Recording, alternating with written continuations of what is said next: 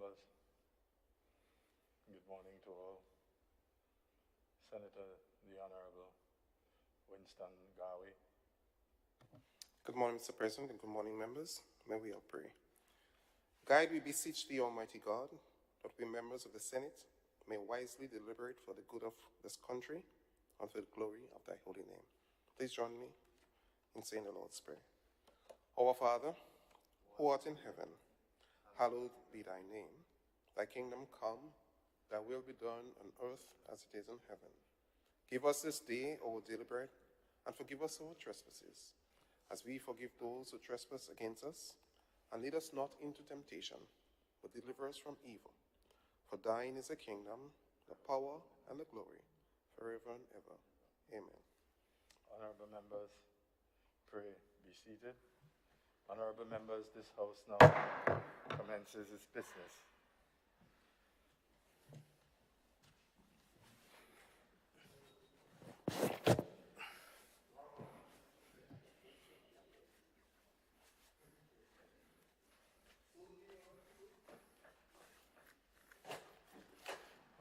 Honorable members, before we actually get into the beef of today's business, I just want to take the opportunity on your behalf and my own to welcome back Senator St. Clair.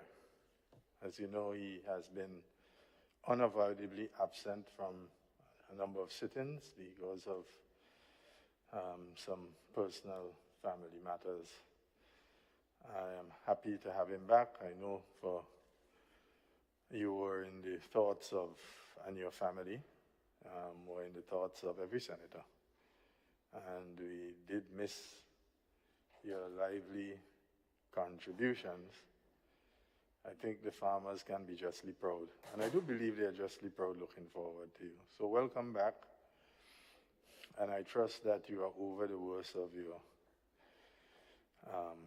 personal family challenges. And I wish you and your family all the best. Full recovery. Yes, so that you can enjoy the pleasure of having your family around. I speak of that simply because as a youngster, I had a very difficult, traumatic experience when I lost my mom when I was around 8 years of age. So I know how family togetherness on this side of the... So once again, I take the opportunity to welcome you back and to express the concerns and support of every member of the Senate, staff, and everyone else who would have missed your presence here. So thank you very much, and we can then move, Clark, into the regular business of the Senate this morning.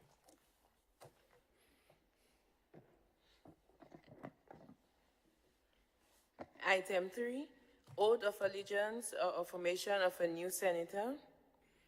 Item 4, confirmation of minutes.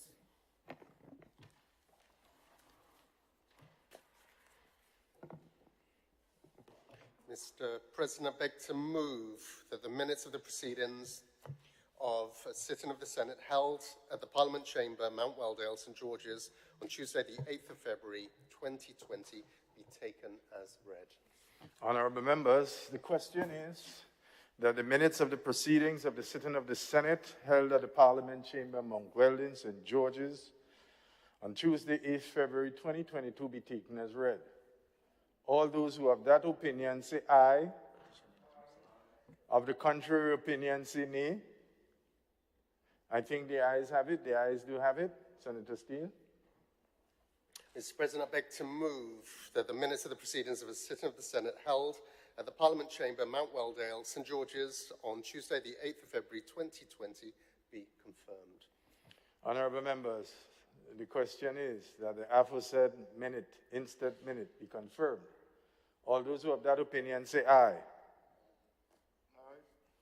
Excuse me, Senator Garvey. Sorry, I didn't see your light. Yes, I just wanted to make some corrections, sir. Yeah, it was being obstructed by... yes. There's an amendment? Yes, please. Or a correction, yes. Mr. President, on page 12 of the minutes, On the bills, 1 second, let me pull it up.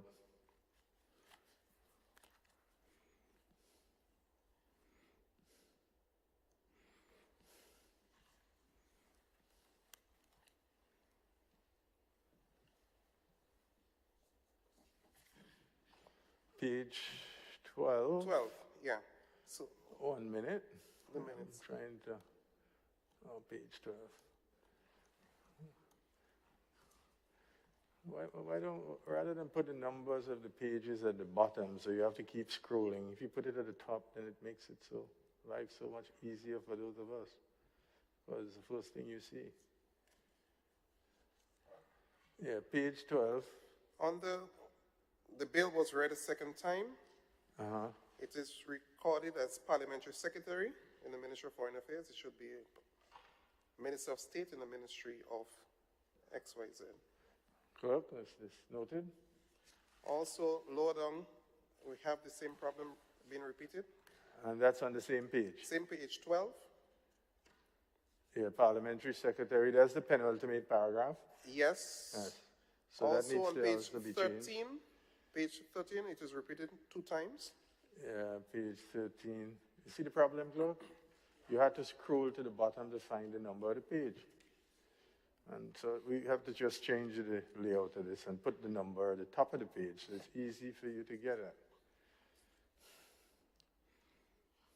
Also want to propose another change on page 15. Page 15. Yes, so after the various clauses been read, you have After the various what? clauses. Before you go to, you went to short title. The paragraph begins with Minister of State with responsibility for disaster management. Okay, so that needs to be changed. Which No, amongst it's correct, but it is repeated. So Minister of State with responsibility for disaster management being repeated there twice. Okay, so yeah. There's a duplicity there that needs to Yes, be taken please. out. Clerk, you with us on that? Those are my proposed amendments. Thanks. I take it that all the amendments have been made by Senator Gawi have been approved without objection. Senator Andre Lewis. Thank you very much, Mr. President. Under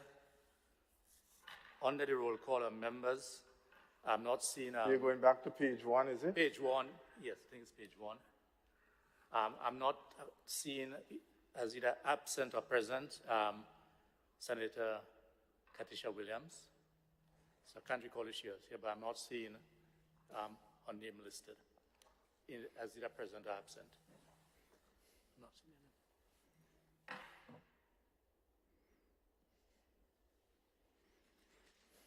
it. Yes, so that's a correction. From my recollection, she was very much here. Yes.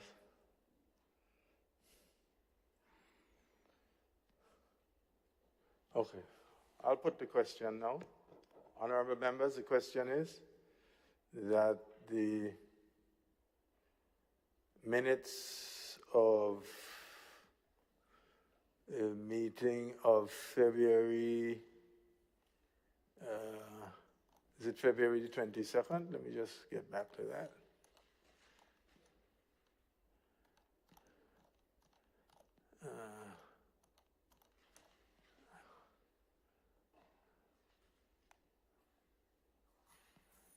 Sorry.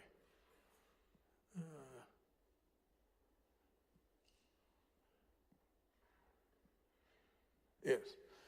Honorable members, the question is that the minutes of the sitting of the Senate held at the Parliament Chamber, Mount Weldon, St. George, on Tuesday, 8th February 2022 be confirmed. All those who have that opinion say confirm with the amendments. All those who are of that opinion say aye. To the contrary view, say nay. I think the ayes have it. The ayes do have it. The minutes has been confirmed.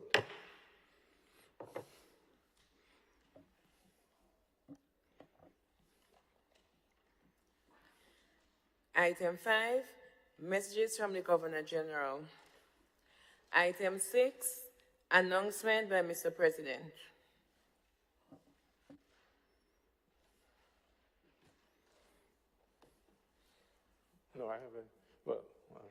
It was not an announcement, it was, anyway. We can proceed. Item 7, ministerial statements. Senator, the Honorable Nolan Cox. Thank you very much, Mr. President. Mr. President, as I rise this morning to give a brief update on two important projects that is under the stewardship of the Ministry of Infrastructure Development, Public Utilities Transport and Implementation. Mr. President, we are very pleased as we do have the privilege, and of course also it is the desire of us to ensure that the public is updated from time to time on those key important projects. And so it's within that respect that I make these announcements this morning.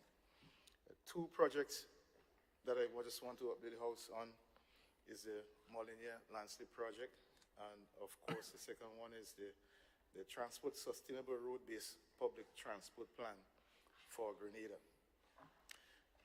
Mr. President, as regards to the Molinier Landslip, as we are aware, the nation is aware that we had this catastrophic slippage that has cut off the north of the island on our main roadway on the western corridor. And that has significantly affected a number of livelihoods, businesses, interrupted transport from a normal standpoint. Other roads alternative routes that we are using are under significant pressure. We have also responded by cutting a new roadway in the Monkuma area to address this matter. We have been working speedily to see how we can get that area back up and running. Mr. President, I'm happy to announce that we have received tenders. We had 13 expressions of interest, persons expressed interest, but we only had 5 companies, actually submitting after expressing interest for repair work at the Molinier Landslip. So currently, those companies are being evaluated, the bids are being evaluated, and the evaluation is done in the context of a financial evaluation, in the context of the capacity of those companies to implement the work.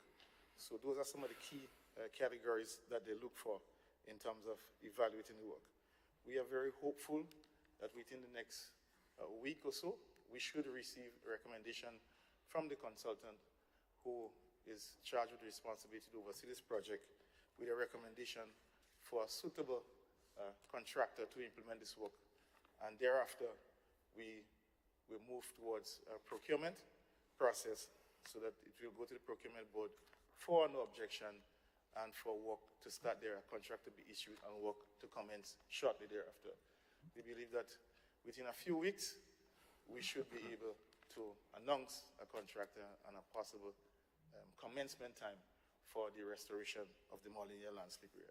This is a very important project. I know that persons who have been impacted negatively are going to be happy to hear that we are getting this back up and running. Another important project, Mr. President, I just want to update the House on. As we are aware, we recognize what is taking place with the transport sector in our country.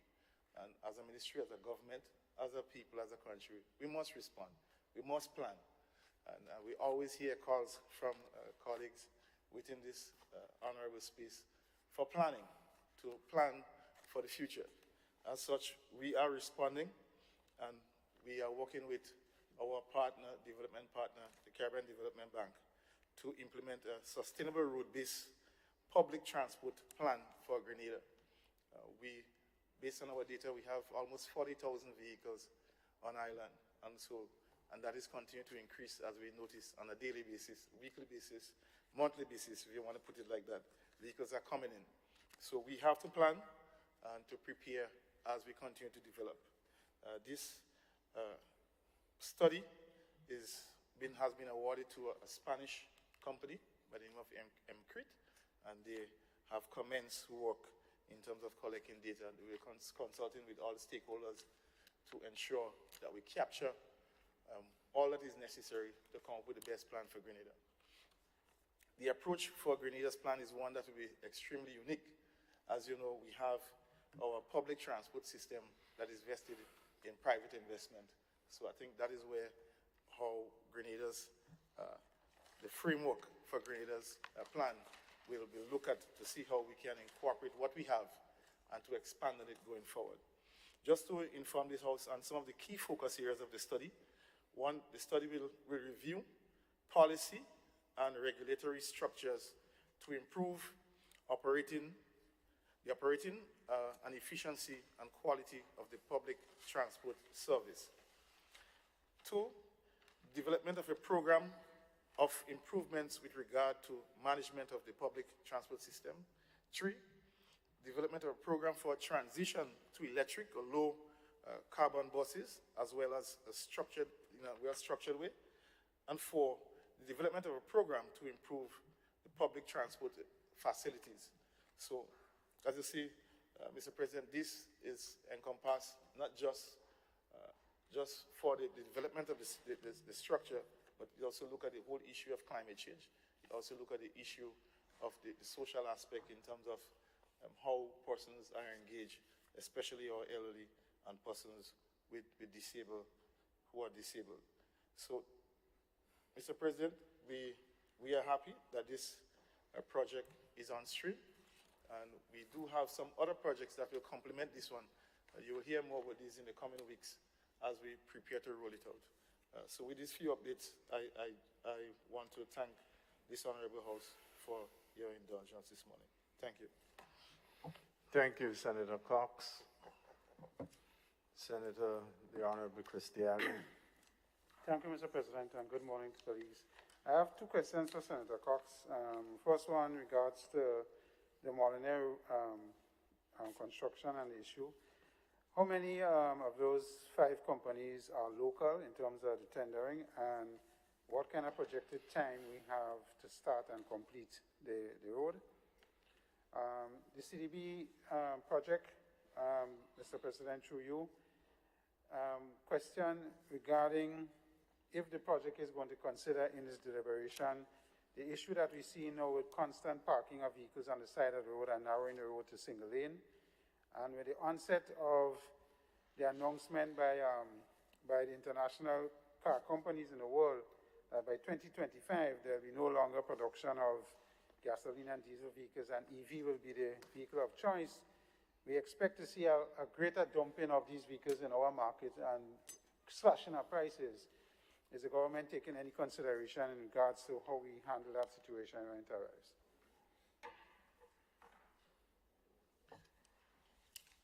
Thank you very much, Senator Diali, for your question. As regards to the first question, the Molyneux landslip, from my recollection, 1 out of the 5, one company is local, and I think that company is Kenny's Truckit that who submitted, but other local companies did express interest. There were some reasons, some pulled out at the last minute, citing a large amount of work that they have ongoing currently, and decided not to take on that because it's a sizable project in itself. In terms of the time frame, I think from my recollection, and I stand corrected, I think it's between 8 to 10 months to have that area restored in full. As regards to the whole issue of the transport sector, I think government has started on the whole issue of limiting the age of which vehicles can come into the state. Is one of the first measures that are put in place to address that in terms of the age of vehicles coming in from an environmental standpoint in terms of waste and being able to treat with those. That is the first measure. Discussions continue in that regard, and through this study and the other studies that we have coming, we will capture more information as to how best we can deal with this matter going forward. But that's a very important concern, and thank you for raising that. That is the reason why we are doing this now. we do not want a situation where the whole issue of the transport sector get away from us and we cannot rein it back. So we have to start planning now. It is something that is very fluid. It's something that is moving very quickly. So that is critical for us. But one of the things that I recognize is that there is immense opportunities for us because we are at a critical juncture in that we are doing it now. If we wait too late, it might be more difficult to realize some of the things that we want. It's a clear opportunity for us to use technology, ICT, now as we are looking to transition to move forward. We're behind in terms of age, computer age in the true sense of the word. We should be able to be doing things digitally.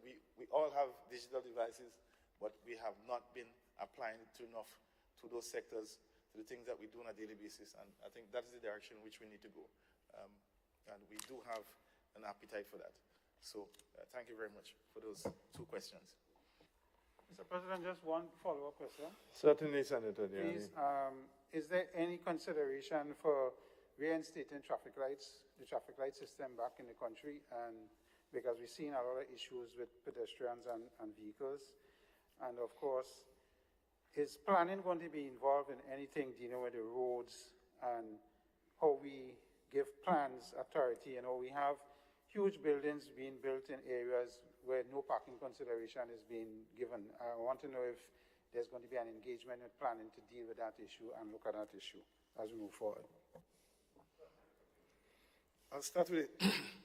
Thank you very much. I'll start with the second question first. As regards to planning, I'm a little bit restrained in being able to speak in detail on planning, as that falls under the responsibility of the Minister for Finance. But we do work closely. We provide from the technical and engineers to support their initiatives. But in terms of their plans, I will not be able to speak to that in detail at this point in time. But I do know that all those concerns that are raised and issues that are raised, because even through infrastructure, we do forward some of those concerns and challenges to planning for redress.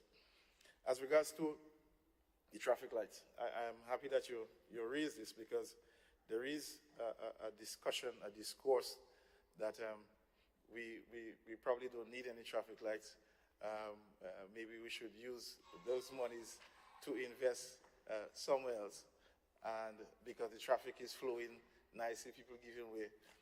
But I beg to differ that the traffic light is necessary and required for going forward. I myself almost ran into somebody on the pedestrian crossing because I couldn't see them, because so much of vehicles were going backward and forward. And it was a scary moment for me. The last thing you want is to knock somebody down in the road. What you're going to tell their parent or their loved one? What you're going to tell them? So that is what we're trying to avoid. Traffic lights are there to prevent and to minimize traffic incidents and to control traffic. In that regard, we have already issued a contract to reinstate those traffic lights a few months now. And so what is happening currently is data is being collected. That is what is happening. So we are collecting data. We are looking at different moduling to ensure that it doesn't slow the traffic down, but it aids in the traffic management and control. So that is currently underway. We have not been speaking much about it, but work is ongoing. I believe, if I not recall, we have already started procuring some of the inputs required for the implementation of the lights. So you'll hear more about that going forward. But just because the data collection is what is taking place right now, from time to time, you would probably see persons monitoring traffic, collecting information. That is part of the project that is actually ongoing right now. So thank you for raising that. Yeah. Senator Cox, if I may say, if anyone ever has tried or is trying or still do as I do, trying to navigate coming out of Belmont onto that road that comes along the Morris Bishop Highway for any sane person in Grenada to advance an argument that we don't need traffic lights. So, I mean, I will totally disregard that. No modern society with the density of vehicles we have can ever hope to function and regulate traffic without lights. I think what we have to avoid is the unplanned way in which we put lights where some places are not necessary. And I think that's what you have to be careful in doing. But there are at least 5 places where lights coming out of food fair is another miracle. You have to have a built-in radar to come out of food fair onto that main highway there, that food fair Grenada. And similarly, I almost had an accident about 3 weeks ago when an oncoming driver coming from the Tropicana Road, he just made a right turn, trying to avoid having to go, you know, when you're coming out there, you have to turn all traffic has to go left, down the gas station and around the roundabout if you're hoping to go back. And he just cut straight out and made a right turn in the middle of 3 sets of lanes of traffic. The one coming down from the paddock area from Otway into town, the middle one that will normally cut into Tropicana, and then the outer lane, which would normally go straight. And I happened to be in the middle lane, trying to cut out to go onto the Karani James Boulevard when this gentleman just turned right. All of a sudden, unexpected. Yes? So I think that argument can easily put to rest. You cannot have a modern society with that density of vehicles where you don't have traffic regulated by lights. It's an inefficient use of human resource, because these individuals who are planted there, now they are traffic wardens, could certainly be assigned to do something else. Stopping the preponderance of parking on the sidewalks. We no longer have sidewalks in this country. Whatever little we have has all been taken up by drivers, and people are forced to go into the road. The other thing, Minister, that I think you need to look at is the small micro-business sector. It's popping up all over the place. It's a good sign. We have to regulate them. We have to structure them. But they put up businesses, sometimes on the most dangerous part of a road, right? And then drivers stop to purchase from them, and you have all kinds of issues with a grave potential on human life. And if we must consider anything at all, must be human life. So I just want to draw that to your attention. I'm not part of the debate, but it gives me an opportunity to bring my observations known that we have to control and regulate, really, these pop-up micro-businesses that seem to happen all over the place. Something that really needs, you can't eliminate them. They must be encouraged. There must be some kind of investment program so that they can upgrade. Instead of using abandoned crates and rusted galvanized, there must be some sort of facility where they could go and either rent something or purchase something, you know, or some resource-based financing, right, and have the thing regulated in a proper way so that the ambience of our country is not unduly disturbed or destroyed.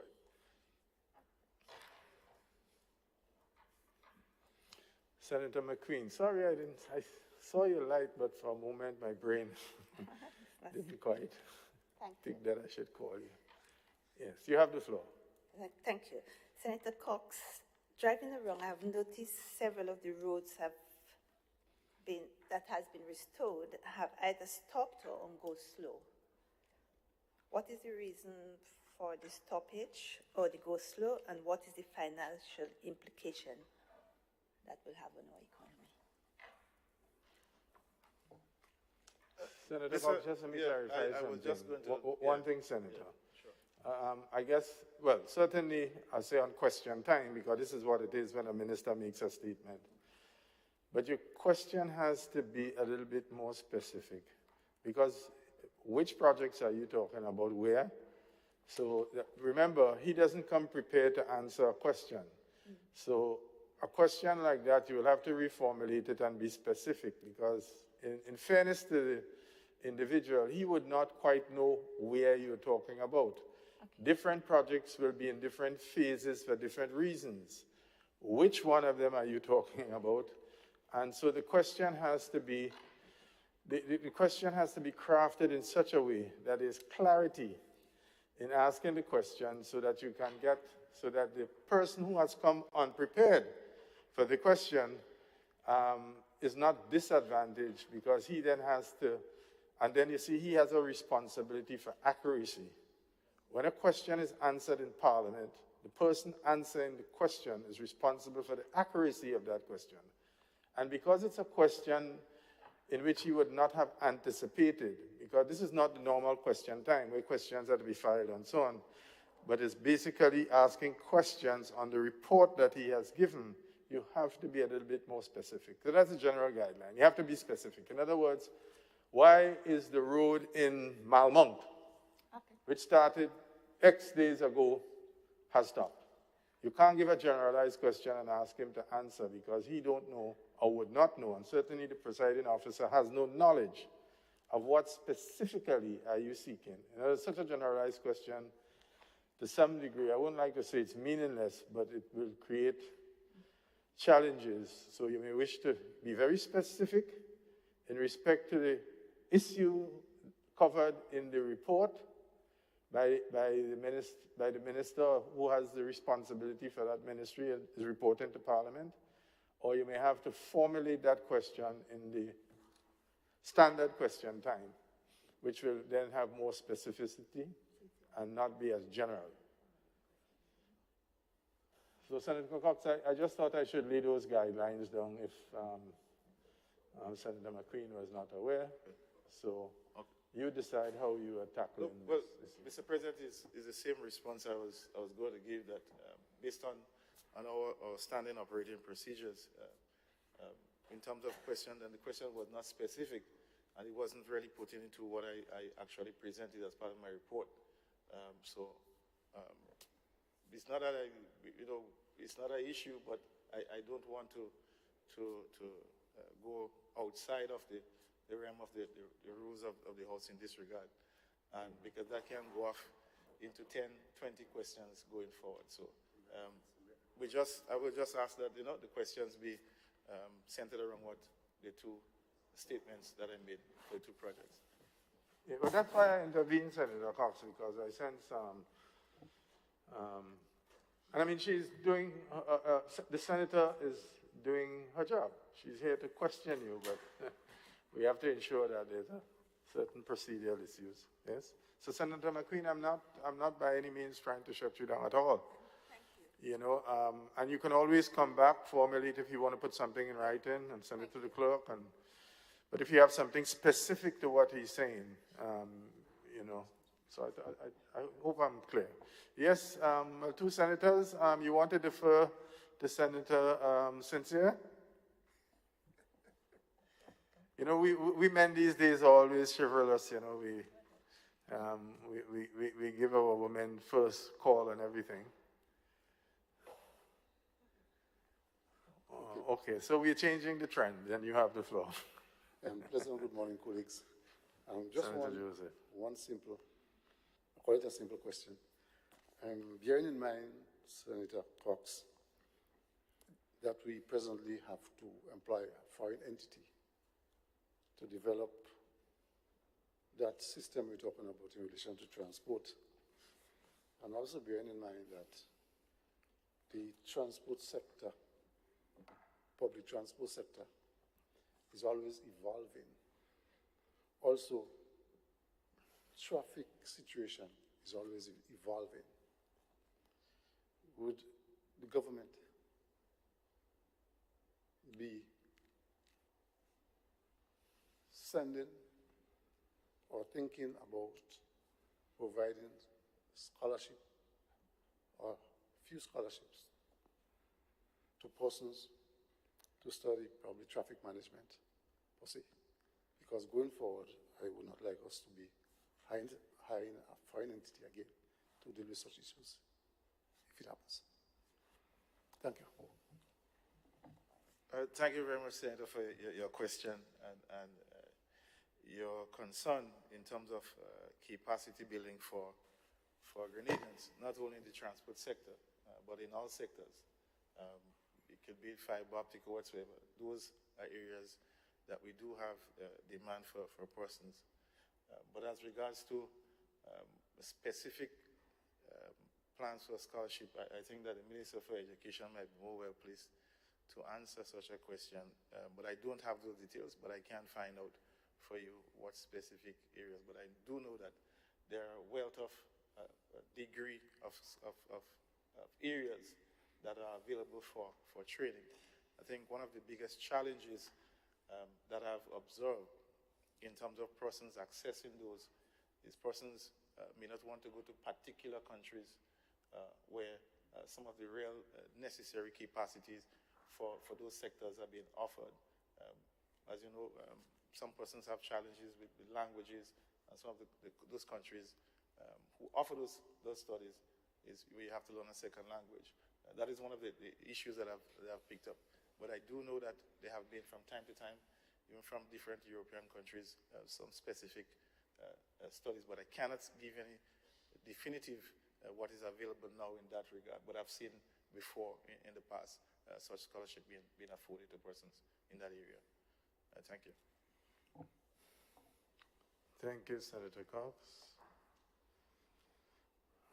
Dr. Tesserson. Sincere. Yeah? Thank you, Mr. I always President. have my sayers and players a little bit. I understand. That's not a problem at all.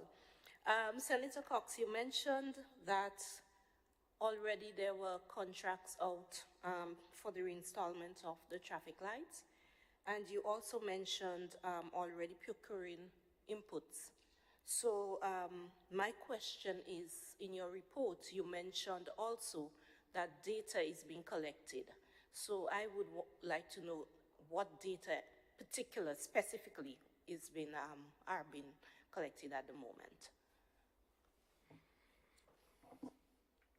Thank you very much for your question, for such a difficult question. Mr. President, as you know, I'm not too connected with the project from a technical standpoint, but I'm well aware of some of the summary data that are going to be required. What you find happening, and I should probably explain a little bit further, when the data that will be required is data that will look at the frequency of traffic at particular times of the day at those areas of points of interest. Like, for example, the food fair area. They'll also look at the type of vehicles that traverse in that area. They'll also look at the amount of people that traverse in terms of using the pedestrian crossing. They're also looking at data in how much vehicles that are in the country and how quickly those vehicles come in. What's the turnover time for vehicles coming into the country, so you will know how much your vehicle stock is growing by to anticipate how that is done. They are also collecting information on what happened in the past. They'll probably collect information, number of accidents at those particular points, what would have been responsible for those accidents. So it's a series of data that is being collected. Those data are used for moduling. They'll module the system, they'll run it on a computer, and then to see how well it works, what is the delay time for traffic, take into consideration if you have an emergency vehicle or fire, how that interfaces with the traffic. So there is a multitude of scenarios that are done for traffic light. It is a very highly technical system because it has to be timed. That is what happened. We have also been looking at the possibility of putting in red light cameras, but those are deemed to be extremely expensive. So we are just putting in the infrastructure for now, with the hope of putting in the camera system sometime in the future to come. So that is the way that we are thinking. So if somebody were to run a red light, the cameras will pick it up, some accident, that will aid the traffic, the police in determining the cause of the incident, who are at fault and things like that. So that is what we're doing. The infrastructure will be built in, but the system, because of cost, we are not able to do that now.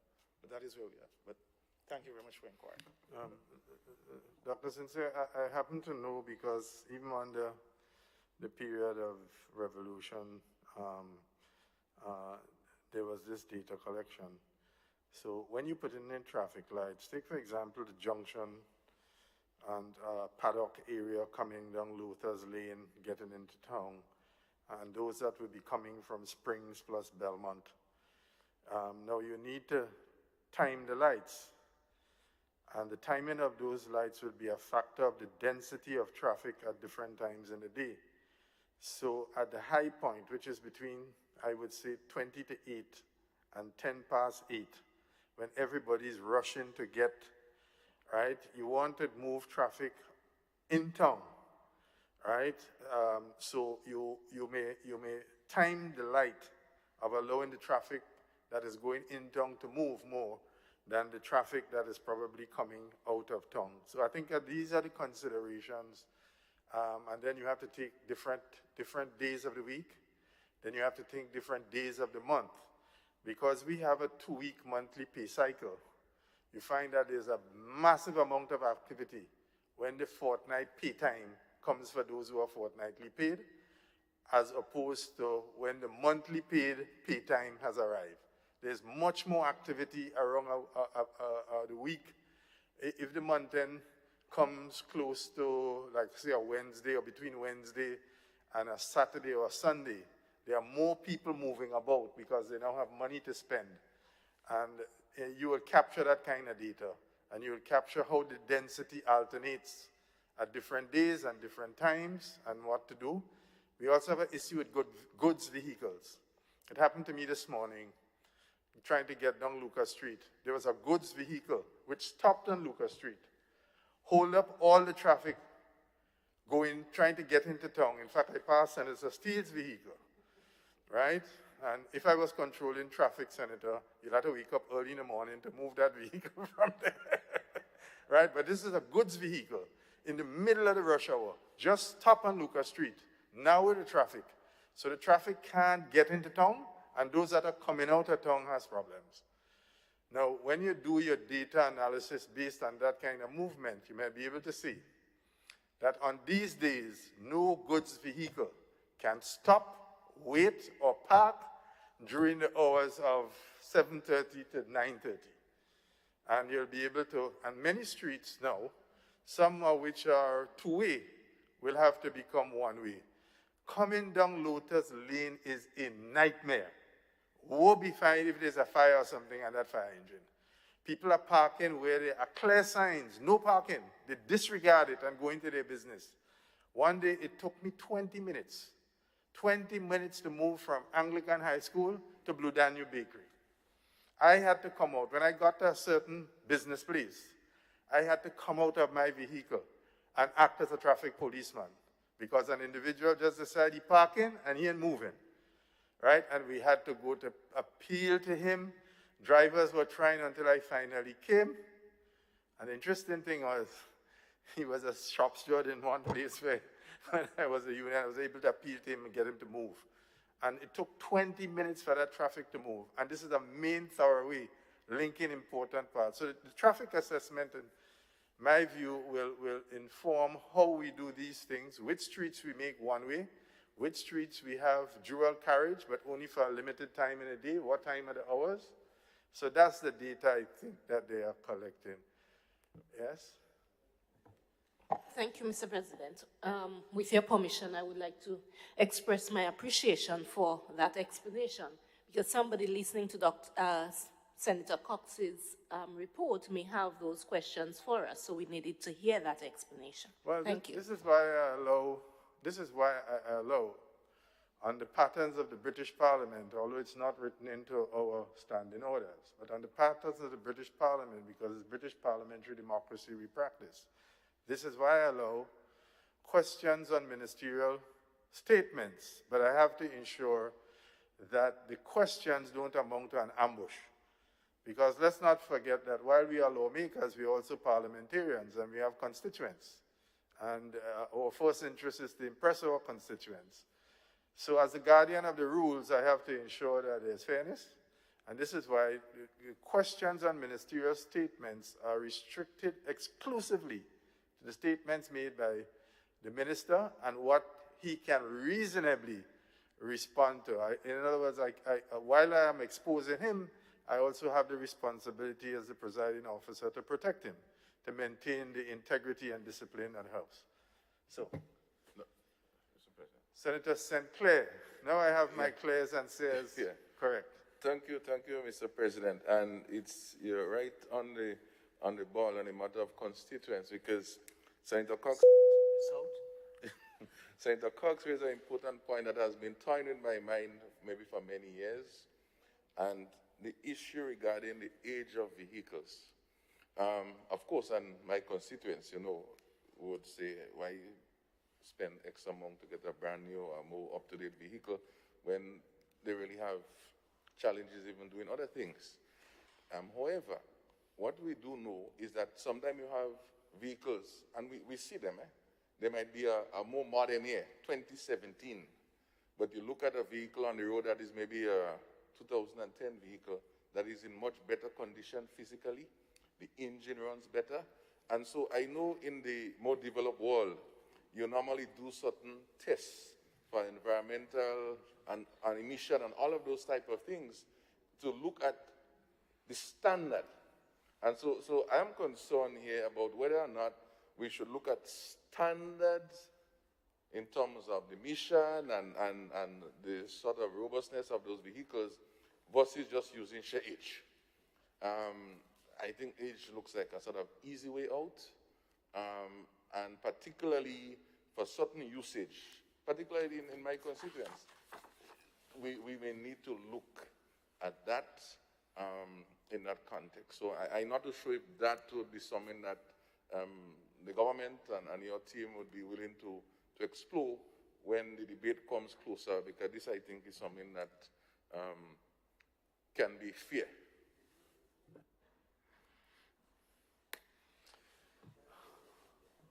Okay, Senator Lewis, sorry. Thank you very much, Mr. President. Through you to Senator Cox. I think you mentioned the aspect of the social aspect of transportation. And it is our hope in the labor movement and the community as a whole that attention will be paid to the provision of transport or the availability of transport, recognizing the challenge of private ownership providing public service, where, for instance, quite a number of our workers, especially female, who works in the hospitality industry, find themselves midnight, 1 o'clock in the morning, 2 o'clock in the morning, yes, on the road. So I'm making this request that this be something that should be seriously looked at to help alleviate those problems in an organized and consistent way. Thank you very much, Senator Lewis. And certainly, that is one of the key elements of this study that has been discussed and even mentioned when we had the project launch. That was mentioned as one of the key observations in terms of particular times in the night when transportation diminishes, the availability of transportation diminishes for whatever reason.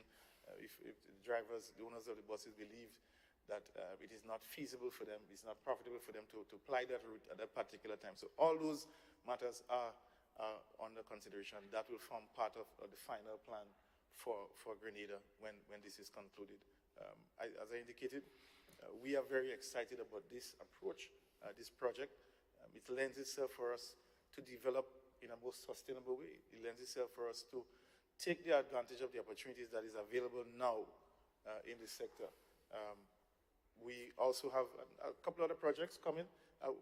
We'll speak more of those going forward that will look more targetedly at the whole issue of persons who have challenges, health challenges, the elderly who have physical challenges. So those project issues will be raised as we go forward, as we flesh those two projects out. And then we have the e-mobility project, which is also a very important project. The whole issue of emissions that Senator St. Clair spoke about will not be an item for discussion. With the electric vehicles, there are no emissions. So we ought not to be even talking about emissions in time to come. So that is the direction in which we're going. And so I just want to thank Mr. President, my colleagues for their feedback and for happy for the opportunity to provide some clarification as we move forward. But Senator, if I may again, and I want senators to bear with me, I really miss the floor is something I keep saying. I think Senator Dialli's consideration has got to be, there are two things here. One, because of the rapid transitioning, move over to electric vehicles in the developed north, there will be significant dumping of old-time technology, very cheap. And government will be under pressure not to regulate that valve, because everybody now wants to have a car. It will become cheap. $9,000 will put a fairly good old-time technology. So unless and there will become a graveyard, a dump yard, as is already happening. I mean, you can see these vehicles abandoned all over the place, right? I go walking at times, and places that were pristine natural environments with a beautiful ambience now, you could see derelict vehicles of all sorts just parked up there. So it is a problem that we have to address. And with the new technology, it's a question of price, because if I could get a fairly good car with a big name brand, if I could get a 3-year-old BMW for $9,000, I'm not going to go and buy an electric vehicle that will cost me $170,000. It's outside of my range. So you have that pressure on governments not to close that valve that is coming. I think what Senator Dialli is saying in terms of a transport strategy, what incentives do we give people here to begin to transition, right? I looked at the budget delivered by Prime Minister Mia Mottley a few days ago, and there is a very significant strategic orchestrated incentive to move to electric vehicles and so on. In addition to moving for renewable energy on the electric sector. I think that's where his question was sort of going, for you to get thought. A good idea maybe is to have a clinic in which you invite importers of vehicles, you invite some consumers and private sector, and have a discussion on the issue, right? The environment, electric vehicles, transitioning, right? And what do we do with that valve that is opening up now to flood our country with the old technology? And how do we manage it from an environmental point of view? So just something for you to think about, really. Senator Gawi, you have the floor. Thank you very much, Mr. President. Mr. President, I stand to give a short brief on one of the areas that I'm responsible for within the government. And just to advise, to inform this Honorable House that last Friday, Grenada was in receipt of 2 40-bed field hospitals from the United States Southern Command Stabilization and Humanitarian Assistance Directorate.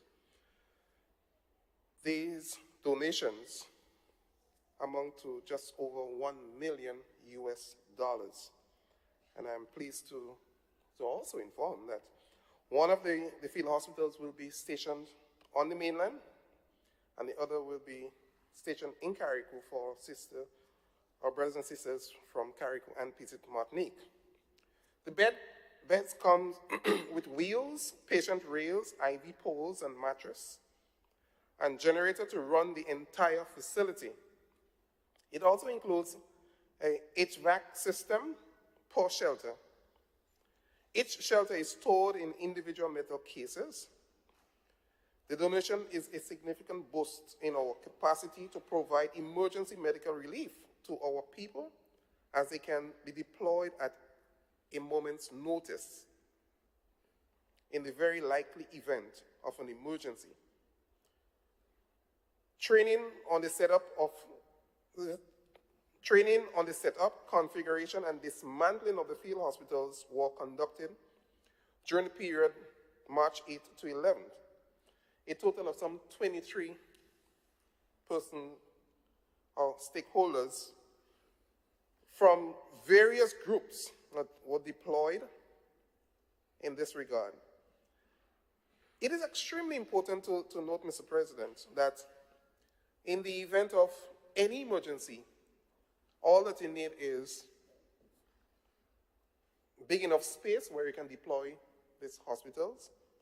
And in terms of the configuration, if there is need for a segregated compartment for people who might be probably respiratory problems, contagious issues, you can segregate that section.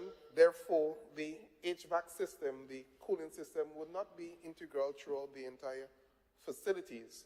So it is extremely important for us. And given what we have, well, we are still in a period of the pandemic, and looking at all that we have endured during this COVID period, and who knows, God forbid, what else will come, this donation is very timely and extremely important. And as I've said, our personnel that we selected from the various stakeholder groups to be trained, they will be given an opportunity not too long from now, because we will journey up to Carriacou to set up the field hospital there and to ensure that the information exchange would have been well received, and they can now pass this on to other people in the area, that they can build capacity to function those field hospitals. It is our responsibility to ensure that, as with all gifts that we receive, to make sure that they are protected and we continue to get value for money. And I'm overjoyed, and of course the government is overjoyed, that you have 80 additional beds that can be deployed for emergency purposes when a need arises, if the need arises. Thank you, Mr. President. Senator Tessa Sinclair. I defer to you. Thank you very much, Mr. President. I must ask a question because, you know, this addresses health. Senator Gawi mentioned that one of the field hospitals, and I must express appreciation to the donors for those hospitals. The senator mentioned that one would be deployed to Carriacou, the Sistile, and one would be on the mainland.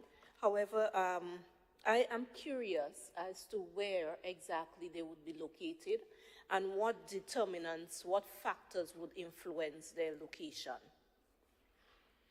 Thanks. Senator Gawi. Yeah, thanks very much, Mr. President. Thanks for the question. As we've said, they will be stored in containers until there is a need for it. You will not establish it and have it up at this point in time. So in the event of an emergency, we had a case of Ivan and our hospital may be overrun, we will deploy it at a convenient location where access will be granted to all those who need to use it. And as I've said, all that is required is a large enough space. So playing field will be ideal because you come with all the facilities to run a hospital. So you have your system for medical waste, biological waste, human waste, and so forth. All these will be taken care of within that whole facility. So as I said, where the need arises, you find a location and you establish this. Of course, in Auschwitz Island of Carriacou, and I'm, as I've said, I'm overjoyed that every time we ask for something, we ask for two at least. We also receive, as you know, I've said it more than once here, 2 emergency operation centers. So one in the mainland, one in Carriacou. Now you have field hospital, one in the mainland, one in Carriacou. Our brothers and sisters in Carriacou will always be, and always feel good when this government is in office. We always look good for them. Thanks. Senator Dialli. Thank you, Mr. President. And through you, my question to Senator Gawi is the HVAC system that is part of these field hospitals, is there any consideration for setting up a surgical unit to do minor surgeries, one? And the second question is there a proper maintenance system in place? I understand the tents and whatever and how it's set up would be in storage, but the generators, because that is critical. the hospitals can operate without the generators. So is there a system that's going to be set up to constantly ensure that the generators are operational when needed? Thanks, Senator Dialli, for those important questions. Yes, the facility as it is right now, we can operate and do minor surgeries in there. So that is yes. As it relates to maintenance, that was part of the training. So we had all the various stakeholders from the electrical department, from housing component, the medical department, all those stakeholders were there, get a full training over a 3-day period, and it was conducted by the manufacturer of the facility. And as I said, when we set that system up in Carriacou, soon to be, we will see how much that information sharing would have been received by our trained personnel to take care of the facility. But I want to reiterate, it is always and very fundamental with every gift that we receive to put a system in place, that mechanism, to ensure that we get value for money. The donors will be proud when they look at what we have, because we want to ensure that our people to function those systems are well trained. Thanks. Senator McQueen?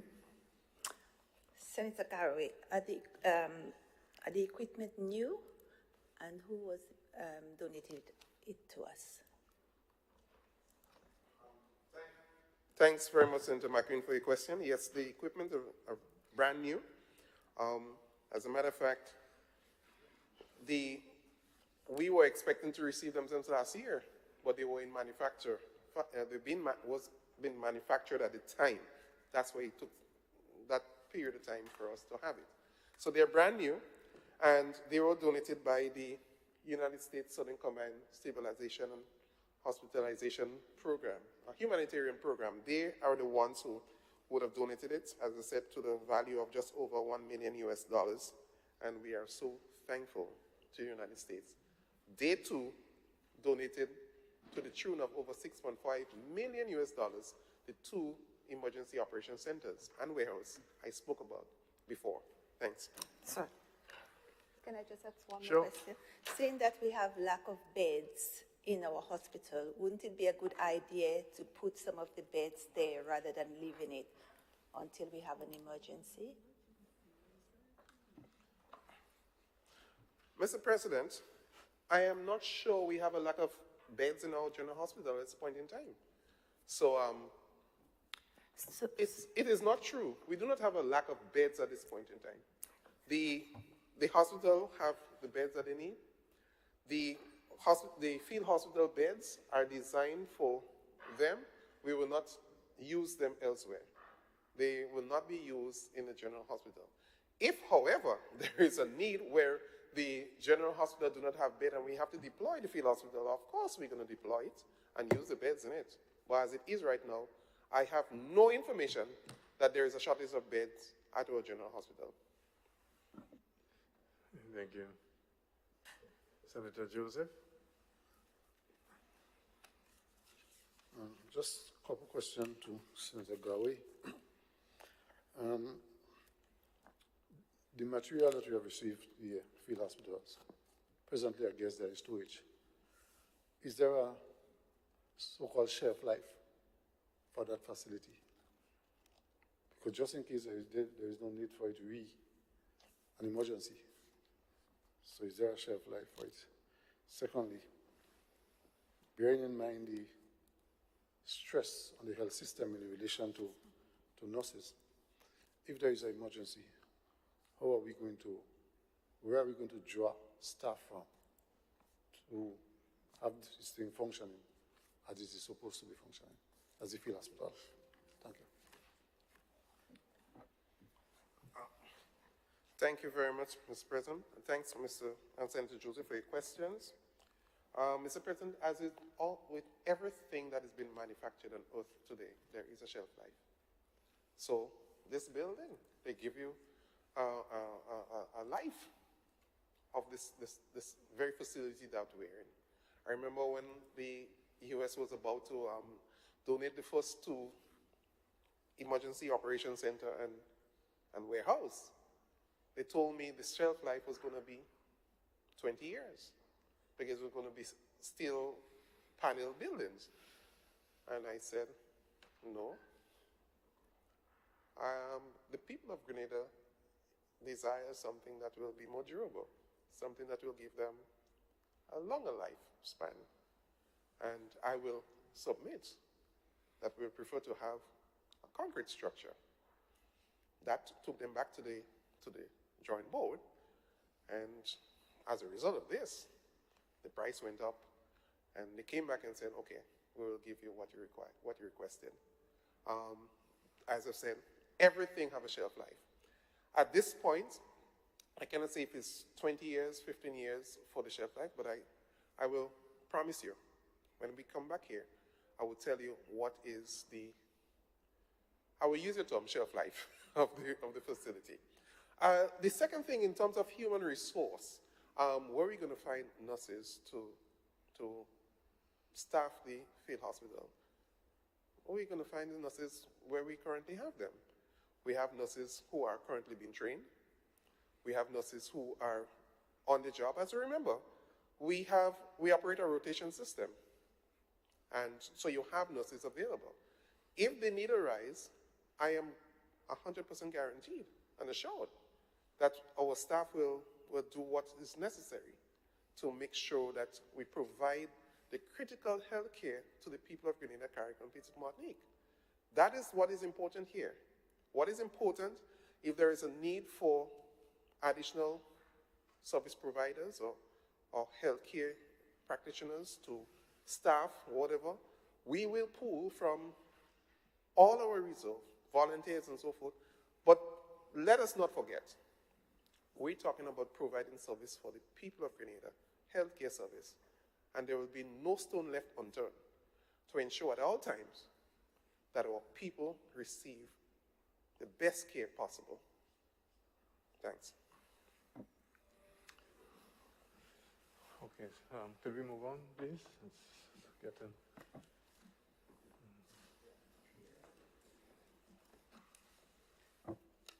Yeah, Mr. President, I'll just give a very, very quick update on a couple of activities that have taken place within climate resilience and the environment. At the beginning of this month, Grenada participated in the UN Environmental Assembly, which took place in Nairobi, Kenya. And the Environmental Assembly, this is the highest decision-making body on issues relating to the environment. And it spoke to critical issues that speak to the triple planetary crisis that we find ourselves in, climate change, biodiversity loss, and pollution. But the significant thing that came out of this particular meeting was an agreement, a global agreement, to develop a legally binding agreement which will effectively put an end to single-use plastics. An intergovernmental committee has been established that between now and 2024 will establish the rules, the laws, the protocols, the regulations that will achieve this. So this was really quite a historic event. And that international conference took place at a time where there was a release of the latest IPCC report, the Intergovernmental Panel on Climate Change. This is the leading scientific body that reports on where we are with regard to climate. And this was the starkest report yet. Every report that comes out of these international groups gives a more and more dire warning as to where we are and the lack of action that is being taken by industrialized nations, and highlighting the extreme vulnerability of regions such as ours. It also spoke to the interdependence between biodiversity loss climate change, human interaction, and the economy. It also spoke to the important role of adaptation and resilience building, which is a critical component of the work that islands such as Grenada, small island developing states, have as a critical priority. So, Mr. President, these are challenging times coming out of COP26 in Glasgow, heading into COP27 that will take place in Egypt later this year. Notwithstanding some of the key agreements, pledges, commitments made by developed countries, we're still a long way away from where we need to be. But Grenada continues to advocate, provide advocacy on behalf of the region, on behalf of small island developing states, in terms of pushing the agenda and the actions that need to be taken to address climate change. I thank you, Mr. President. Thank you, Senator Steele.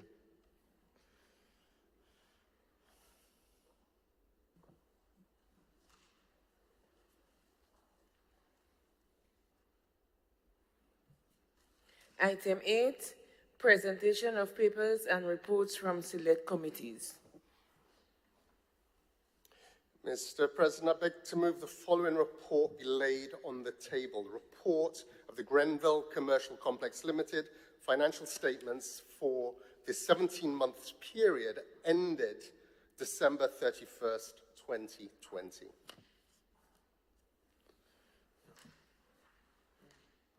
Senator Lewis. Thank you very much, Mr. President. Just a quick observation on the Director of Audit's report to the House of Representatives on the financial statements of the Grenville Commercial Complex Limited for the year ended 31st July 2019. This is 2020. What I'm reading on top says 2019.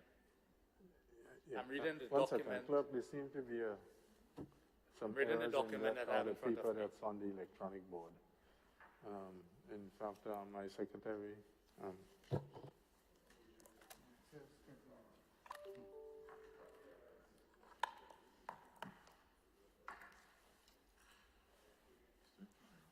Yeah, I put on the glasses and I still see 19.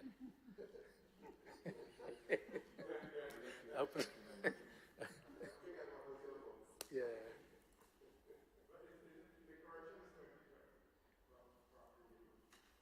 Or the paper I have before me, it's 2020.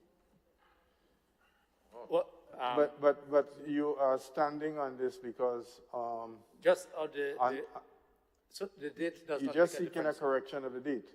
You don't, no, not in correction to the date. So the observation will still stand. And that's in relation to the comments made by the Director of Audit in relation to a breach, although the breach... One second. On this item, the papers are laid without question. So you would have to come with a motion of some sort to deal with it. To just make a Under this item, there's no debate. Okay, thanks. The papers are laid on the House. Once the papers are identified, and by order of the chair, they are laid. And no debate ensues. If you wish a debate, then you have to bring a substantial motion. It was just a recommendation. Would that be considered a debate? In other words, based on the observation made by the director, I was recommending. I can't. Show you, Mr. Chair. Well, you see, once you start that process, then you open a debate. Because once it leads to a debate, because I'm assuming that the other side may, the safest way to go. I don't think so, Mr. President. I don't think, based on my understanding of my knowledge of what I'm about to say, and my experience in the House, in the Senate here, I really do not believe it will lead to a debate. It's just a recommendation. One second, please. Please, everyone, just address the chair. Yes? Sorry, 1 minute.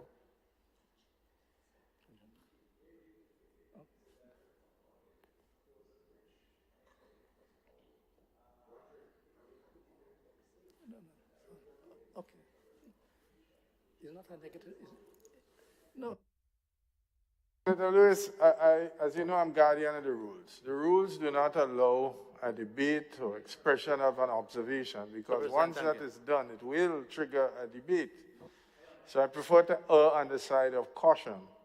However, if you wish to raise the matter at any other time, one of two things can happen.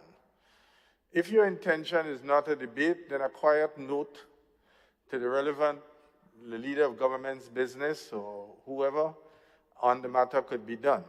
Or you can bring a substantial motion, and then that debate will be ensured.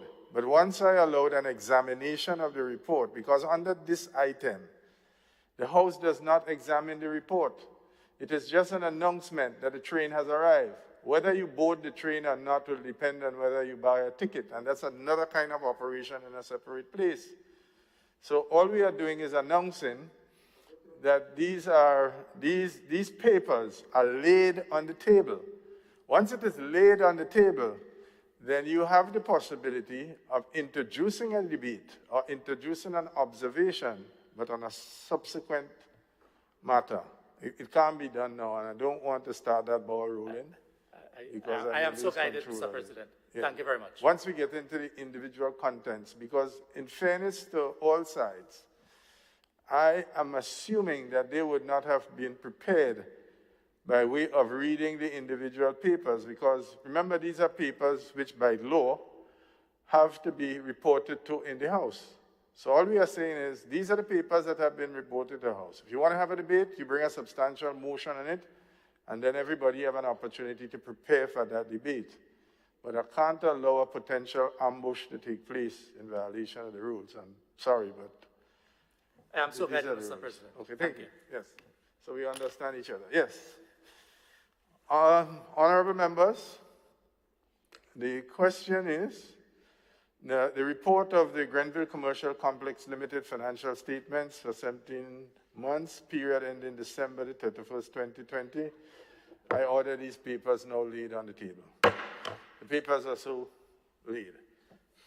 And again, I urge members, as I have been consistently in the past, that this is a very important component of the proceedings of an activity of the House, because these papers amount to the constitutional duty of the executive to report to Parliament.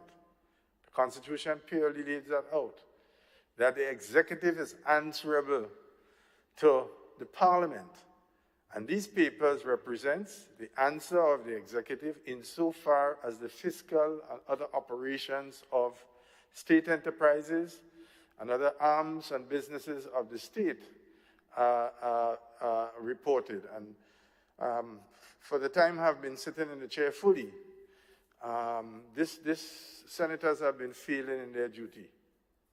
You have been failing in your duty, right? And I mean, Senator Diali could tell you that in our time, we read those reports, came with a number of questions, sometimes some resolutions, and to deal with these matters. And I'm not seeing this happening here at all. There are dozens of papers laid and nothing happens. So, we can move on, Mr. Clerk. You are leaving? One second. Item.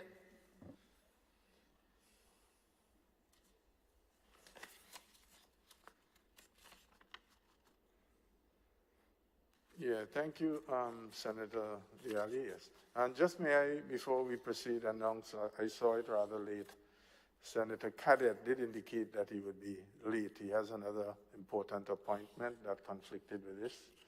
I should have informed the House that I did receive a note of his absence. And Senator Diali, since yesterday, when we were in another house in another place, did indicate that around this time he would have to take his leave. Okay, yes, let's continue, please. Item 9, petitions. Item 10, government notices. Item 11, unofficial notices. Item 12, questions. Dr. Sincere. Thank you, Mr. President. This question is directed to the Leader of Government's Business. and it reads as follows. As it relates to the types of employment contract being used by government, can the leader of government's business A explain the difference between contracts of service and contracts for service, including duration or length of contract? B, what criteria are being used to determine who gets contracts of service and contracts for service? C, what is the difference in remuneration and benefits of the above-mentioned contracts? Senator Steele. Yes, thank you, Mr. President. An oral answer is not indicated on the order paper, but written responses are available to this and the following question from Ms. Sincere. So if I could have the Sergeant Arms circulate, please. Thank you. Mr. President, with your guidance.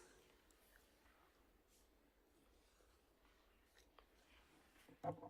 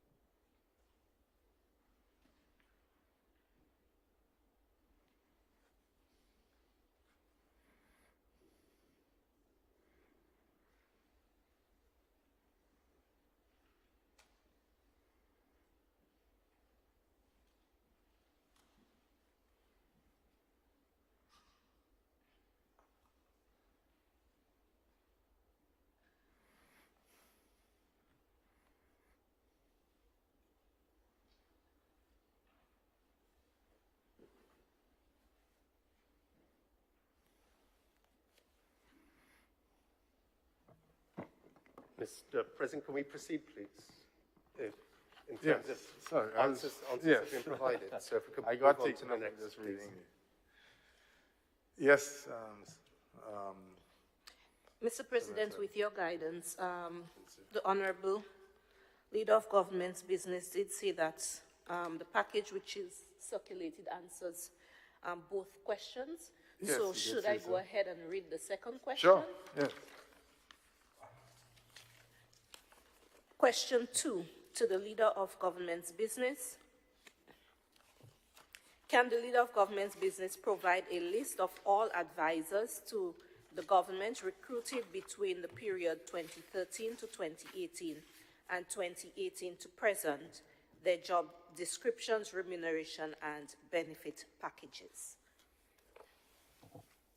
And the answer to that is contained in the bundle provided by Senator Steele.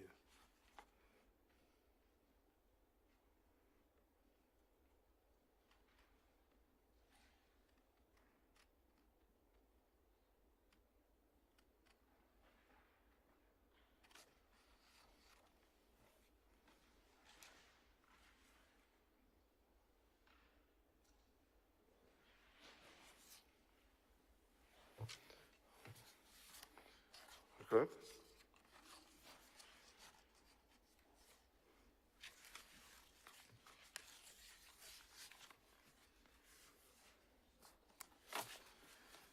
Senator St. Clair. I'm sorry, I was reading answers. Okay. So, question to the Leader of Government's Business on scholarships awarded to Grenadians in the field of agriculture and fisheries and their related fields. over the past 10 years at the bachelor's, master's, and PhD and postdoctoral levels. And there are several parts to this.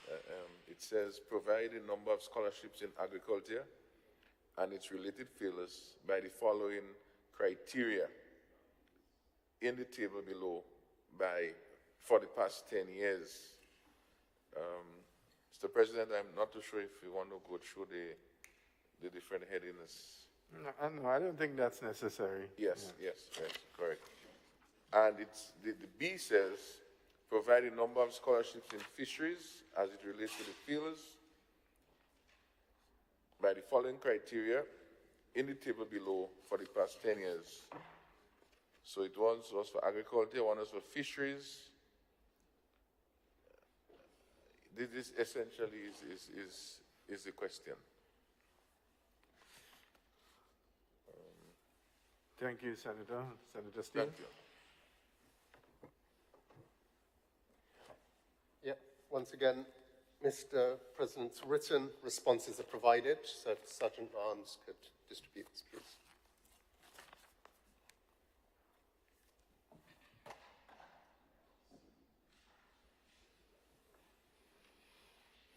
Thank you.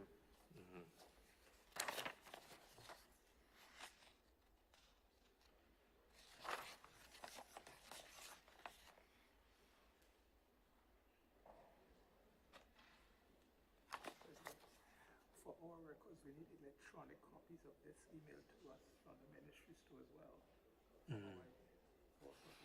Yeah, but that's something you just raise with Steve, yeah? Yes. For senators on the government side, for our purposes, we would need electronic copies. So when you have questions that don't require oral answer, you need from the ministries to send us, because we will have no report of what the answer is. So if they can just send us, it's just a tidy administrative matter. Can send to the clerk the electronic version of the answers provided.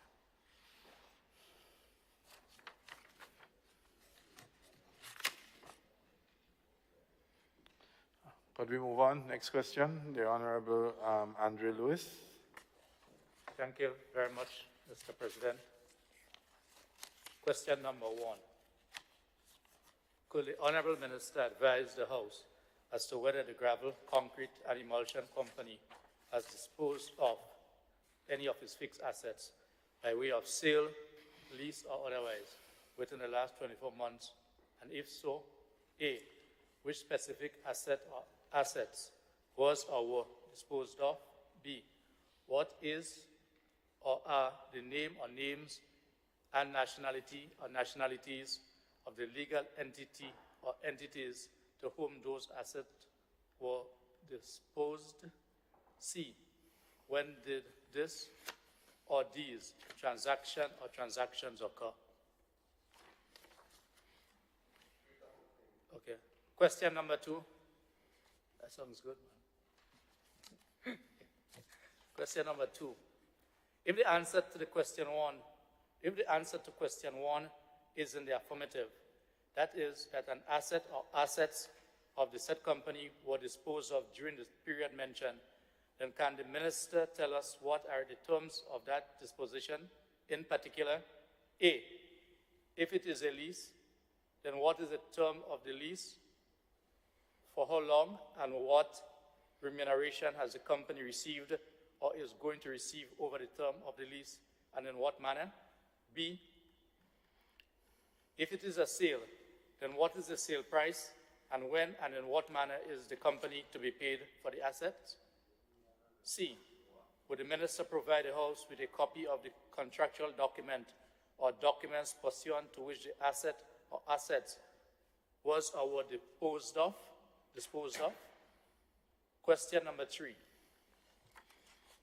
If the answer to question 1 is in the affirmative, that is, that an asset or assets of the said company were disposed of during the period mentioned, then can the minister tell us whether the standard procurement procedures provided for in our laws and regulations followed. In particular, A, was any invitation to tender published in relation to the disposition of the asset or assets, and if so, in what publication or through what medium, and for how long? B, how many expressions of interest were received from different entities? C, were these expressions of interest or tenders evaluated by the Tenders Board or any other body or committee specifically charged with the mandate of evaluating such tenders on behalf of government or state-owned enterprises? D, was the contract given to the entity recommended by the Tenders Board or other body or committee specifically charged with the mandate of evaluating such tenders on behalf of the government or state-owned enterprises?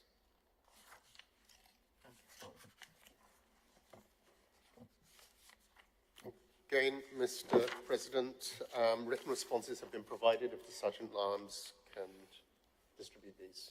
Thank you. Yeah, just to report that all questions have been answered, and the answers are now being circulated. Thank you.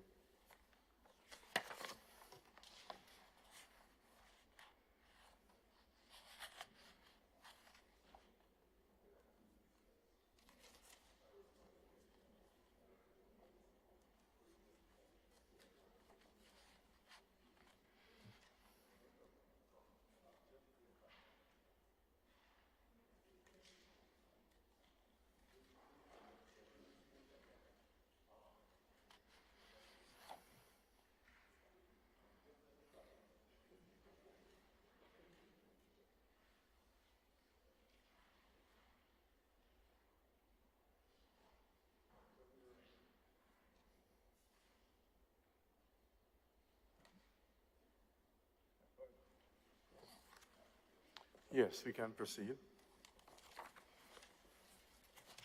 Item 14, personal explanations. No, item 13, personal explanations. Item 14, motions. Item 15, bills.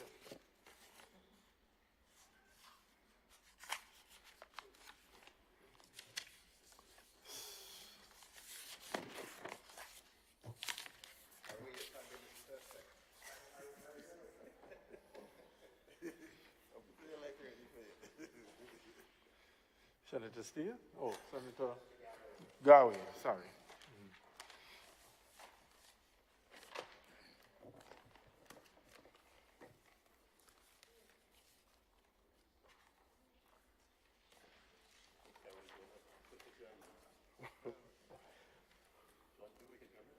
Mr. President, I stand to introduce for first reading a bill for an act shortly entitled the Companies Amendment Bill 2022.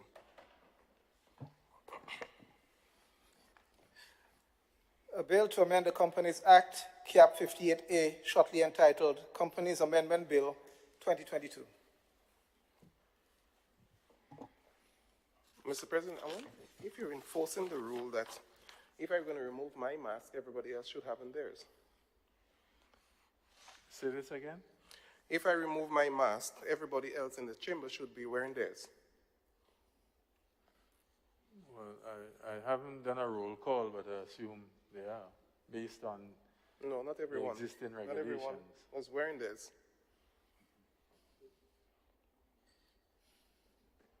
The deputy is not wearing. Oh, well. So, well, that's the rule, Mr. Chair. Clerk? Yeah, well, could you just, as you through, put it back on, let's not make this.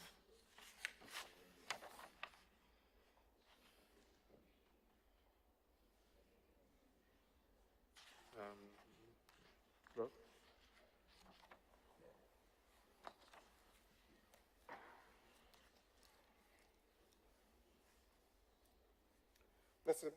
Mr. President, I beg to move that the relevant standing orders of the Senate be suspended to enable the bill to be taken through all its stages at this sitting.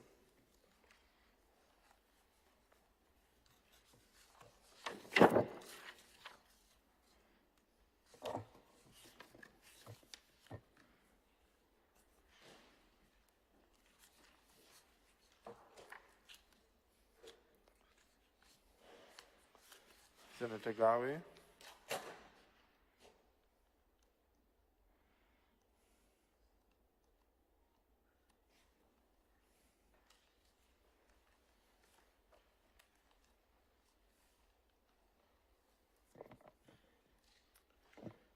Mr. President, I beg to move that the relevant standing orders of the Senate be suspended to enable the bill to be taken through all its stages at this sitting. Honorable members, the question is that the relevant standing orders be suspended to enable the House to take the bill through all of its stages at this sitting of the House of Senate. All those who have that opinion say aye. Aye. The contrary opinion say nay. I think the ayes have it. The ayes do have it. Mr. President, I beg to move the second reading. Mr. President, before us today is a very, I will say short, but very important bill. And I just would like to take us back a little into some history. Just a few years ago, Mr. President, you may recall when we came into this honorable House to introduce legislation that brought into the scope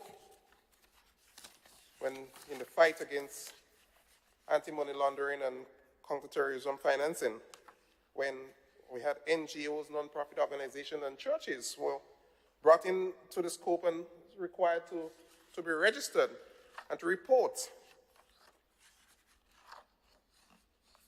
And while the churches took umbrage to this, because as we do know it, the church is primarily an establishment that follow laws, rules, and orders, and now to be insinuating, as it was believed, that they were involved in some illegal activities. While this may not be the case in Grenada, but elsewhere it was happening.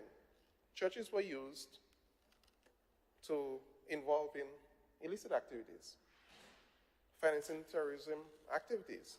So the churches were brought into this scope, and I must say the Financial Action Task Force, the vanguard that is responsible for putting laws in place to protect states and protect institutions and the likes, are the ones responsible for this. And the local chapter, the Caribbean Financial Action Task Force, will do the necessaries to ensure that states fall in line. And in June last year, when we had our mutual evaluation report, a mere report, in Grenada, it was cited that the companies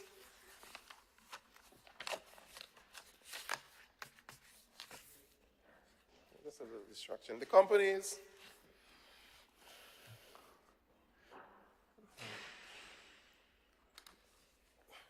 were brought under the microscope and was looked at, and we are here today to look at this amendment. So,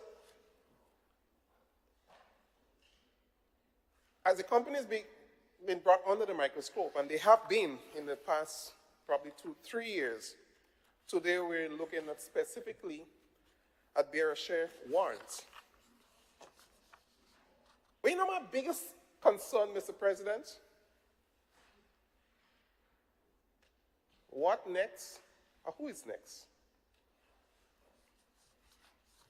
We have seen over the years small developing states introducing measures, legal measures, to develop their economies. And in so doing, the developed countries, because what the small states will do is create an enabling environment where foreign direct investment will be had. And who primarily will come to do this? People from developed countries. Invest into your economies in varying forms of investments. And what we have seen in recent times, the developed countries start introducing measures to to debar their citizens from in such investments, because they normally will look at the small states, those jurisdictions, as tax haven. But really and truly, what we are doing, Mr. President, is to introduce measures so that we can survive. That's primarily what we're doing. You will recall years ago the banana industry, how severe wounds were inflicted on it. And as a result, our economy suffered tremendously, because at one point in time, most of our economy is heavily dependent on the trade of bananas to survive. A lot of us, from the rural communities, our families, get us to school by selling those crops. Today, and as I said, who and what will be next? And this is a very serious question that we will have to answer. Because if in this dispensation, small states, developing states introduce measures to bolster development in the country, and the developed countries is cutting those off, you will have to question how will we survive. Hence the reason why, Mr. President, we will always need an experienced hand and a strong hand to lead any economies in those and in these challenging times. And given that, the ravages that COVID would have inflicted on our countries, in particular, we speak of Grenada, we know the difficulties that families are faced with at this point in time, because so many businesses went under. And added to that, this war that we're seeing currently between Russia and Ukraine, and probably the entire world, the war has the ability to cripple a lot of small economies. Because in some cases, in some countries, 80% of the wheat import comes from either Ukraine or Russia. And if you have wars in those areas, agricultural produce will be destroyed. There are sanctions, so you can't trade. We're in for a rough time, Mr. President. The world is in for a rough time. Hence the reason why we need strong hands, experienced hands, to continue to move this, because you can't put a weakling to lead in this world at this point in time, and we have a lot to do. And I am very concerned, and I guess as much from your articulation in the past, Mr. President, you are very concerned as well, because we have seen that the changing times, we have seen the difficulties that states are being faced with. We need to continue as one body to fight those international developed countries who come after those productions or those mechanism or initiatives that we start in this country to keep economic growth and development going. So the bill before us today seeks to amend the Companies Act, Cap 58A. The primary objective of this bill are to introduce a mechanism for a regulatory authority to determine whether a person is a fit and proper person to acquire significant ownership or significantly increase the ownership in a company. 2, to introduce the requirement for each company to disclose its beneficial owners or ownership information and to maintain a register of its beneficial owners. 3, to clarify that issuance of bearer share warrants is prohibited. So we have at this point bearer share certificates and bearer share warrants. So this explicitly is saying that bearer share warrant is prohibited. And you can ask, well, what is a bearer share? And we know it. A bearer share is an instrument that companies will provide to investors who will receive the bonuses from the bearer share when the time so arrives. But most importantly, there is no register of a name of the person who owns the share. So I can sell shares to X individual, and that person he has the bearer share, and he will sell it on to any other person. What the company is responsible for is whoever comes with the bearer share at a so given time, they will receive the profits or the profits on the investment. So there is no register, but this amendment here today is to ensure that every person is so identified. The name is there, that in the event there is illegal activities, you know who to pounce on. You know who you can pull in. So, Clause 2.6 to amend Section 29 of the Principal Act in subsection 2 to expressly prohibit the issuance of bearer shares, as I've said. So no company may issue bearer shares or bearer share certificates. Clause 3 provides for the insertion of new section 127A to 127D to the Principal Act to establish a regulatory regime for approval of increased control in a company.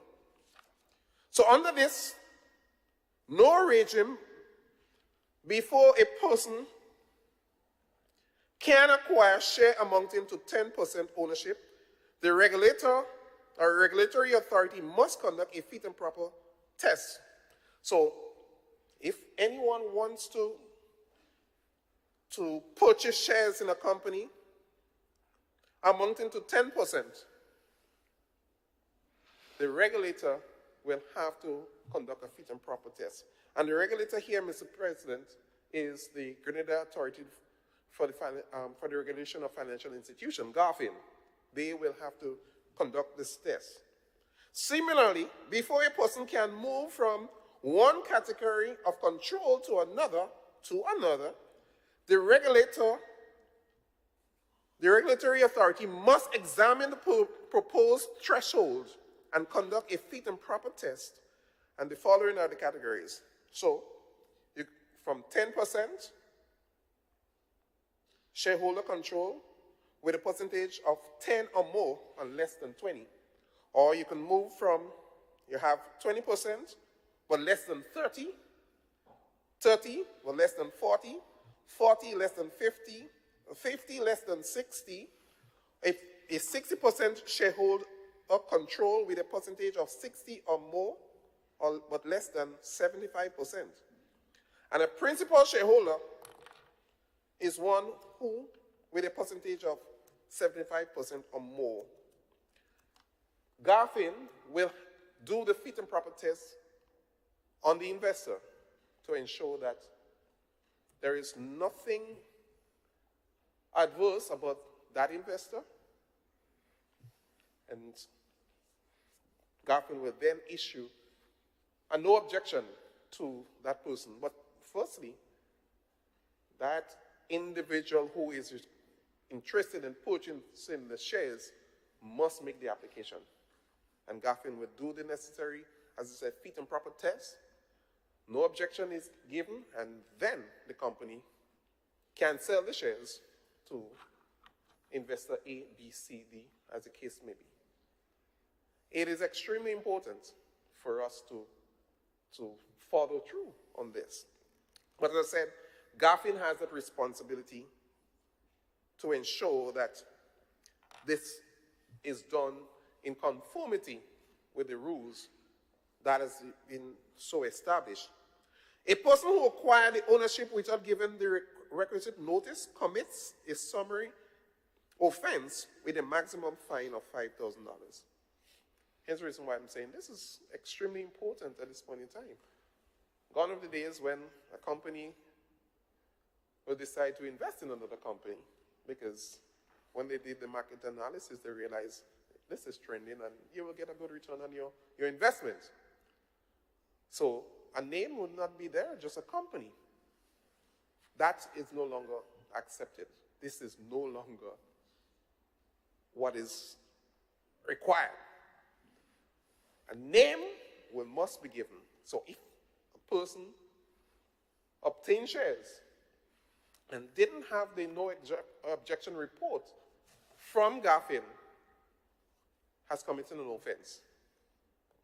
And as a result, a summary conviction can be fined up to a maximum of $5,000, Mr. President.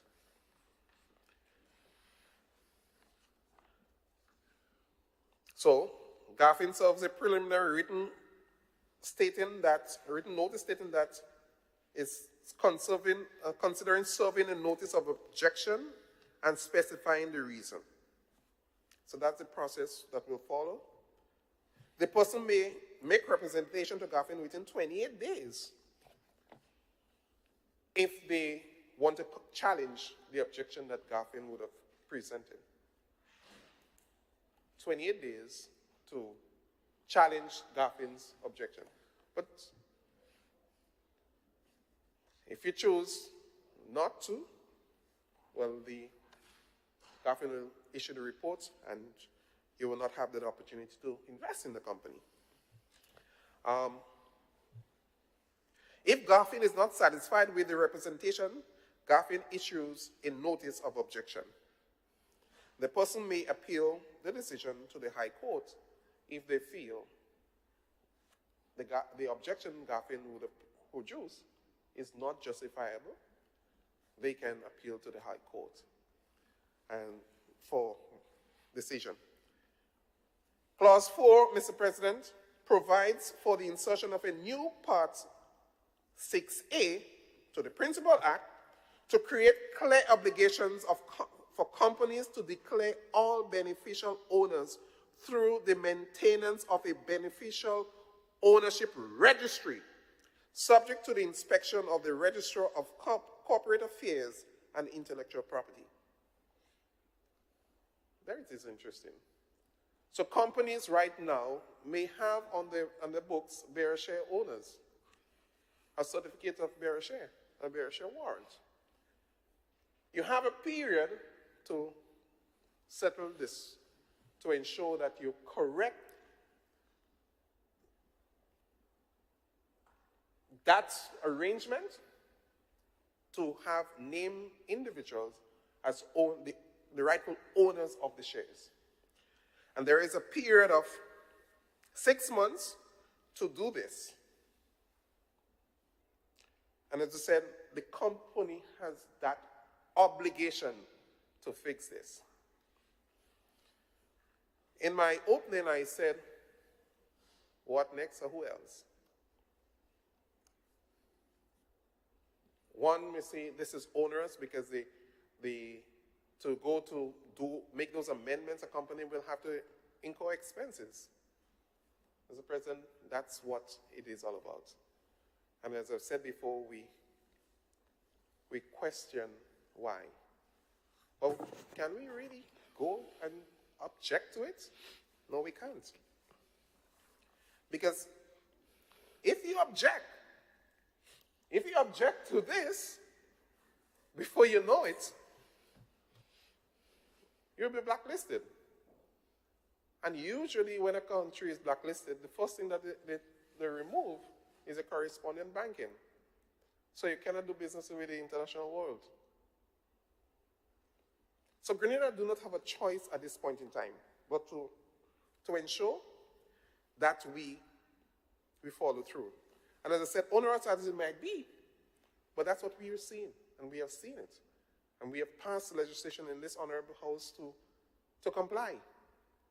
We have had a very good track record in recent years. After the period of when we were placed on this automatic review every time the Caribbean Financial Action Task Force do the review, we had to present because we didn't comply at one point in time. But in the last 7 years, I would say, Mr. President, Grenada has complied to all the requirements and regulations that has been established by the Caribbean Financial Action Task Force. And we will ensure that we continue to do this, because not to do it, the consequences are dire and great. And given where we are at now, coming out of the ravages of COVID-19, and probably to face the other monster, global shortages, we will have to ensure that we follow every bit of requirement that has been given. With these few words, Mr. President, I want to commit the bill for its second reading. Honorable members, the question proposed is that the bill be read a second time. Honorable members, the question proposed is that the bill be read a second time.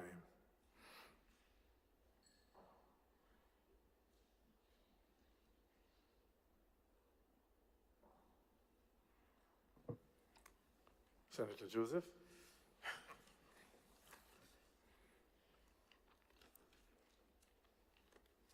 Mr. President, I took quite a few hours to go through this bill. Very interesting amendments recommended, or asked for, or dictated. And, Mr. President, I ask myself, again, are we quasi-independent? Or are we really independent? Mr. President, in politics, it is said that there are no true friends. There are no true friends in politics. What we have are interests. What we have are interests. And, Mr. President, some countries appear or seem to believe that they have interests, and smaller states like ours have little or no interest. Mr. President, in my humble opinion, we have a company's bill, very long document, quite a number of sections, that to me takes care of our situation.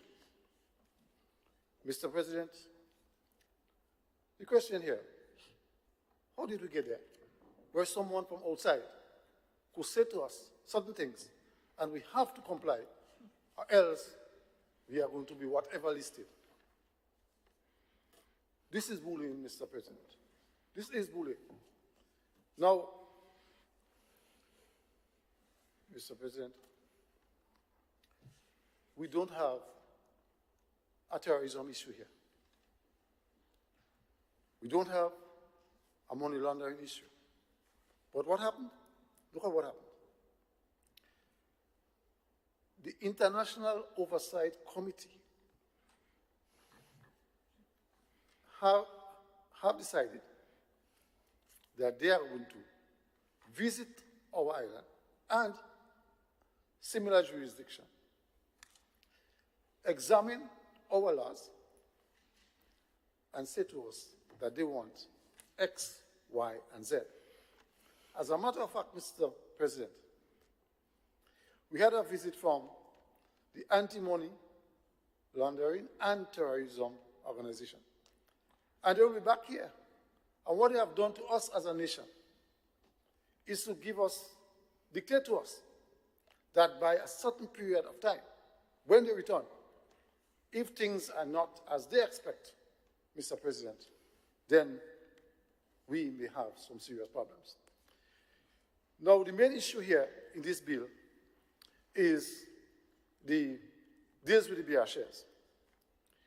Now, the new legislation, and again it's based on dictates, says that all shares must be in the name of someone. Not only that, it goes on further. If I want to buy 10% shares in a particular company, then Gaffin has to vet me. 10%, Gaffin has to, between 10 and 19, they will have to vet me. Between 20 and 29, vet. You know what is interesting is that I was thinking, what is the criteria in terms of the vetting? What's the rubric? Because I am vetted 10 to 19, and now I decide, well, I want some more shares. So I have to be vetted again. Also, Mr. President, I would ask, now that Gaffin has that additional responsibility, so to speak, who pays for that? Who pays that bill? Because Gaffin must spend time, and there is a cost to it. Who foots that bill, bearing in mind that the instruction, so to speak, comes from somewhere else? Comes from somewhere else. Mr. President, in addition, you have to register.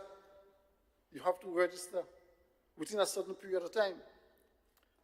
Companies has what? 6 months to comply. Well, this thing is heavy-handed. This thing is extremely heavy-handed.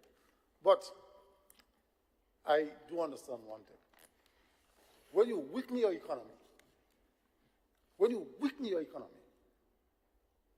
you have less trump cards. Certain things you are not happy with, but you virtually have no choice. Mr. President, let me just say this. If we are not careful in this country, I am in my senior years. My oldest grandchild is 17. We have to be thinking about them. And if we are not serious, you know what is going to happen? Our country will be run from outside. The process has started. We need to strengthen our economy. When you strengthen the economy internally, what you do, Mr. President, is that you lift the self-esteem of the country, and you could take certain actions because your economic realities could support the actions that you take. Mr. President, look at it. Who instructs us in relation to our finances?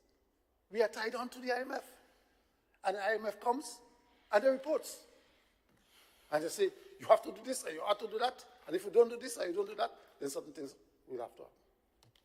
Also, the World Bank is the same thing. Because we are always leaning on them, not for guidance, but we are leaning on them for financial support, and as a result, they pay the piper. They call it true. Mr. President, this thing here, this bill, is not happening in a vacuum. We need to strengthen our economy. Else, as I said, we'll be run from outside. Mr. President, I want to conclude by saying I really don't know how to vote on this bill. I would like to vote one way or the other. But you don't get the amendments in, then the country is strangled, or can be strangled. You get it in, to me, that is compromising your independence. So I am very, very concerned. And this is a pattern that we are seeing evolving, Mr. President. Mr. President, we all grew up in the 70s, in a different era to quite a number of folks inside, senators inside here. And we got to be careful. So the amendments are very concerning to me, very, very concerning to me. I hope by the end of the discussion, I have a position in relation to whether I support or I don't support, but it's very, very, very concerning to me. And I do hope that whatever our conclusions are is to the benefit of this nation, of ours. Mr. President, thank you very much. Joseph. Senator Sinclair, yes. St. Clair. Thank you, Mr. President. I want to make a few comments on this matter. I'm new to this business of lawmaking in this country, and I may have information on laws in different parts, particularly agriculture where I'm involved in. But it's interesting. I didn't realize that you can really have shares, companies issuing shares, and you really don't know in whose name these shares really belong. That is, to me, the most striking part of this whole bill and the purpose. We are trying to put a gap, put a pin, if you want to say, put a stop. Some elderly may say, well, after the horse is out of the stable. But I don't think the stable is fully closed. I think, as Senator Joseph mentioned, we're in a global space. And what we are seeing, and I remember some of the earlier debates we had, remote work, the Bitcoins issue, and we had some regulations around there.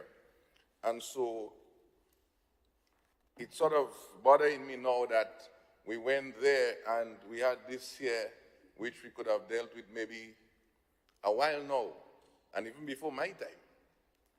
And so I welcome this change to know who, because there is a lot of talk we hear about this person and that person and where they're from and which country they're from, and we don't know this offshore business in particular. We are concerned as nationals, as like homegrown nationals, who really own part of our companies, whether it's a new startup or whether it's existing companies. And being able now to track this, I think give us a lot of more opportunity to safeguard investment. Look at what happened in Clico and Baiko. And maybe if this sort of regulation was in place, a lot of us today might have been in a better position financially because we would have seen what is going on. I know GAFIN is trying their best. And I trust that with this initiative, GAFIN is given the proper staff, independence, and authority to ensure that this is done properly. The scare is not only from the foreigners who may eventually maybe have a Grenadian passport and they can move back and forth. It's about our own homegrown Grenadians who want to invest and do better. And you invest and you're not too sure what happens, because you might think you have 5%, but then you didn't realize that Tom from some other country gets 75% and they make a decision and a buyout and you end up with nothing. This to me is a worrisome part. And so we have to use this opportunity, I trust that we do, to provide more protection for our local persons so that they can invest. We can invest with more confidence. We can go to the bank and take a loan maybe and invest, and the bank feels more confident that that risk is reduced. That is the light I'm seeing it. And so my question really is why it takes so long to get here. The other part of my concern relates to the issue of fit and proper test. I guess that might be the sort of accounting and legal jargon, and it would have been very helpful for our senator member to provide some clues as to what is fit and proper. Now, of course, the Act mentions some minimum requirement like nationality and so on. These are what I call basic. But fit and proper, does it mean that you need to see how much assets I have such that I can own these shares just in case there is an issue, that we can able to compensate those who have been affected? You know, those type of things, because I might have 20% shares, but your wife or your son or your brother or somebody else may have certain interests in your assets. And how that is tied up could influence a lot of things down the road. So these are some of my concerns. I think it's late, but it's in time, meaning that it's good that we're trying to do that now. We as in the Senate, I would like to really understand its fit and proper, because it's like agreeing to something without knowing what the conditions are, and then when you reach, you say, wow. So this could affect me in how my mind is, and realize, oops, we agree, but I didn't realize there were some loopholes for fit and proper. So these are my comments, Senate, Honorable President. Thank you, Senator St. Clair. Honorable members, Senator Steele? Yes, Mr. President, I just want to make a couple of very brief comments, but I lend my support for the bill, the amendment that is before us. And just as a context, I listened to Senator Joseph, and he's uncomfortable, he's unsure as to how to vote on this in questions of independence. I mean, regarding the technicalities of the amendments that are before us, there isn't anything overly controversial about it, whether it speaks to the fit and proper properness of a shareholder, of persons investing in businesses, is a reasonable thing that they are law-abiding, no criminal record, etc. The treatment of bearer shares or the inclusion of bearer warrants, again, there isn't anything controversial about that. Bearer shares, bearer warrants are probably the least transparent of investment vehicles, investment instruments, and the opportunity to abuse the use of these instruments is extremely high. So, you know, there is a responsibility in ensuring the bona fide nature of any potential investor shareholder. And all of this speaks to, from a technical level, it speaks to integrity and transparency of financial investments, not just here in Grenada, because this legislation is being applied universally.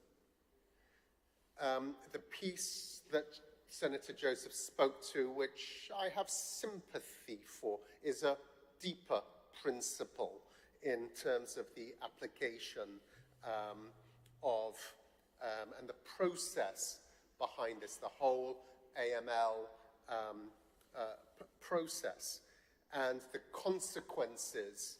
There is a heavy-handed application of these. So yes, we have input into this. We are working with our neighbors within the region, identifying best practices, how to apply these regulations, how to bring them into law and bring them into practice. So we're all in the same boat, and we're all figuring out how to do this in compliance, because the consequences, as Senator Garraway outlined, are so severe.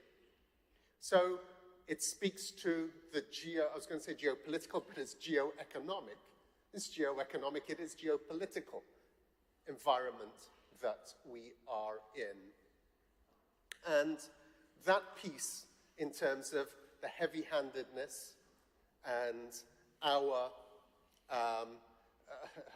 vulnerability, is a little distasteful. So I agree. But, Mr. President, it is reflective of the world that we live in, the economic environment, global economic environment that we live in. And we have no choice in the matter, as with all other, certainly our neighbors within the region, many of us. But as I said, from a technical perspective and what is presented before us, just focusing on that because that is the piece that we need to vote on. It does speak to transparency. It does speak to integrity, which is something that we should all uphold. I thank you, Mr. President. Thank you, Senator Steele. Honorable members, the question is that the bill be ready second. Senator Lewis, sorry. Thank you very much, Mr. President. When we look at, through you, Section 127A, that is on a notification of new or increased control, especially B, 1B. It says that someone who makes an application to increase their share control, unless within a 3-month period, there is a written notice of objection. After 3 months, you automatically, my understanding, will become a controller in a new category.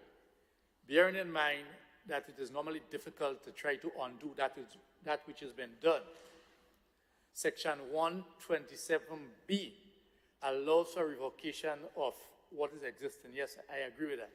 But bearing in mind that it is normally difficult to undo that which has been done, Section 127A 1B demands of us to make sure that the necessary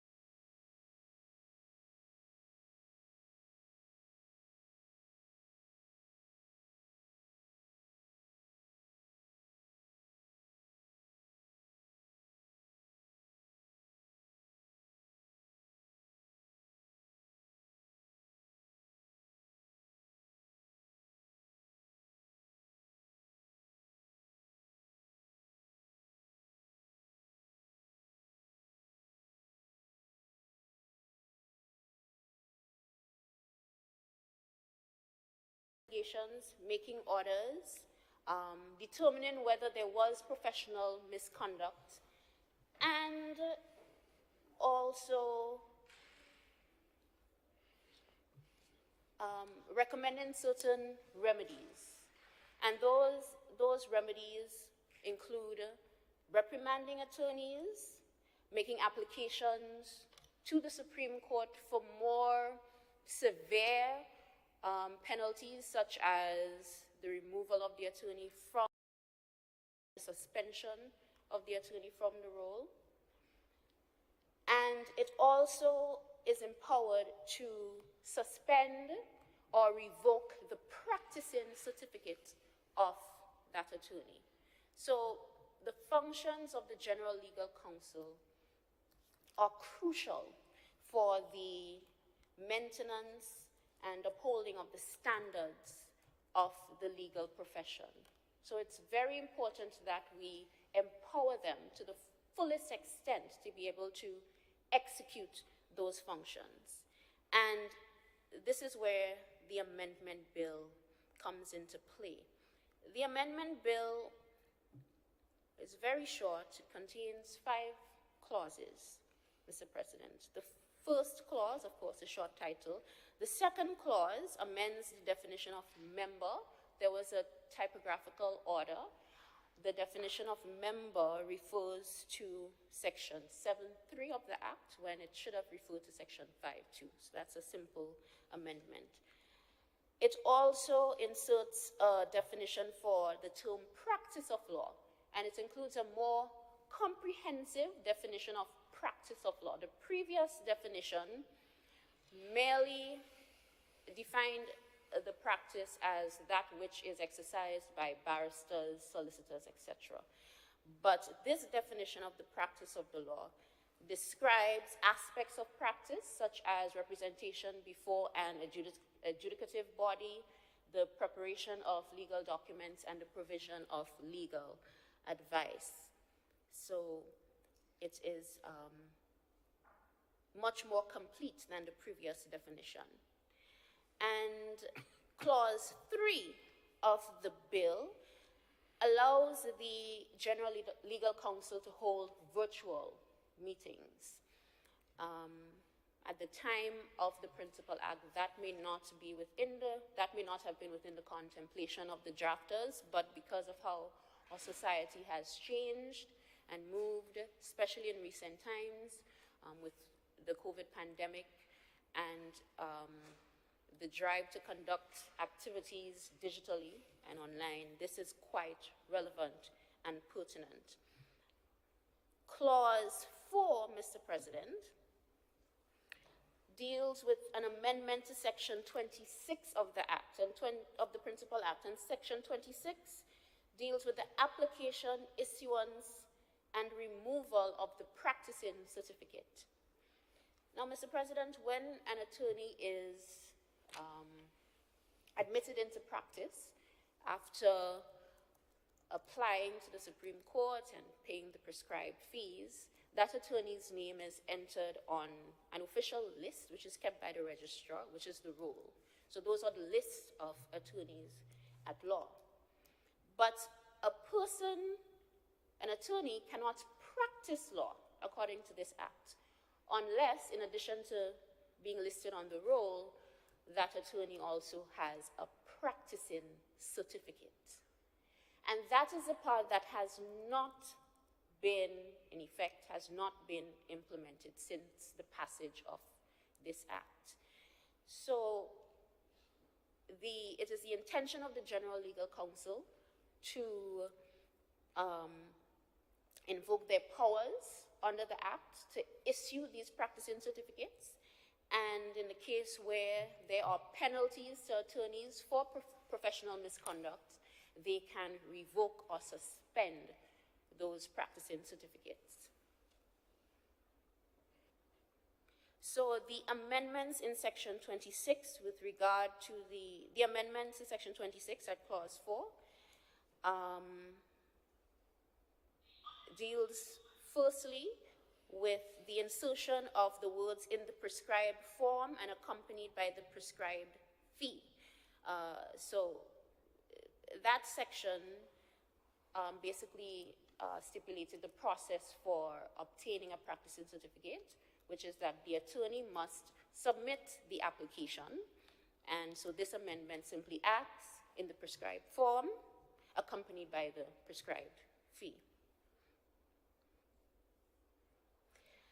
The clause also changes the duration of the validity of the practicing certificate, from 2 years to 1 year.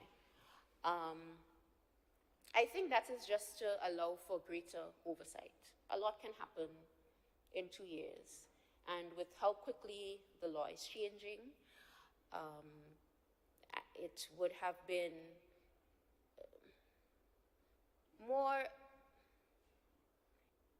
I guess, effective for the purposes of the Act, in terms of holding attorneys responsible, to shorten that period so that there can be no allowance for, I guess, the adoption of a laissez-faire attitude or the relaxing of their responsibilities. So it's now from 2 to 1 year. And the third part of this amendment repealed subsections 4, 5, 6, 7, 8, and 9 to remove references to the renewal of the practicing certificate. So there is no longer the renewal of the practicing certificate. You're issued a practicing certificate and it terminates at the end of that year. Therefore, you reapply every year to be issued with a new practicing certificate. So all references to renewal is removed by that section. And then clause 5 of the amendment empowers the minister in consultation with the council to make regulations to prescribe the fees payable for the issuance of the practicing certificates. And the regulations accompanying this amendment act has already been prepared, and there are some prescribed fees that are listed. And that is the extent of the amendments prescribed by this bill, Mr. President. As I mentioned before, it simply seeks to empower the General Legal Counsel to fully perform their functions in upholding the standards of this hallowed legal profession. So Thank you, Senator Williams. Very comprehensive. Honorable members, the question proposed is that the bill be read a second time. Senator Joseph? Mr. President, I stand in support of the bill. However, there are a few issues, a few concerns that I do have, and I will choose to raise at this time. Mr. President, I think that the first section is very basic. It deals with of the amendment. This is definition. Very straightforward. My concern is the certification of lawyers. It appears, Mr. President, that when it comes to lawyers in this country, rules and regulations ethical values in relation to lawyers is like a joke, it's like a paper tiger. We have never heard, I have never heard, a lawyer dragged before an ethical committee or any committee because of bad practice. I don't want to say malpractice. Malpractice sounds so bad. Bad practice. It just doesn't seem to be happening in our culture. I do hope, Mr. President, that the General Legal Counsel, I call it the GLC, see it fit that whatever work they put into the guidelines for the legal practitioners have some kind of teeth, so that whenever a lawyer steps out of line, he can be swiftly dragged back into line. Mr. President, I am not too certain as to why the period or the life of the certificate, we are recommending that it moves from 2 years to 1. I'm not too sure why we are reducing the time. 1 year goes very, very swiftly. And we cannot reduce the years based on other countries doing it, so we need to do it too. No. Our context and our circumstance can be very, very different. And as a result, we act with what we have, what our circumstance really is. So I'm not too sure why the reduction.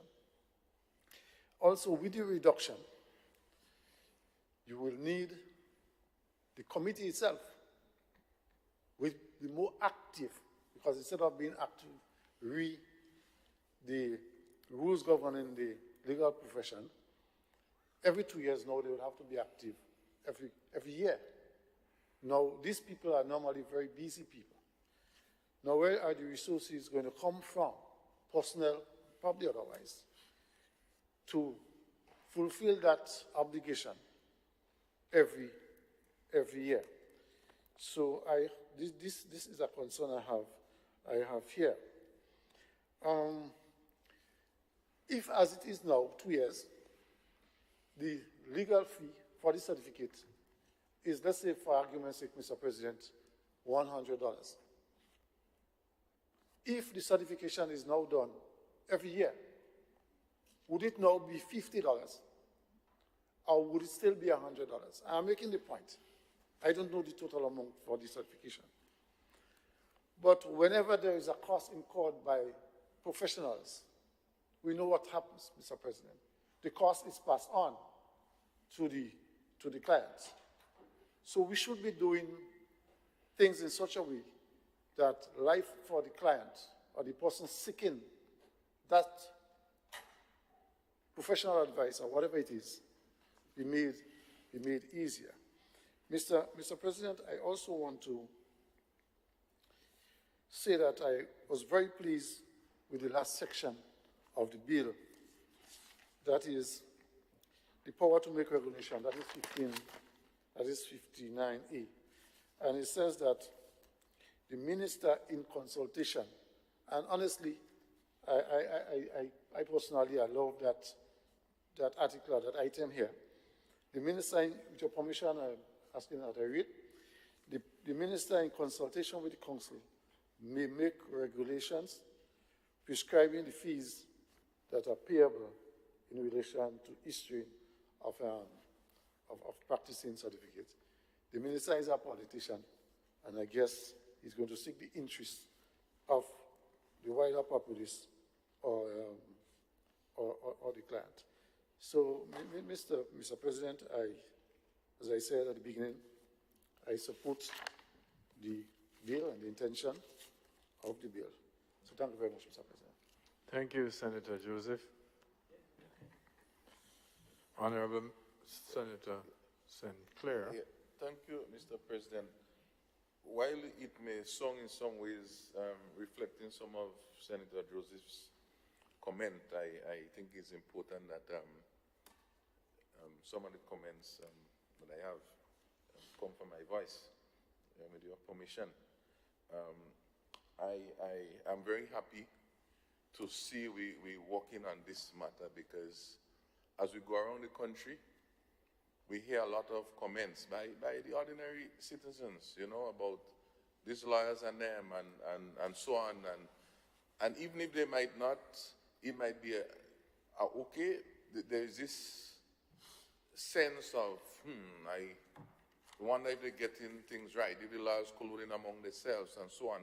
So this council that we're speaking about, I think they must be more visible to show that they exist as a watchdog for the standard of practice and customer service, as Senator Joseph is mentioning, for the public. I think that visibility, as our dear Senator presented, for a noble profession. As we look around, almost every other day we have new lawyers, I would say, in the market. And so having this regulation in place is very important to manage that growing number of persons. My real concern is down to the administration and moving this thing from 2 years to 1 year. A lot of places in the world now is trying to reduce transaction costs, reduce the cost of doing business. And every time we increase the frequency of these transactions, we increase cost. Of course, maybe the lawyers can have some automatic credit card that reflects that, and you get a certificate print automatically and in the e-business time, maybe. But there was a sort of gap in the presentation that have me wondering, because the most significant part, I think maybe we need a clause to speak to that, and maybe it's there because I don't have the principal act, is specifically speaking about monitoring. How do we monitor? Do we just wait on complaints? Do we wait on a media release that somebody goes in the media and say they have a problem with a particular lawyer, a particular law firm? Maybe it's there. If it's there, it would be good to hear. That monitoring, because that monitoring would give us the feedback that would trigger whether or not that license or certificate to practice need to be redrawn, reviewed, or continue. Because it's not just as it was presented, it wasn't like, not just renewal anymore. You have to apply. And to apply, there have to be a set of criteria, past performances, etc., etc. So we are giving this committee more work to collect data. So there must be some basis increasing this cost of monitoring to issue that every year. If you have it maybe 5 years, all you do is monitoring and revoke. And sometimes, you know, if you have something for 5 years, you would guard it. Like if you have a visa for 10 years, you don't want to lose it. But if you know it's every year, when it's expired, you say, well, I try to get it again. So maybe that is a lack of incentive. We have to also bear that in mind. I believe, to me, the 2 years or maybe even 5 years should, because it's a profession. You spend thousands of dollars and you study and you can practice for 5 years. These individuals, I'm not arguing for the lawyers, but they may have go and take a loan in the bank to establish their firm. Now, that increases the business risk just by the nature of enacting such a law. But if we have monitoring, which has to deal with their own personal behavior, they cannot then say, well, look, the legislators are creating problem and reducing the ability to get financing for the business. So I think somehow, I mean, there might be different thinking on the ground, but somehow I think that need to be more enabling, have more monitoring, and I would like to know what the fee is, as Senator Joseph asked, for the current 2 years, and what will be the fee for this 1 year. Oh, like driver's license, you give me opportunity. I pay for 1 year, I'll pay for 3 years. You know, I don't think our lawyers are so bad that they need to be managed in that tight way. Mr. President, thank you. Thank you, Senator Sinclair. Senator Cox, I think I see you. Thank you very much, Mr. President. Mr. President, I stand to give my support to the Legal Profession Amendment Bill 2021 that is before this Honorable House. Mr. President, I just think I want to come to a little aid on behalf of my colleague, the presenter of the bill, just on the last comments that were made by Senator Sinclair. And in his presentation, he did accede to the support in terms of the importance of the treating with the likelihood of somebody may in some way contravene the law or some bad practice by a lawyer, so they should be reined in. But at the same time, you cannot want that and not want a tighter time for monitoring. So I think it's a little bit contradictory in that regard, because we have lawyers who may be coming or passing the bar on an annual basis, and so there is nothing wrong with a yearly issuance of a certificate. I don't see any difficulty, and he also indicated the likelihood of doing it digitally. So there is no issue. Persons can stay where they are and just make the application, or they have their administrative staff, the secretary or somebody, as part of their routine work to ensure that all the necessary certificates and just as how the bills are paid monthly or quarterly. So it's just an administrative item for the office. So I don't see an issue, but at the same time, I don't think it is fair to want get an opportunity to ensure that the legal profession, the persons who practice, behave in an acceptable manner, at the same time not want to put structures in place to monitor. So I just wanted to make that. But the substance of my contribution, Mr. President, is centered around the whole issue of the amendment to include virtual meetings, virtual proceedings. I think this is progressive. I think this is important in the context of a number of things, not just the pandemic, but I think more so in the context of the length of time that persons wait for proceedings, for judgments. I think this has helped. We have heard the feedback from the legal profession that they're able to run through the court cases a lot faster than previously to help remove the backlog. So I think this is something that I am very much excited about in terms of having that virtual space, albeit it require a significant monitoring to ensure from a security standpoint. But we believe that this amendment is very significant, and in my mind, probably the most significant amendment for this bill, because it's opening the doors for the court to move laterally and also virtually. You can have proceedings, one party at any part of the world. We don't have to travel. The whole issue of expenses, the costs for operating for different proceedings, that also, too, can be treated with the whole issue of virtual proceedings. While with technology, there are always issues. One may say sometimes you have a breakdown, sometimes it just don't work, sometimes you give problems. Those are things that you would have to monitor. Those are the little downside to it. But we have seen in this time, in recent time, that the virtual proceedings have really played a significant role in advancing the legal system, in advancing timely judgments for persons who have matters before the court. So with these contributions, Mr. President, I want to again give my full support to this amendment, and I think my colleague did an excellent job in giving a detailed feedback. A lot more, she did a better job than I would have done, maybe because that's why she's a lawyer. So thank you very much for that, Mr. President.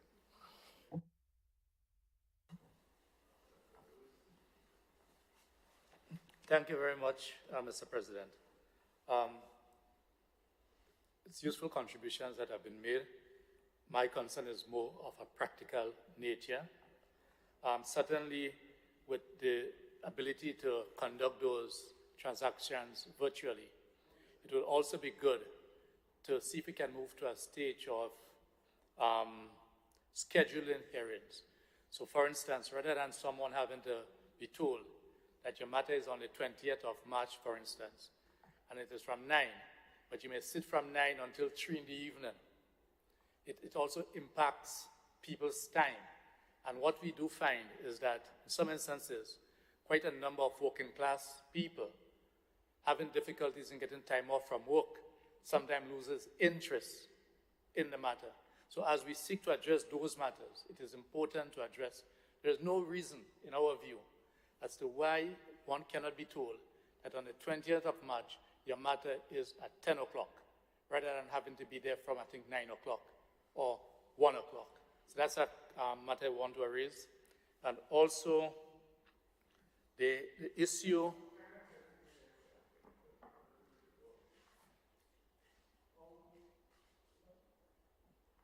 I'm trying to figure out how that relates to this bill. I'm kind of a little bit lost. How does scheduling in the court, if I can help, attached to the bill?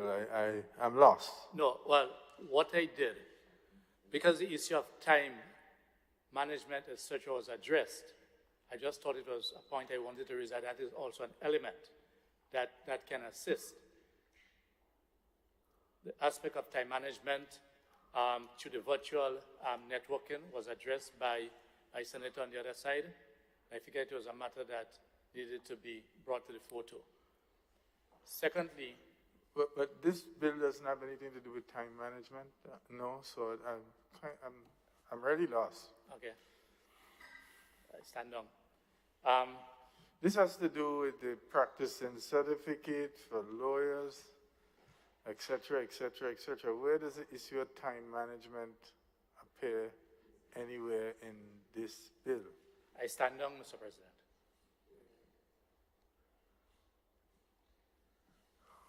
I stand down on this matter. Okay. I need to make another, and I hope that my understanding of what has been advanced by the presenter of the bill allows this contribution that I'm about to make now. And I'll be guided accordingly. My understanding is that the bill seeks to address the issue of addressing the conduct of the legal practitioners. Yes? And therefore, from a practical point of view, I know that some of the challenges that we have had in the past is the ability to get our local legal practitioners to assist in matters that may be of concern against another legal practitioner. And sometimes it creates challenges for us, so I just wanted to flag that as an issue. To my good colleague on the other side.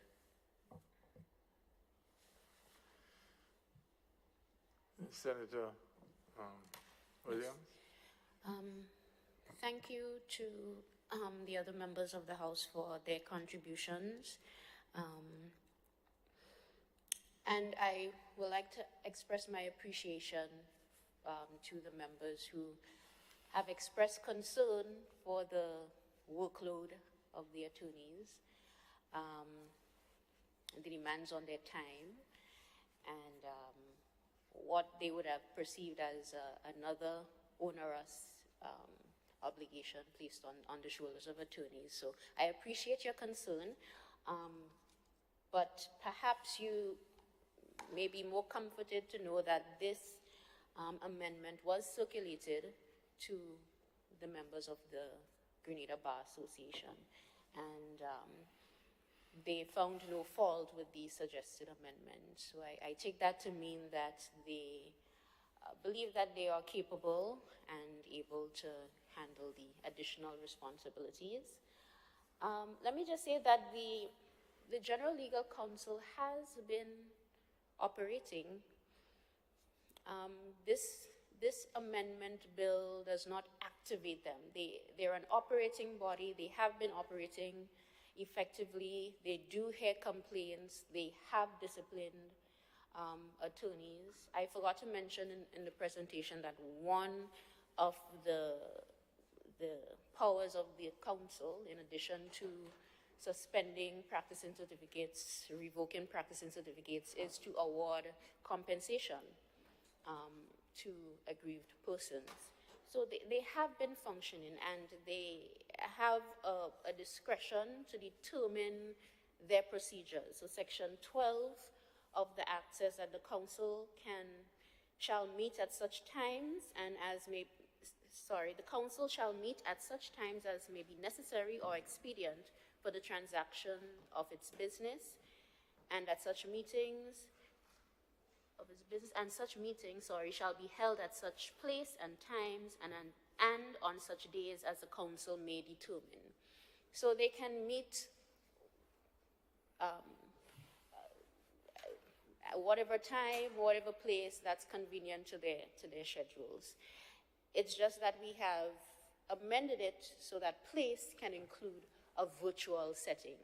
So the virtual setting that we're referring to is for the meetings of the council, Senator, not procedures, not the normal procedures of the Supreme Court, which I believe is what Senator Lewis was alluding to. But this is not what the amendment concerns.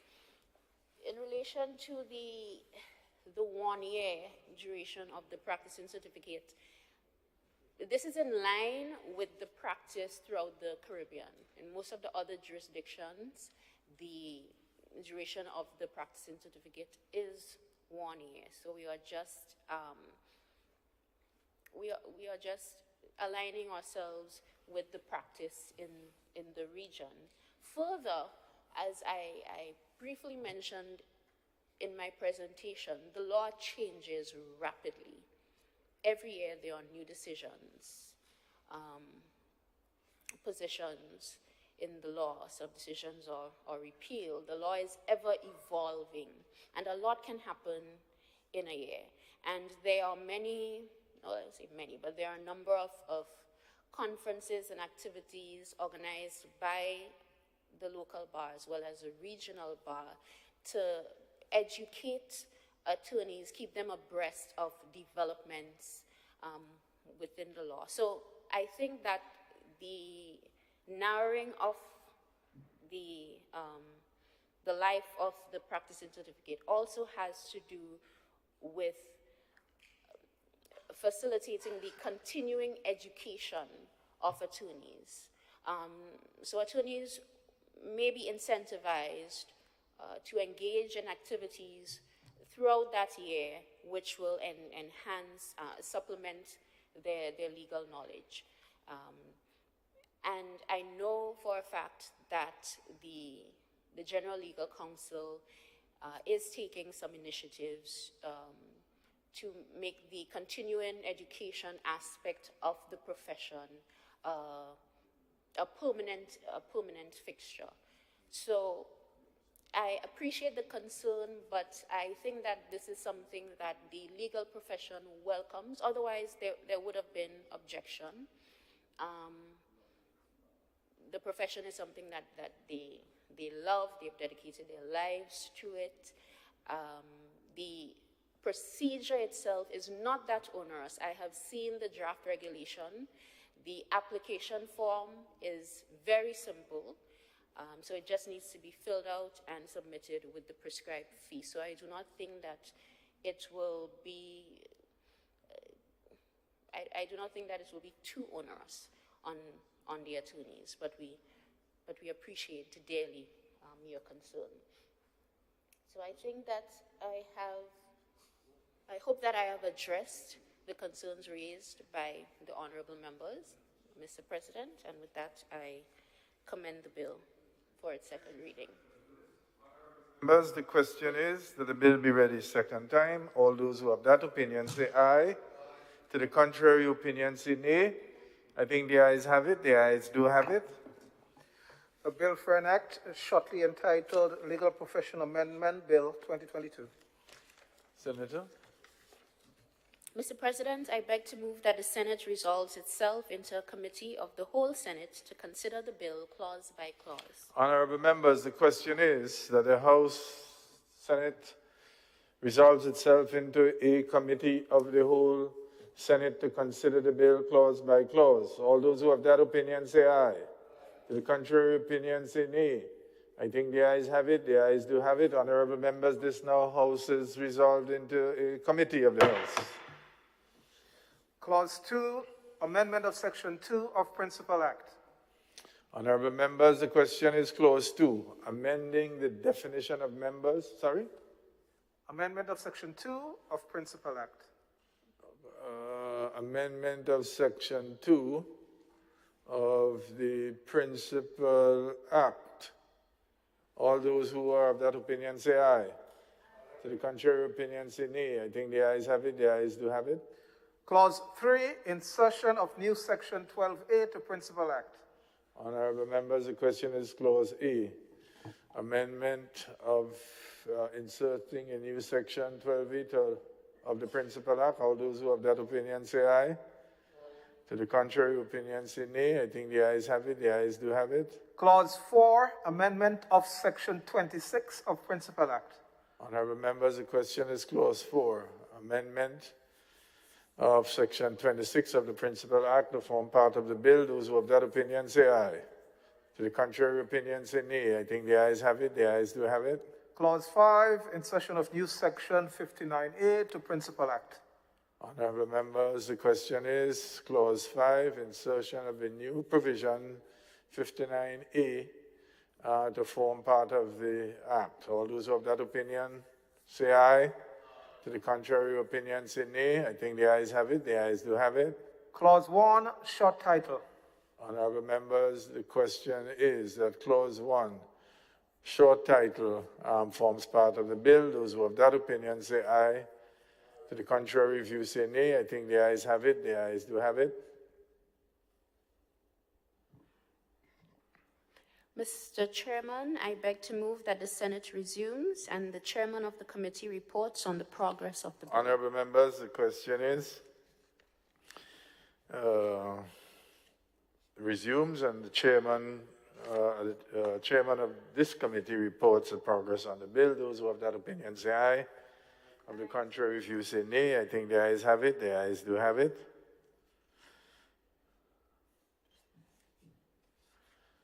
Honorable members, this House now resumes.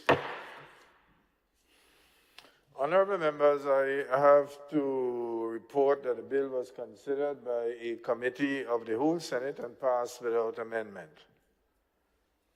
Senator Williams. Mr. President, I beg to move that the chairman's report be adopted. Honorable members, the question is the chairman's report be adopted. Those who have that opinion say aye. Aye. To the contrary, if you say nay, I think the ayes have it. The ayes do have it. Mr. President, I beg to move the third reading of the bill. Honorable members, the question is that the bill be ready third time. Honorable members, the question is that the bill be ready third time and passed.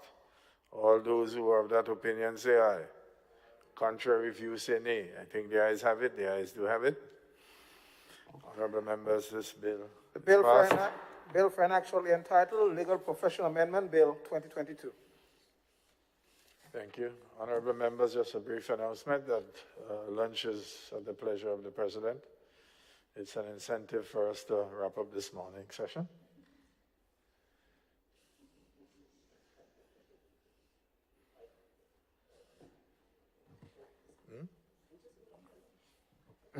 Senator Steele, I notice you're right. I would suggest we actually adjourn for lunch and we cover the motions straight after.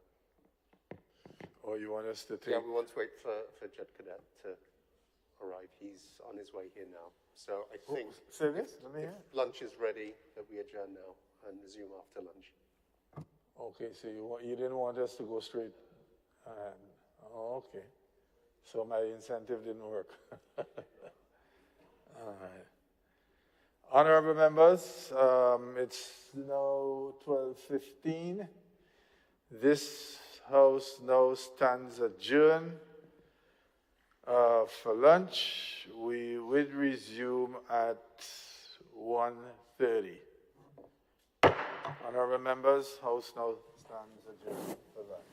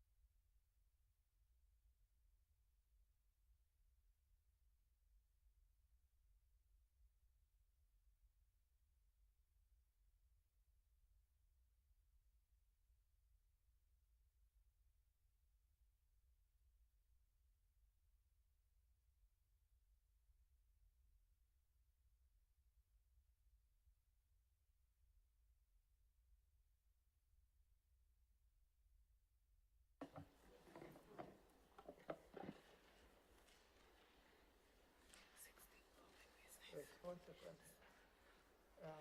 16. The computer freeze up there. 1 second. Mine froze too. Just two, two Public business. two motions. Yeah, 1 second. It just froze up. Computer froze for a second. So there is it. Two motions we have, right? Wow.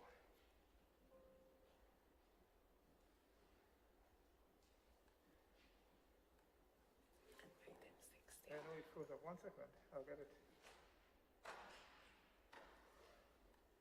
You have not opened either?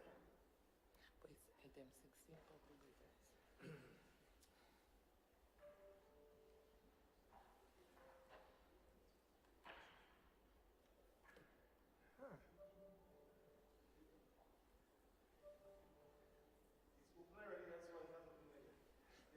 I don't think they got it.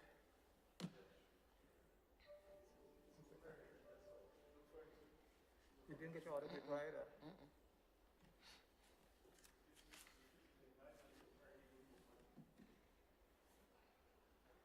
Well, both of our order papers froze up on the computers and all. You got it? Okay, good. All right, thanks, you got us.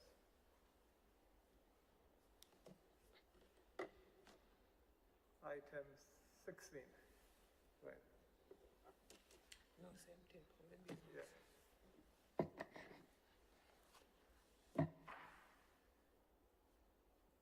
Yeah, that's it. Okay. Take that step. Item 16, public business. Public business. Senator, the Honorable Roderick Sinclair. Your mic. Okay. Thank you, Mr. President. I think there are two motions in your In my name, yes. Thank you, Mr. President, and good afternoon to our fellow senators. I present here my first motion for this afternoon, and this motion is on the need for government and its related institutions to design and implement a comprehensive and robust approach and strategy to fight pre-larceny. And it reads, whereas pre-larceny is a major risk to Grenada's food and nutrition security and acts as a disincentive to farmers and agricultural investments. And whereas, despite several measures that are put in place to reduce incidents of pre-larceny over the years, farmers continue to be negatively affected. And whereas Parliament enacted a revised Pre-larceny Act of 2020, farmers continue to suffer at the hands of thieves on their farms. Be it resolved that the Senate support the need for government to design and implement a more robust strategy to fight pre-larceny to result in more relief to farmers, improved food security, and improvement to the economy. That's the reading of the motion. Senator Joseph. Mr. President, I stand to second the motion. Thank you, Senator. Honorable members, the motion has been seconded.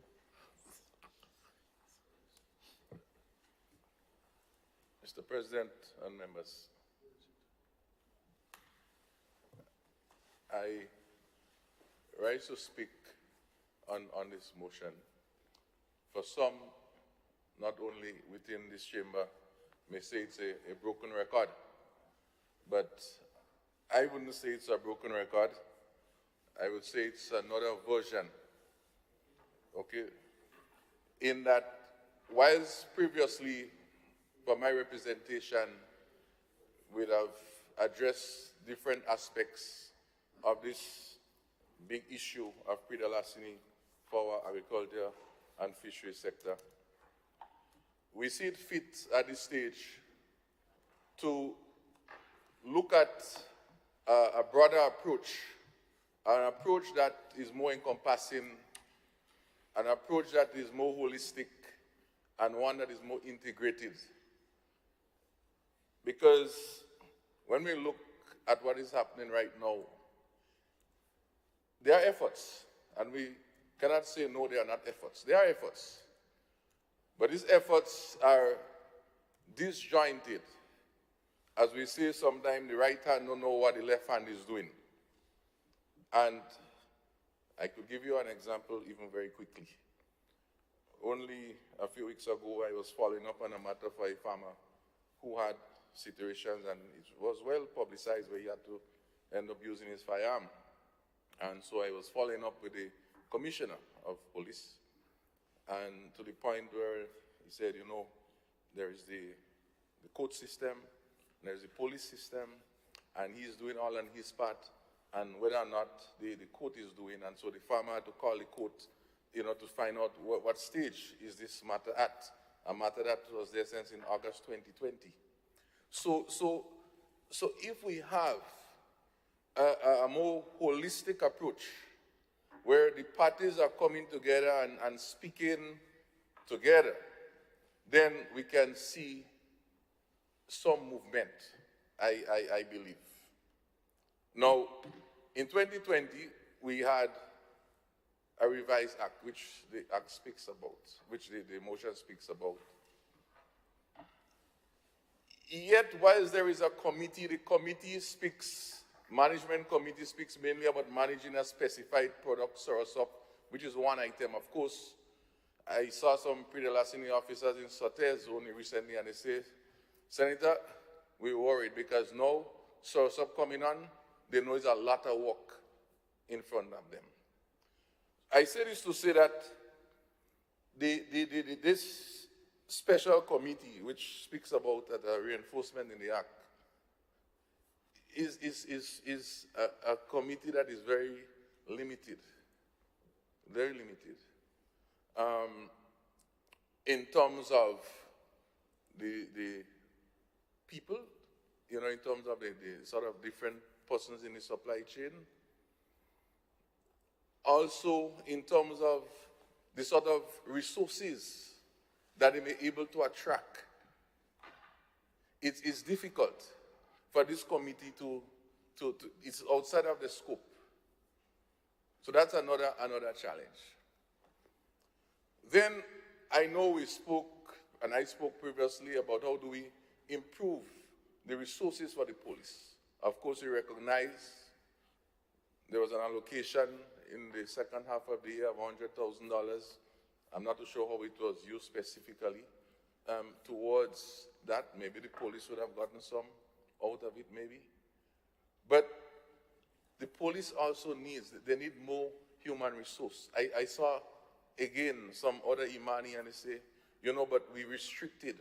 So when 9 o'clock or 8 o'clock, they have to go home. I don't think the commissioner don't want to have persons on the ground. But where is the support? And so I go back to 2007, 2008, somewhere there, when there was a revamped approach in the Ministry of Agriculture with pre-licensing. There was a broad intersectorial committee that was appointed by cabinet at the time, cabinet appointed committee. And it so happened I was chairing this committee, so that's why I have a lot of knowledge about a lot of things. The Commissioner of Police that exists today was also part of that committee. And you had the supermarkets, MNIB, different people. And so we were able to find ways and strategies. But even that, Mr. President, sort of fade away. I don't even know if the committee exists still. I don't think it exists, actually. But Cabinet would have taken a decision to establish that committee, and I don't think Cabinet took a decision to disband that committee either. I say all of this to say is that maybe this has to go beyond Cabinet. Maybe we need to have within this whole legislation, have this built in, just like how we have this committee for the lawyers. So we know it has a legal presence and legal existence that can be staffed appropriately and resourced appropriately so that the different needs at any one point in time can be made available. So for example, if we see what is happening, whilst yes, in our general budget, we may say pre-elasting is $10,000 or $100,000 as the case may be, it shows up under the Ministry of Agriculture.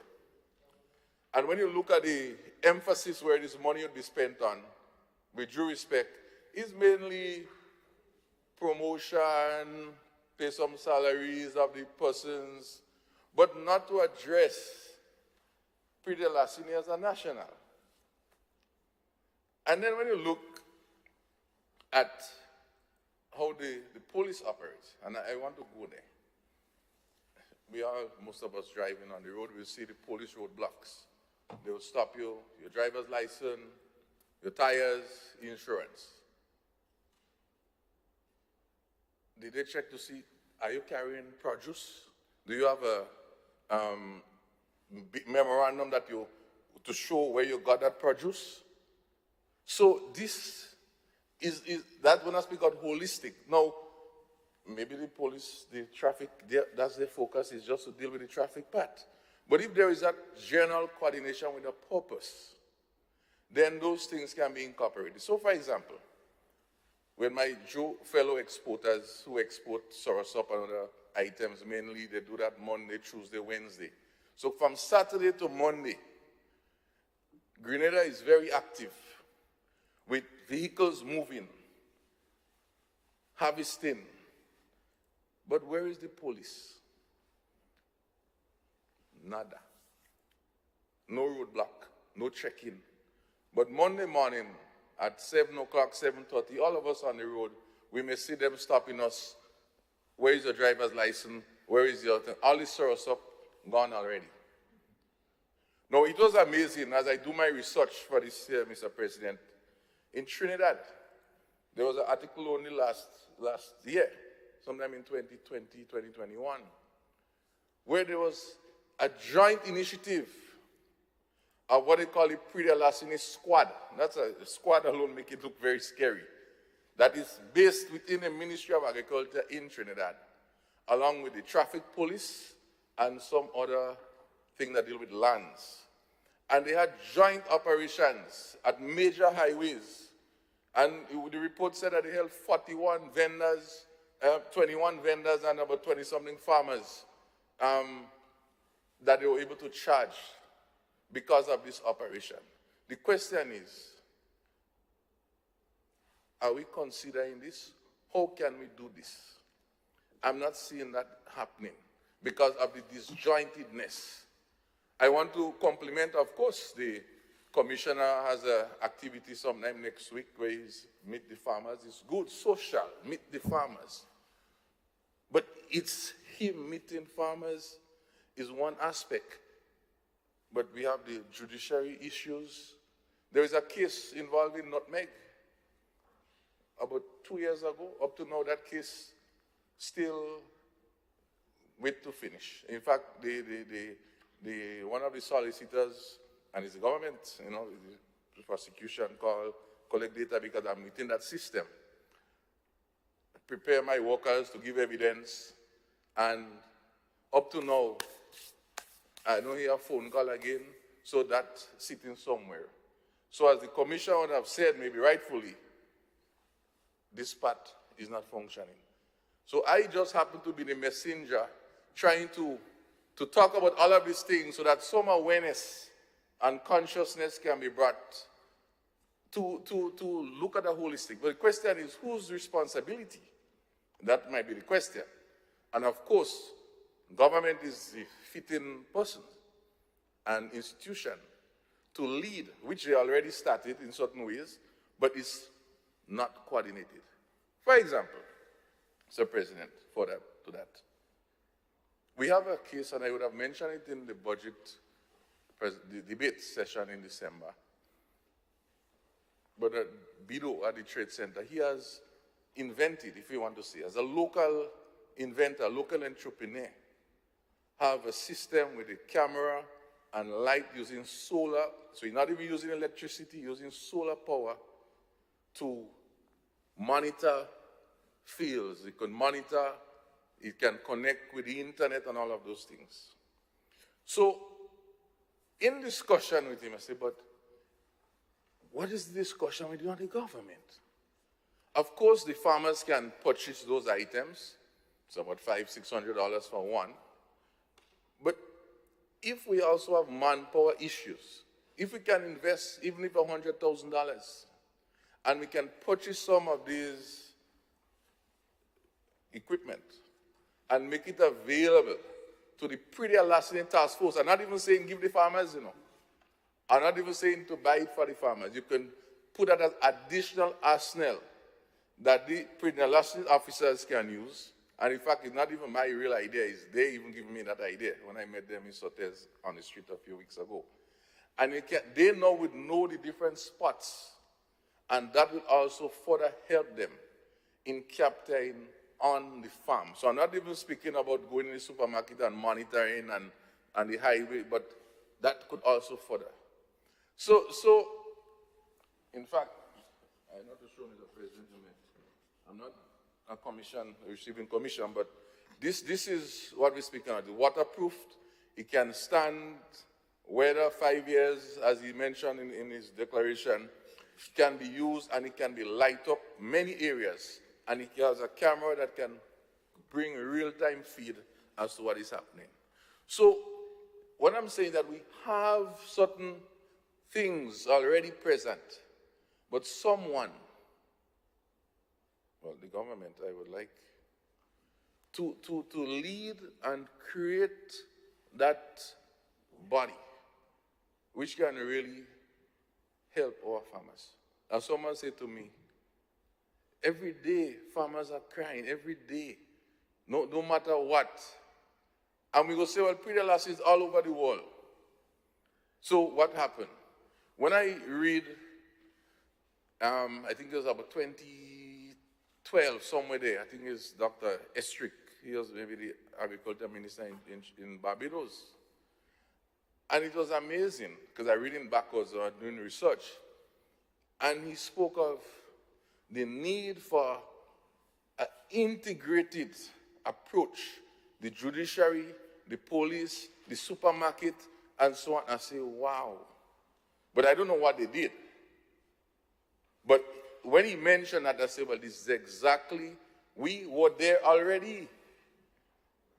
Cabinet, which is a major body of the country, set up something like that, and it just went astray. So maybe it needs to happen maybe at this level, where we could have more accountability and more continuity, and we could be able to secure better resources to make sure this thing happen.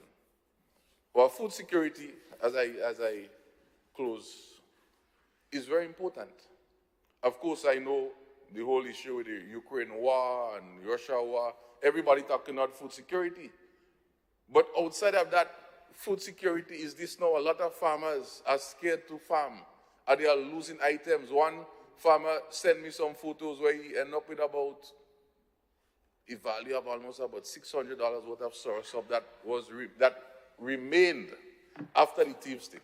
So you could imagine the amount of monies that this farmer would have lost just from that. This could only lead you to break down and to cry. But, we are resilient. And I believe that we are conscious enough to know what is right from wrong. I thank you.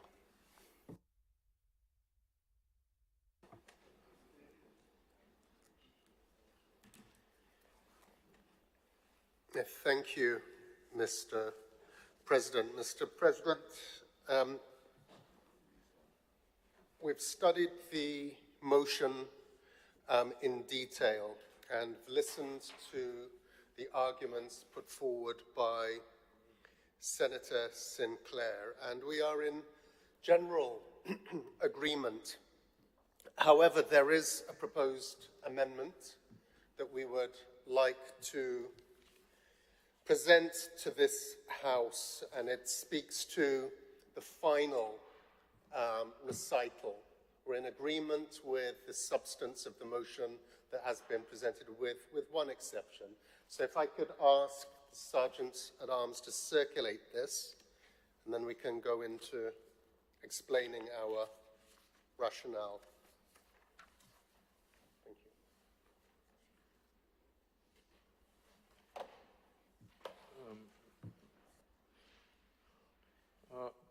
you. The chair always gets the first copy. Sorry? I'm saying the chair always gets the first copy.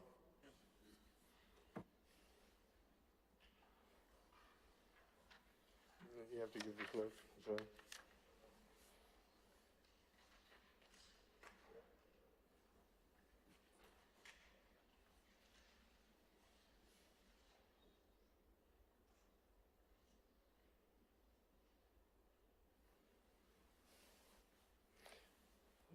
So, Senator, the change is not in the recital, but in the resolution, yes?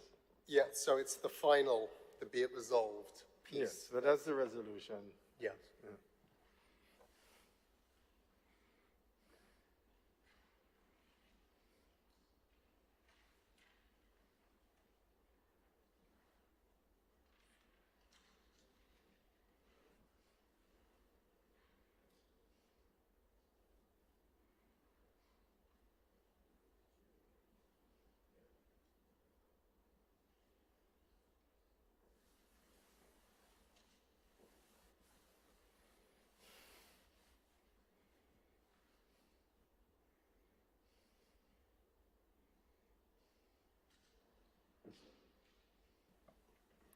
So, I'm just giving him an opportunity. Well, go through with it. Yeah, I'll speak to it. So just going through the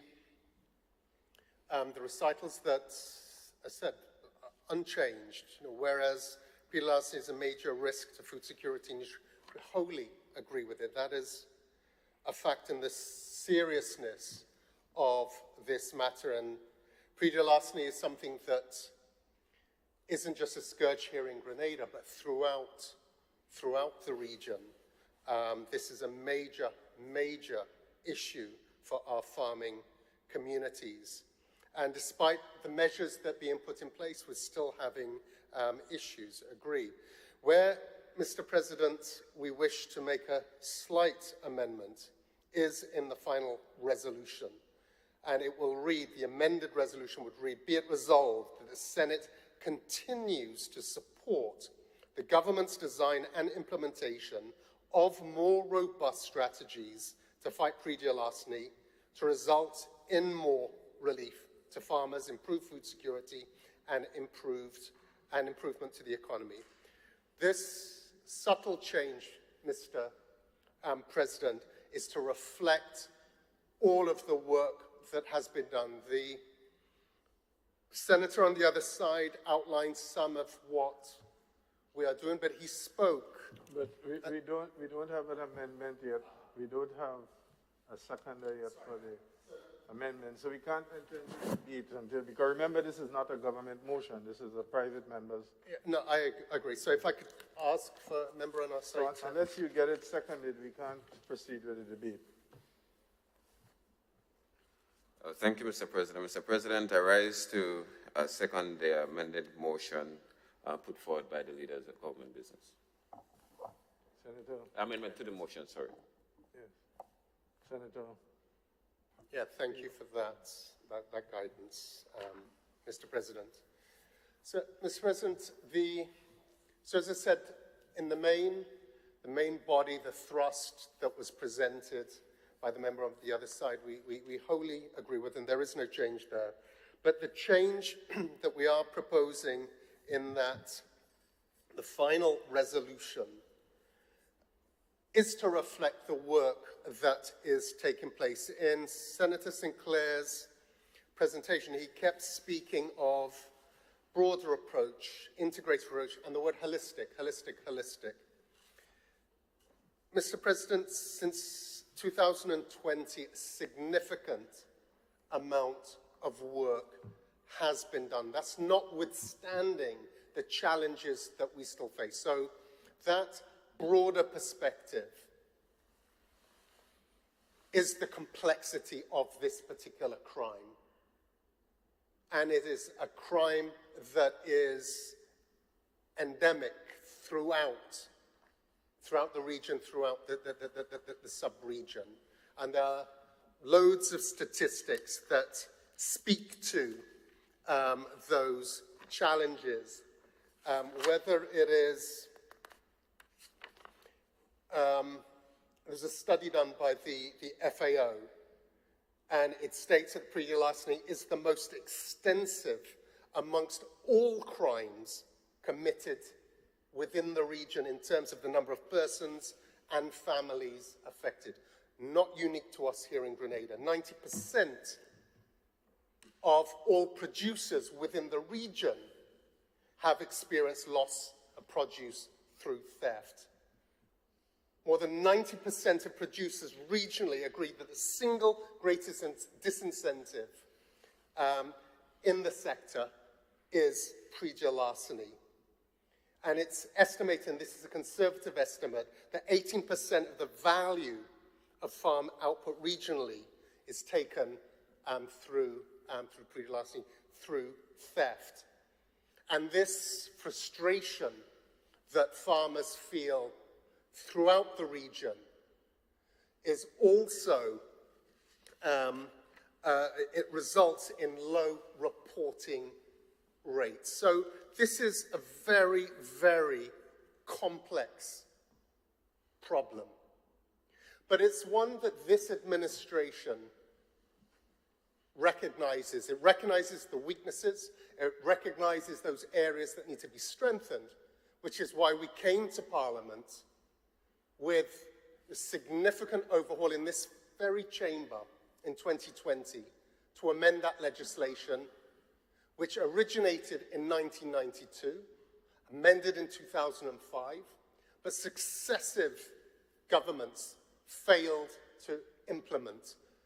What is different this time round with the 2020 amendment are those measures, those fundamental changes that were included in the legislative amendments, and then the action, which is holistic, which is an integrated approach. There is a strategy in play. There is more investment now in tackling pre-larceny than there ever has been, and a more joined-up approach. So whether it is the establishment of the pre-larceny management unit, and recently a senior officer within the RGPF has been appointed to head that unit, and that linkage and that integrated approach that Senator Sinclair is talking about will be achieved, at least in part, through this senior appointment. Whether it's the 36 officers, we had an issue of officers leaving the service, but there is a drive to recruit more. There is more investment in vehicles, in equipment, in technology. Spoke of those cameras, and that has real value. But so have the 300 cameras that have already been deployed to farmers. So we are moving in that direction. So the operationalization of the legislation, of the strategic plan, is a key priority, and the establishment of this unit, the appointment of the right people, is the start of that. And then that more broader stakeholder group, and there's also the establishment through the legislation of the Pre-Larceny Committee, which is looking at non-ministerial, non-governmental elements, as the member spoke of, that was needed. So I say all of that to say, Mr. President, that the weaknesses have been identified. The legislation has been strengthened also through the imposition of stiffer penalties. The enforcement bit, the RGPF piece, those boots on the ground is a critical element to that. But that is being strengthened. But the four critical areas that have been identified that are being strengthened, and the legislation speaks to it, is improved data management. It's intelligence. It is that data that will drive decision-making, that will feed into the public education, public awareness piece. Whether it is vendor registration, farmer registration. So those systems, the enforcement piece, critical element. I spoke already of the public awareness and public education, and then improved administration and management. I'm pleased that the Senator recognized the additional resources that we put in last year as part of the supplementary appropriation, the increased budgetary allocation this year, the increased resources in the police, in GIS, in public outreach, joining up the dots. So, Mr. President, there is a holistic plan in place. There is the support in legislation. The amendments gave that legislation teeth. The challenge is operationalizing it, which, as I said, we have started. And I think the Senator will recognize that. But the critical question is, does more need to be done? And the answer is yes. Does that more need to be done faster? Yes. Does it need more resources? Yes. But that plan, that approach is there. We are pulling this together to try and tackle something that's extraordinarily complex and a problem the region over. Senator Sinclair spoke of this social that the Commissioner is having next week. It's not a social. It's a serious consultation with stakeholders, all stakeholders. And it's to share with stakeholders some of the new ideas, some of the new thinking, the approaches, and to test them. So there is engagement with the stakeholder community. We are taking this seriously. There has been a review within the Ministry of Agriculture as to, again, where some of these other gaps are. And some of those will be shared on Wednesday, and I'd hope that the Senator is part of that. So, Mr. President, the change in the proposed amendment to Senator Sinclair's original motion doesn't take away anything in terms of the seriousness of this, the need for more, the need for more, the need for more. I believe this is fairer and more balanced language in terms of we don't have to go back to square one. We don't have to start from first principles. Those have been established, a foundation has been built. There is a clear path forward, but it needs the effort of all, and it's not just about government. And that, again, speaks to the complexity of this issue. It speaks to us as consumers, those of us who are feeding this problem by purchasing goods that we know are stolen. We're perpetuating and feeding this. And those of us who purchase and consume these products are just as guilty as those who steal, even in these difficult economic times. There is no excuse for this. So this is a deep, deep issue. So I ask this House to accept this few changes to the language, which calls on the Senate to support government's efforts and supports government's efforts in their design and implementation of a more robust strategy. The strategy is there. It needs to be strengthened. Work needs to be done to implement it. But I don't believe the language as it stands now is appropriate and reflective of all that has been put in place. And it's for those reasons, Mr. President, that I commend this amendment to this House for its approval. And I don't believe it takes away from what the Centre, and you're not just stuck with. I think this is the third motion on this subject that you're bringing to the House. So it's showing your seriousness.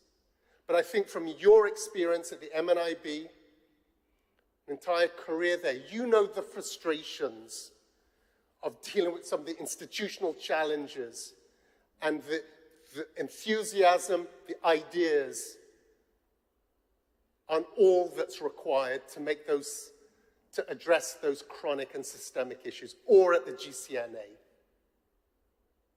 So we ask you to lean forward with us, put your shoulder to the wheel, roll your sleeves up with us, and see how we can enforce and operationalize the plans that already exist. I thank you, Mr. President.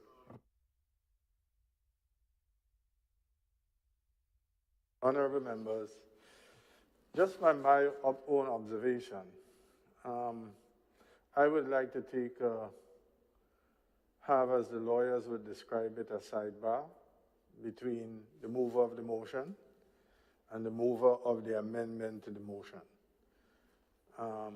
Because I think we could get through this, but I would just want to take a brief adjournment to have a truer discussion, because there is just a language issue here and a interpretation issue. It's not major, because I think both sides are saying the same thing, but there's a certain nuance in the language that I just want to discuss with both of you, so we can then approach this.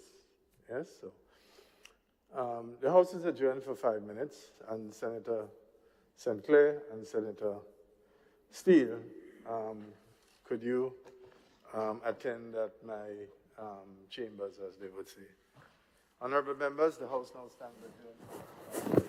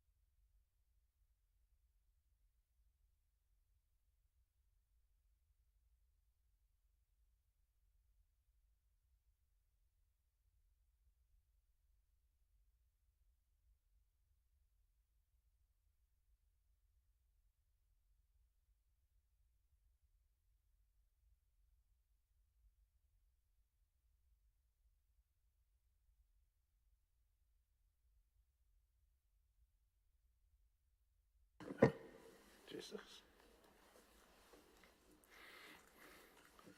Good afternoon, Mr. President, and afternoon, members. Regarding the amendments to the motion presented by Senator Steele, as he presented, and also as I looked at what it says, the issue of the Senate continues to support the issues regarding the design and so on of the pre-Lassini of government design and implementation of more robust. I recognize that in my presentation. So we're not hiding that. There have been efforts that has taken place. And what we are saying is that we're asking the Senate to support the continued effort, but not just the continued effort, because it will continue to support an effort, and it's, as we say sometimes, spinning top in mud. However, the important point of implementation of more, as I told him, is the getaway clause. Of more means that we expect that we would have more robust implementation, more robust execution, and of course, if the farmers are not hearing that they expect more to protect and more to assist, then of course, you know, I can't leave this hall here because they will be waiting for me outside. So, your commitment, I would say, of the government side, in suggesting and not just such, but and saying and committing that we're asking the Senate to continue to support and to support implementation of more robust strategies and against the fight of pre-Lassini. I will accept that. And there's the next part, Mr. President. We will look at the results to result in a more relief for farmers, improve food security, and improve economy. So in the next 2 months, 3 months, 4 months, of course, we'd want to know what is the result. Are we better off in the future? So with that said, we accept this suggestion of government's commitment to do more for pre-Lassini. Thank you, Senator. Senator Steele? Yeah, well, I'm glad we've come to an agreed understanding. Something I want to underscore, more is sometimes mistaken as, well, that means more money, and everything's about throwing more money at a problem, and that's not what we're talking about here. We have invested more. The 100,000 in the supplementary appropriation is a demonstration of that. The more in the budget for this year is a demonstration of that. But what we're talking about here is applying, it's about application. It's about putting the necessary systems in place. It's about the necessary coordination and cooperation that is required. Support from our farmers as well. Our farmers have a major part to play in this. It's not about looking at them as victims. They also have a part to play in the enforcement of this, and vendors and consumers. And Senator Sinclair, you are in a unique position. The farmers are your constituents. And we all agree there needs to be better coordination amongst our farmers. And part of that responsibility rests on your shoulders. So you have work to do. They have work to do. We have work to do. And what this is calling for is, let us come together. The plan is there. It needs refinement. It needs input. And there is an opportunity on Wednesday. It's not a social on Wednesday. It's about getting that input. It's about sharing those ideas. And it's about developing this approach together. So I'm glad we're able to reach common understanding and understanding the rationale of the amendment that's been put before us. Thank you, Mr. President. Thank you.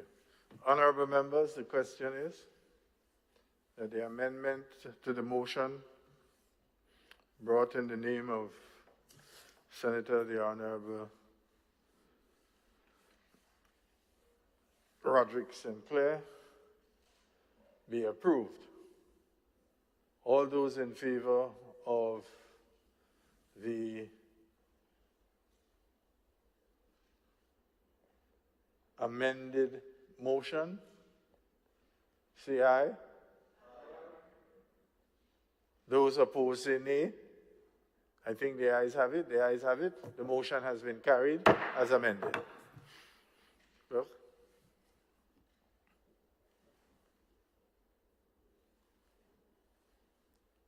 Clerk?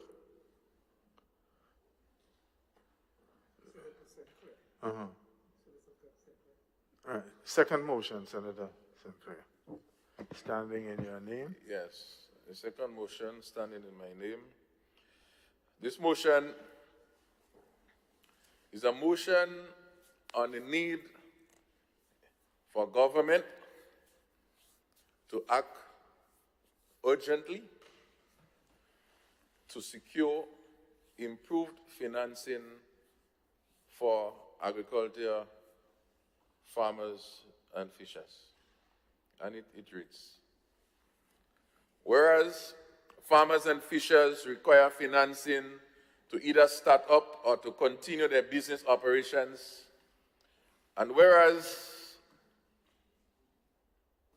accessing financing for agriculture and fishers is very difficult, and whereas Grenada National Sustainable Development Plan 2035 recognizes this challenge and has identified a series of recommendations to reduce this difficulty.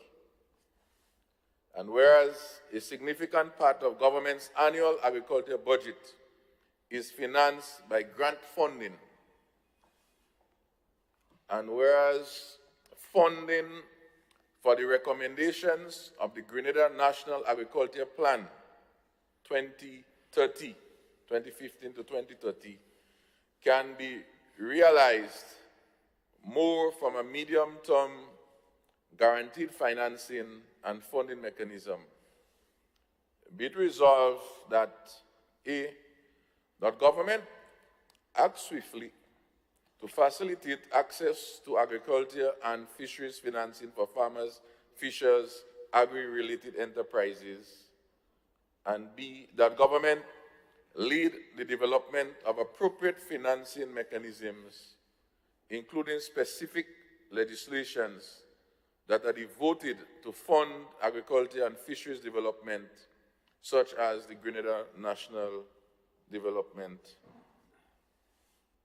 Plan speaks of.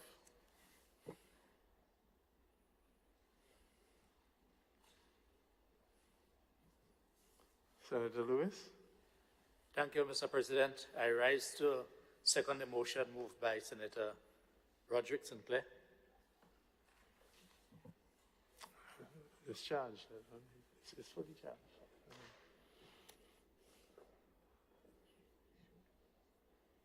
Senator Roderick? Thank you, Mr. President. Mr. President and fellow members,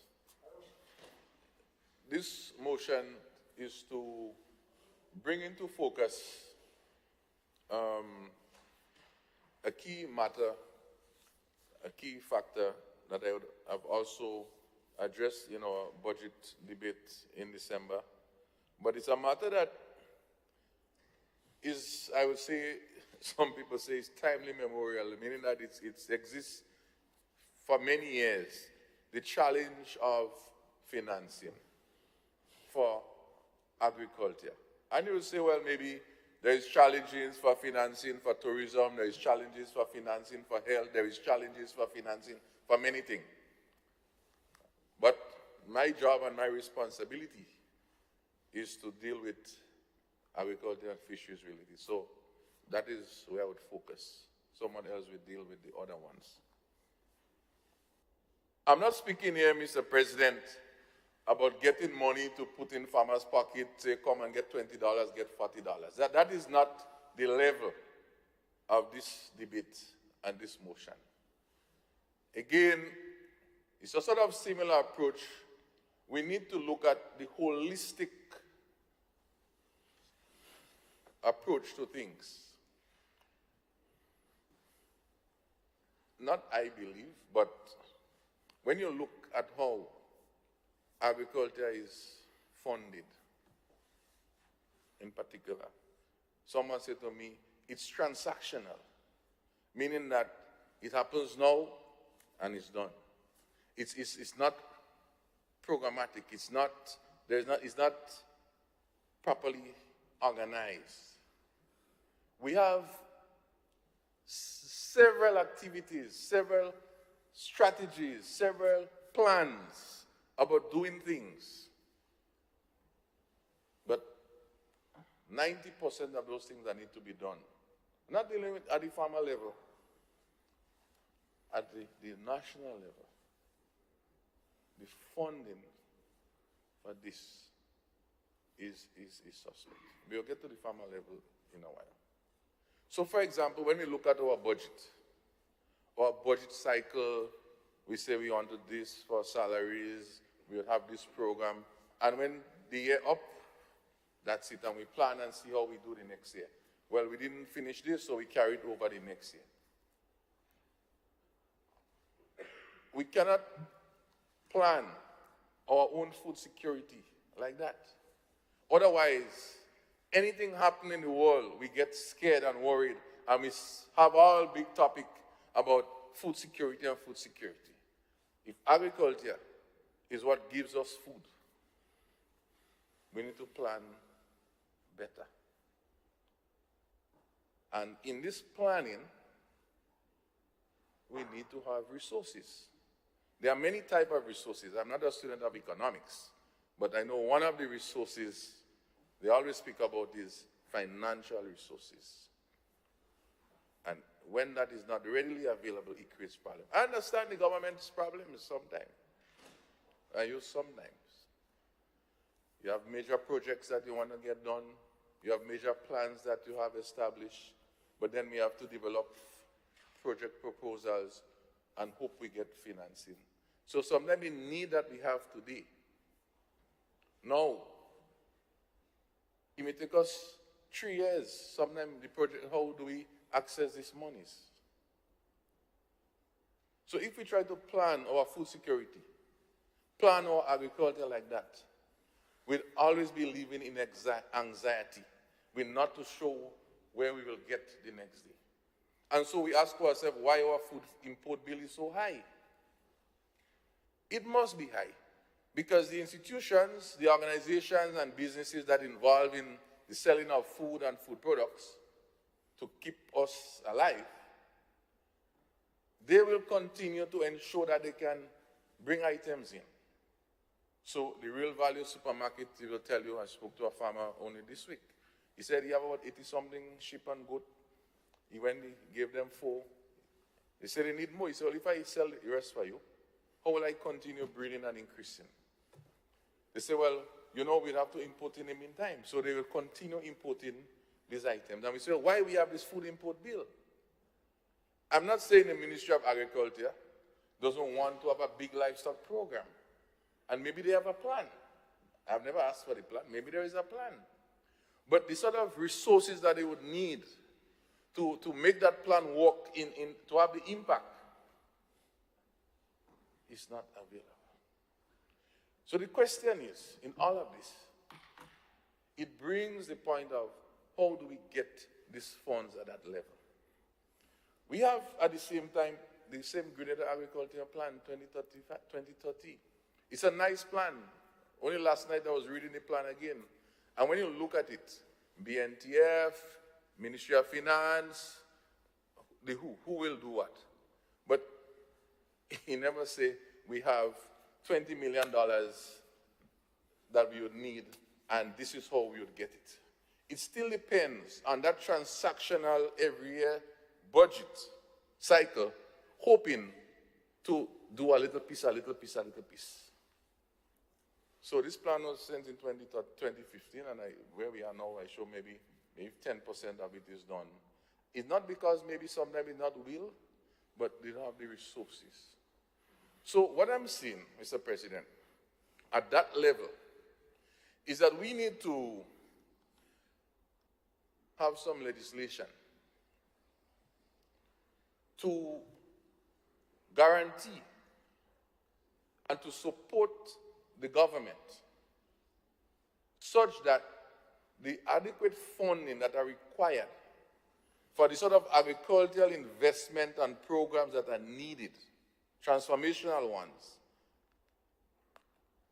the monies are available for them in such a manner that it can happen.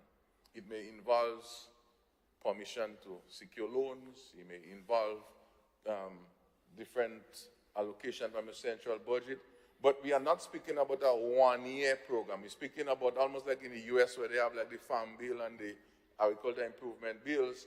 You have a 5-year program over which you know where the money will be coming from. You might even have some money in a trust there that is building and supporting these programs.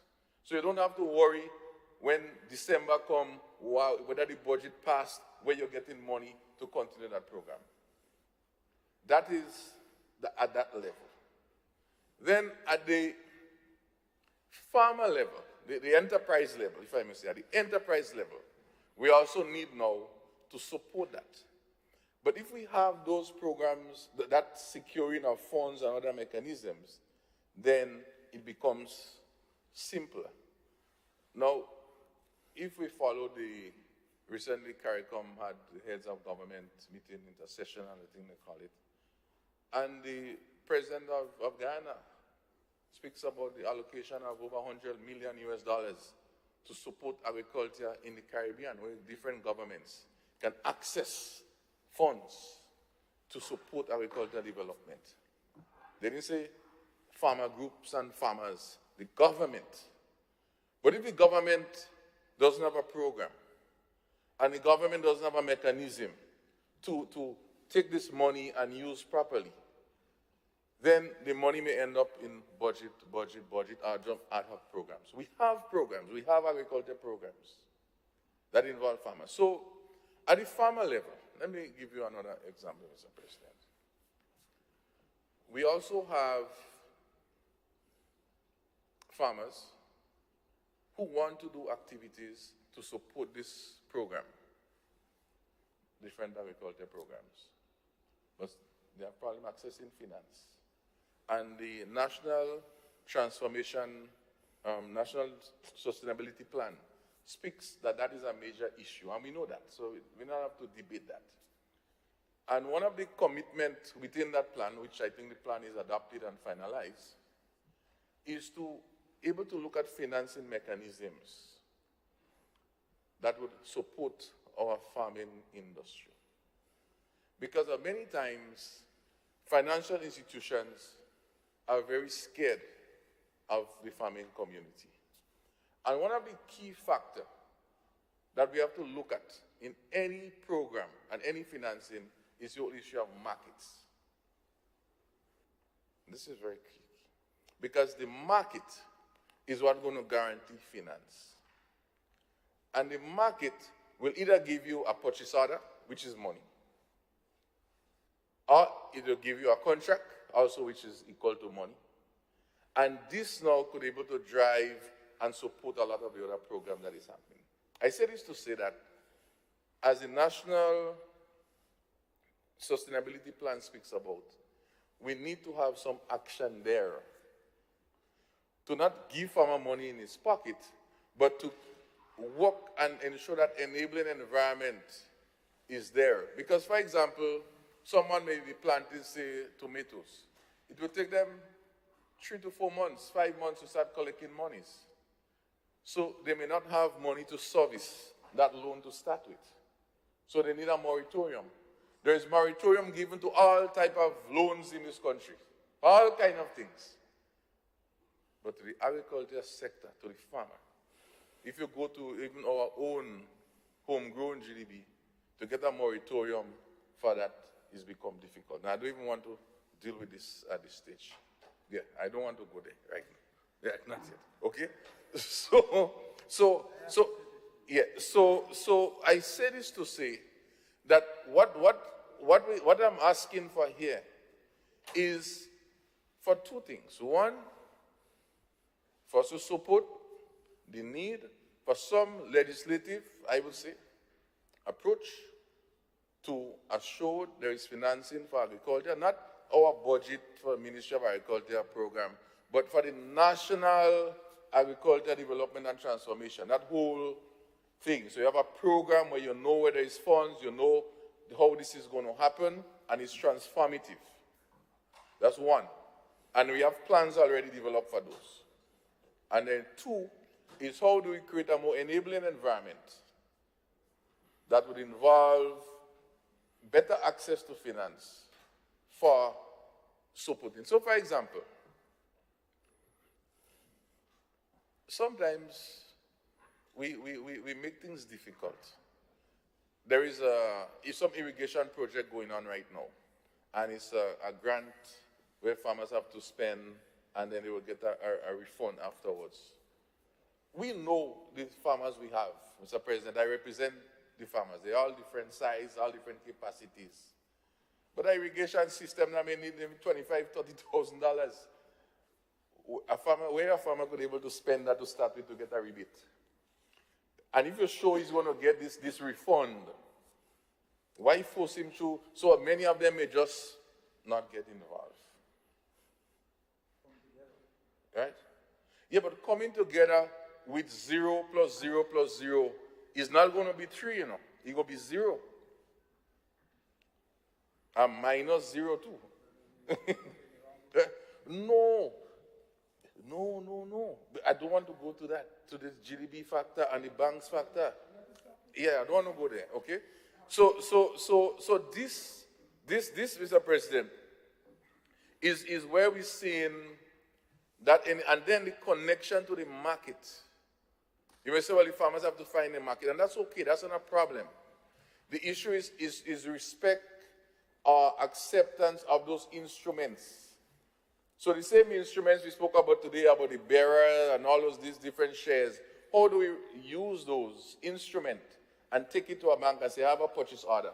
How can I get $10,000 now to get some input so I can able to start producing something? Because real value, a marketing board give me a contract to supply.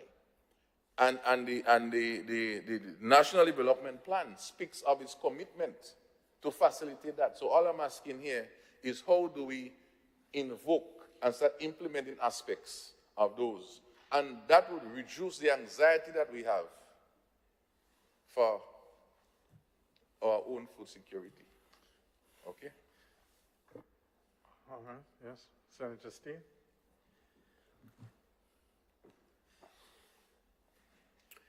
Thank you, Mr. President.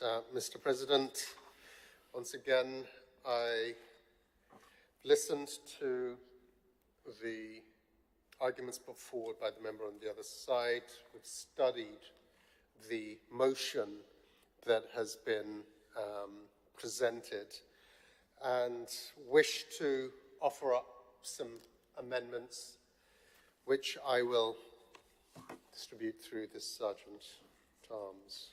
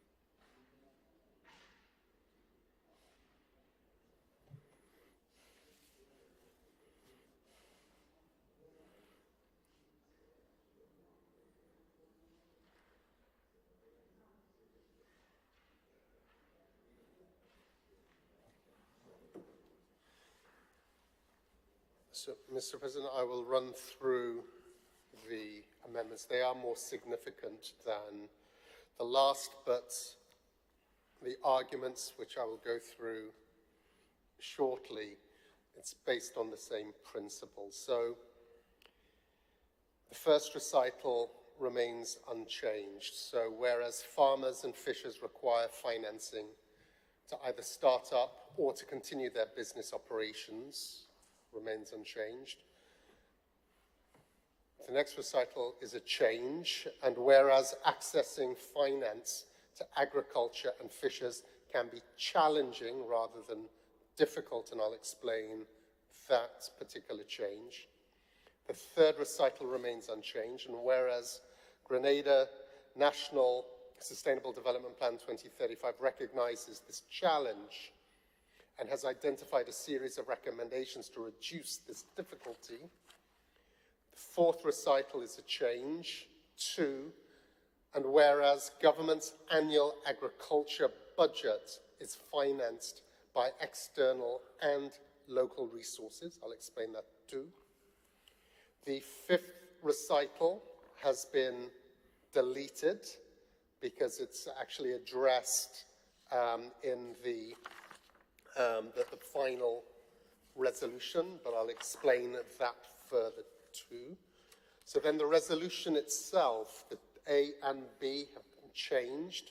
So A would now read as governments, so be it resolved, the Senate supports A, government's ongoing programs that better facilitate access to agriculture and fisheries financing by farmers, fishers, and agri-related enterprises.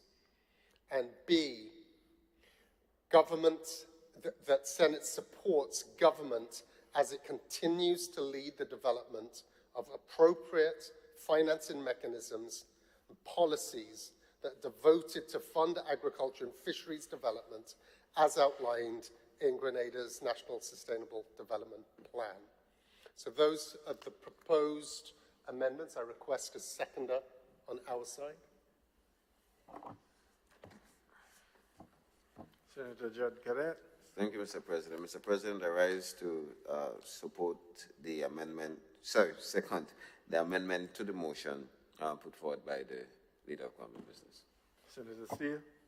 Thank you, Mr. President. So in Senator Sinclair's opening, even in the title, it says government must act, government must move swiftly, and government must lead with appropriate mechanisms, and we are acting we're moving swiftly, and we are leading appropriate mechanisms. So the bias of the motion as presented is as if nothing is happening, and all of these issues, again, we are starting from first principles. So the first recital, I said, remains unchanged. The second, it speaks to, the original wording is very difficult. Those difficulties have been identified by government, and I'll go through government's response to some of those difficulties. So we're moving from difficulties to challenges. But as said, those difficulties are being addressed. The third recital, as said, remains unchanged. The fourth speaks to, so the original recital speaks to the annual budget is financed by grant funding. That isn't correct. Government's annual agriculture budget is financed by both external and local resources. The 2022 budget, 20% of that budget is funded by grants. The other sources are local or other external resources. So the statement isn't correct. I understand what the member is trying to say, but what is proposed as an amendment is an accurate reflection of how that budget is constructed. The deletion of the fifth recital. Mr. President, what the member speaks of, and he spoke of it extensively in his presentation, the focus of the motion as presented is on the financing elements. But he recognizes, we recognize, the challenges that exist within the sector go far beyond just access to finance. And I'll speak specifically. The reason for deleting that portion is because it's included in the final resolution. But we spoke of some of the chronic issues, again, and fundamental issues that hinder the development of the sector. So we spoke to access to markets. That is a critical piece. And there are programs in place, which I will speak to, which seek to address, not perfectly, but address the issue of access to markets. There's the issue of our agricultural practices that need to evolve. A lot of the agriculture that is conducted today, our agricultural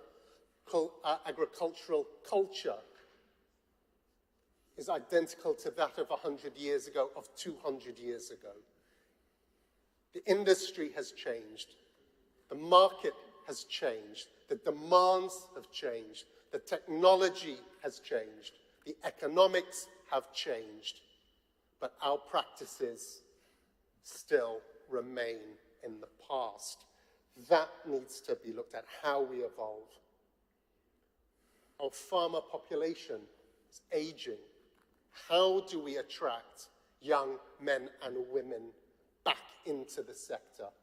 That is a fundamental issue that needs to be addressed, and there are programs in place to at least start to address that.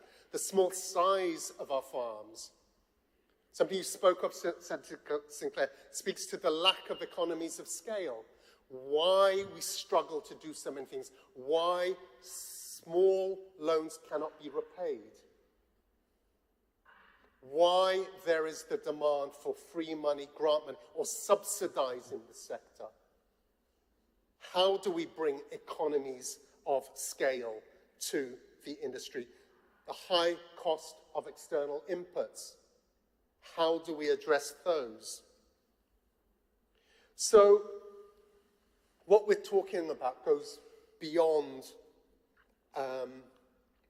what the motion, how the motion is presented. There are some far more deep-rooted issues that need to be addressed. And as I said, there are programs that are either in place or being developed, being introduced. And some of those are just scratching the surface. But I believe the focus cannot be as simplistic as just saying access to finance, finance that may not be able to be repaid. It has to go much deeper than that. And we talk about investment in the sector. And your opening statement, Senator Sinclair, was government must act. Government, government, government. This is more than government. And you talk about the viability of the sector. We talk about investing, that investment environment, that enabling environment. And there should be an enabling environment that is able to attract, for example, Caneco, a $50 million private investment, not government. Government provides concessions. Government provides the enabling environment for an investor with deep pockets that can invest in transformational projects that employ dozens and dozens of Grenadians, maybe hundreds of Grenadians, that revitalizes, re-energizes the sugarcane industry, that puts hundreds of acres of lands, agricultural lands, to productive use for value-add purposes, for a market where there is demand for that product, is commercially viable, is sustainable. How do we replicate that at scale? These are the conversations, Mr. President, that we need to be having. These are the types of programs we need to be putting in place. So coming to the resolutions.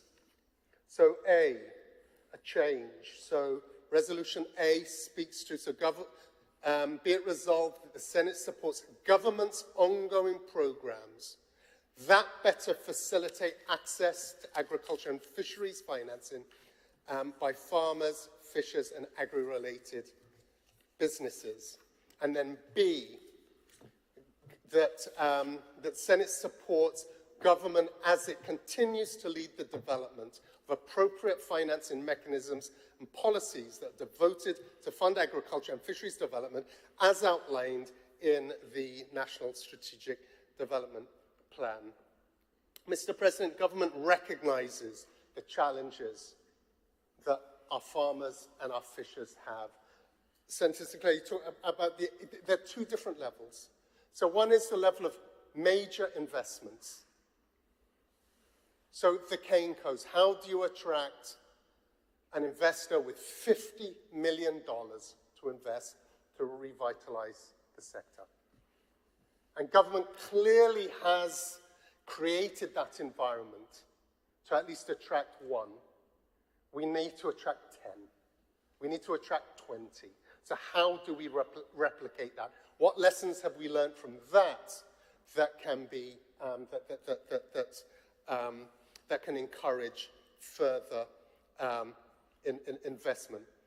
Then you have at the enterprise level, and that's what I will speak to now. And it's not about the $20 in a farmer's hand or putting money in his pocket. So starting with, and you did not want to go to the Grenada Development Bank, and I seem to have an allergic reaction to that institution. I have a very different view, Mr. President, because it has a role to play. So we've created, so there are two funds that have been created. There is the Small Business Development Fund and the Micro, Small and Medium-Sized Enterprise, the MSME Fund. So for the Small Business Development Fund, additional $13 million.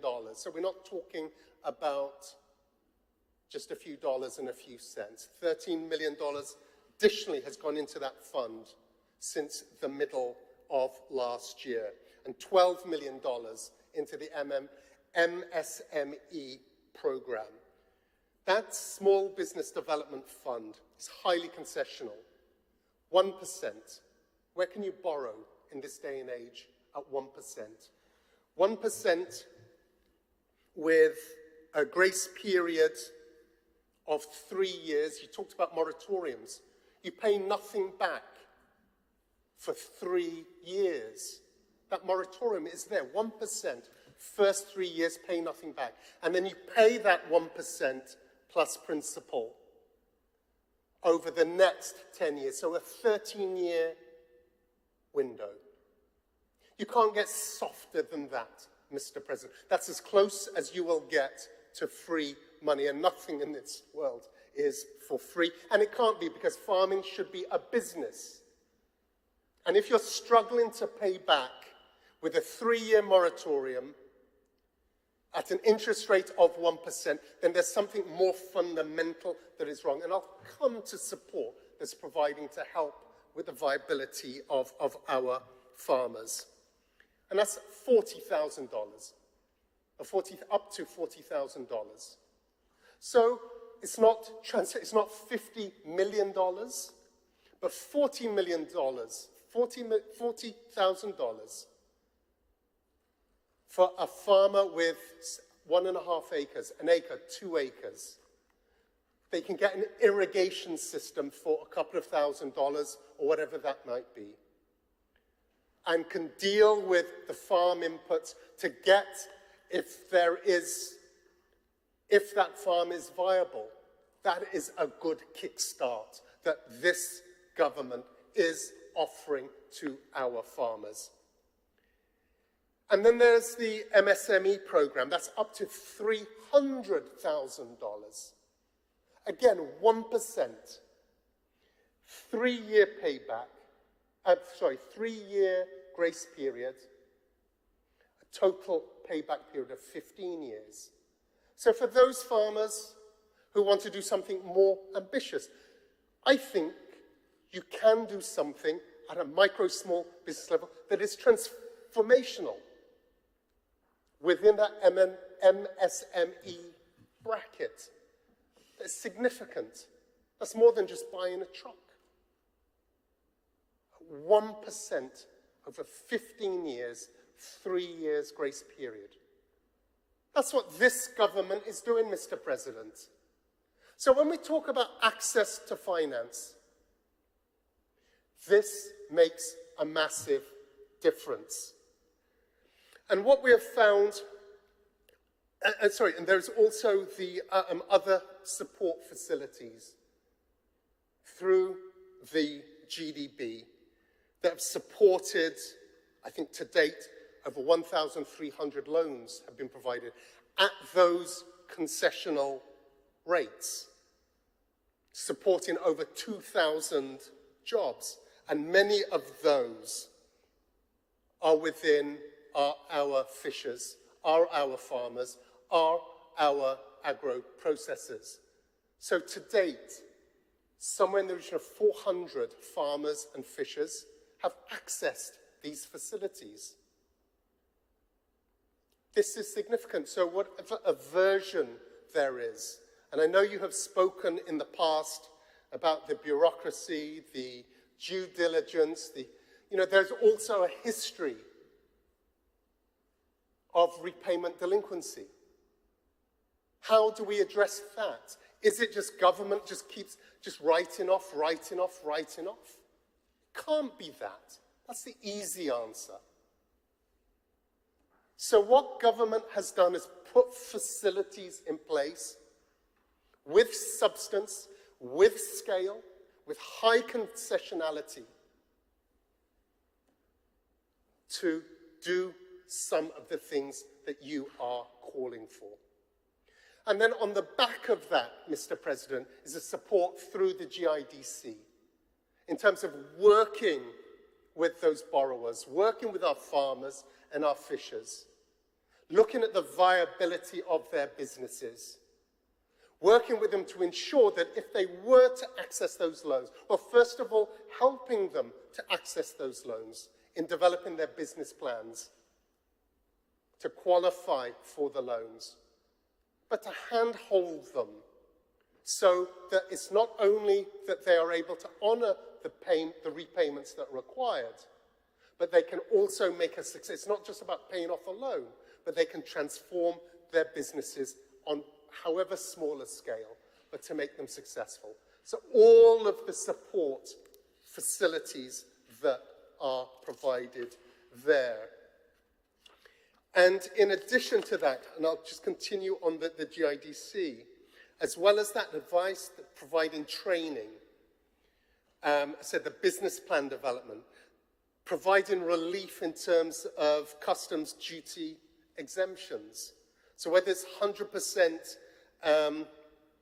duty waiver on machinery, equipment, spare parts, whether it's waivers on raw materials, on vehicles, on customs service charges for raw materials, for manufacturers, tax credits for training, tax credits for research and development, investment allowances and carry forward of losses provisions. These are all tools that are there to assist our farmers and our fishers. So that's GDB, that's GIDC. But in addition to that, through SIAP, the Climate Smart Agriculture and Rural Enterprise Program. This is a 6-year program funded by IFAD and the Caribbean Development Bank with input from the government of Grenada, which is focused on assisting farmers improving their livelihoods through skills training, investment in agriculture, and looking at some of the new agricultural practices in this changing climatic conditions that we have, improving their production capabilities, introducing new technologies to fit the changing circumstances. And then through the AgriCom program, and this is a $4 million US dollar loan from the World Bank, which again is about improving the livelihoods of small producers. It's looking at creating new markets. It is about how to work within the private sector in terms of the viability of their programs. And again, a grant facility, assisting with project development and providing grant funding for them to start. So, Mr. President, when I look at the original motion that's presented, it's very limited in its focus, which is access to finance. And what I believe I have presented is an outline of some of the comprehensive measures that this administration has put in place to address the very thing that the senator is asking for. So again, we're not starting from first principles, which is why the amendments are worded in such a way. But it's also recognizing that wider issue, creating that enabling environment for more investment, investment at scale, investment that is transformational.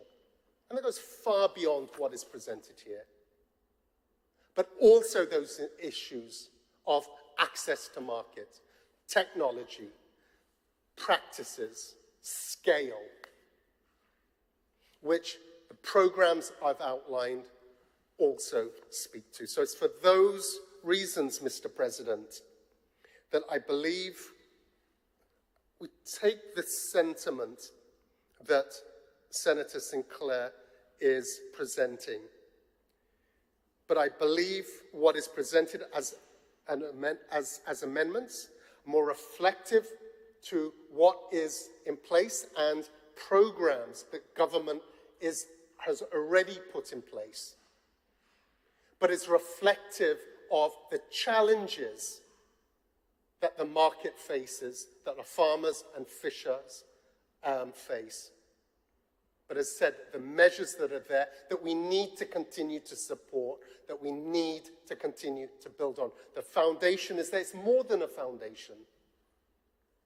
This is a solid start. And if we continue to build on this, I believe we're stepping in the right direction. Mr. President, I thank you.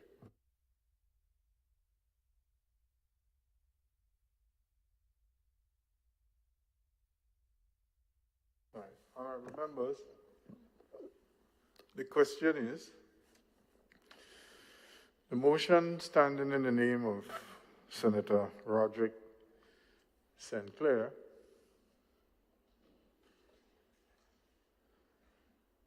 in which an amendment has been offered by the Leader of Government's Business, Senator the Honorable Simon Steele, which is before the House of Parliament. The question is that those amendments be approved. All those who have that opinion say aye. Aye. Of the contrary view say nay. I think the ayes have it. The ayes do have it. Honorable members, the amendments to the motion has been passed.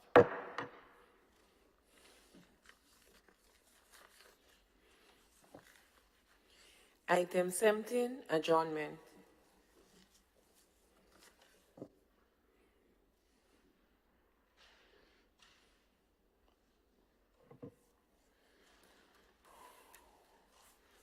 I'm in a disadvantageous position because I have no incentive.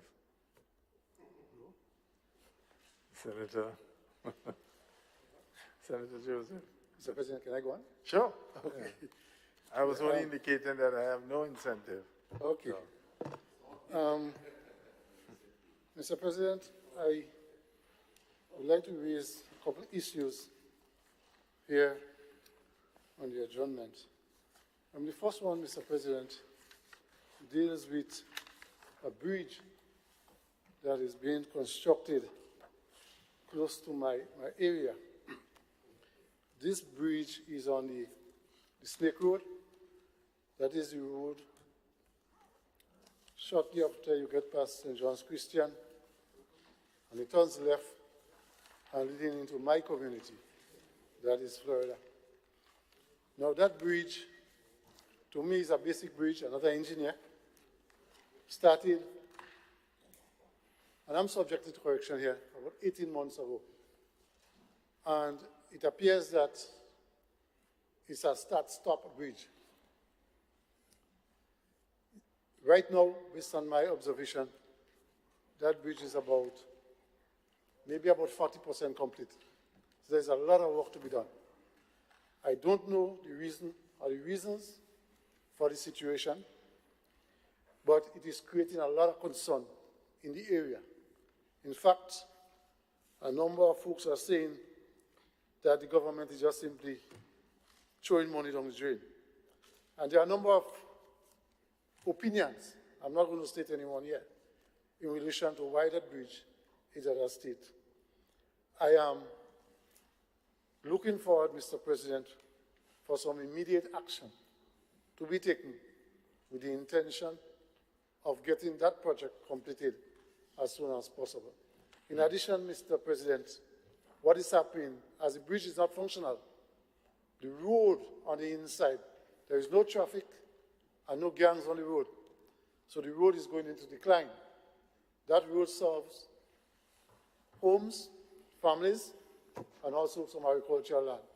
So I would like some action to be taken to expedite the whole process and have that bridge completed. While you're on your feet, Senator Joseph, have you thought of writing a letter to the appropriate ministry, trying to find out why the construct of the bridge is in that way? And have you brought it to their attention, the effects that it's having on the community? Well, because, we don't meet every day, but certainly a letter could have gotten going. And had you had that information, instead of coming here to tell us you don't know, you should be saying, well, this is the reasons given, but I don't agree with those reasons at all. Those reasons are not. So you put yourself at a disadvantage by not being a little bit more proactive. Okay, thanks for the advice. But Minister of Implication, sorry, not implication, but implementation, sorry. Yeah, he's right here. Another issue, Mr. President, is one dealing with a young man, Dr. Roland Glean. Now, this doctor has been of tremendous help to a number of young people in this country. He at one time was associated with the Midwestern State University, and now he's associated with the Illinois University. And he was able to access scholarships, a number of scholarships for young persons in this country, both academic and sports scholarship. I just want to put on record on this side here, our gratitude to this gentleman. And I know that he will continue to assist because, to me, he's a very patriotic Canadian. Now, I mention this because of the fact that there are times people who contribute tremendously to this nation, they fall under the radar. They fall under the radar. So I do hope that whatever is due will be given to this gentleman because I think he deserves a lot from this nation. Mr. President, I would like to just take a couple of minutes to deal with the dialysis crisis that we are facing in this country in relation to kidney issues. And this one is a heartbreaking one, Mr. President. I just want to relate two very simple stories.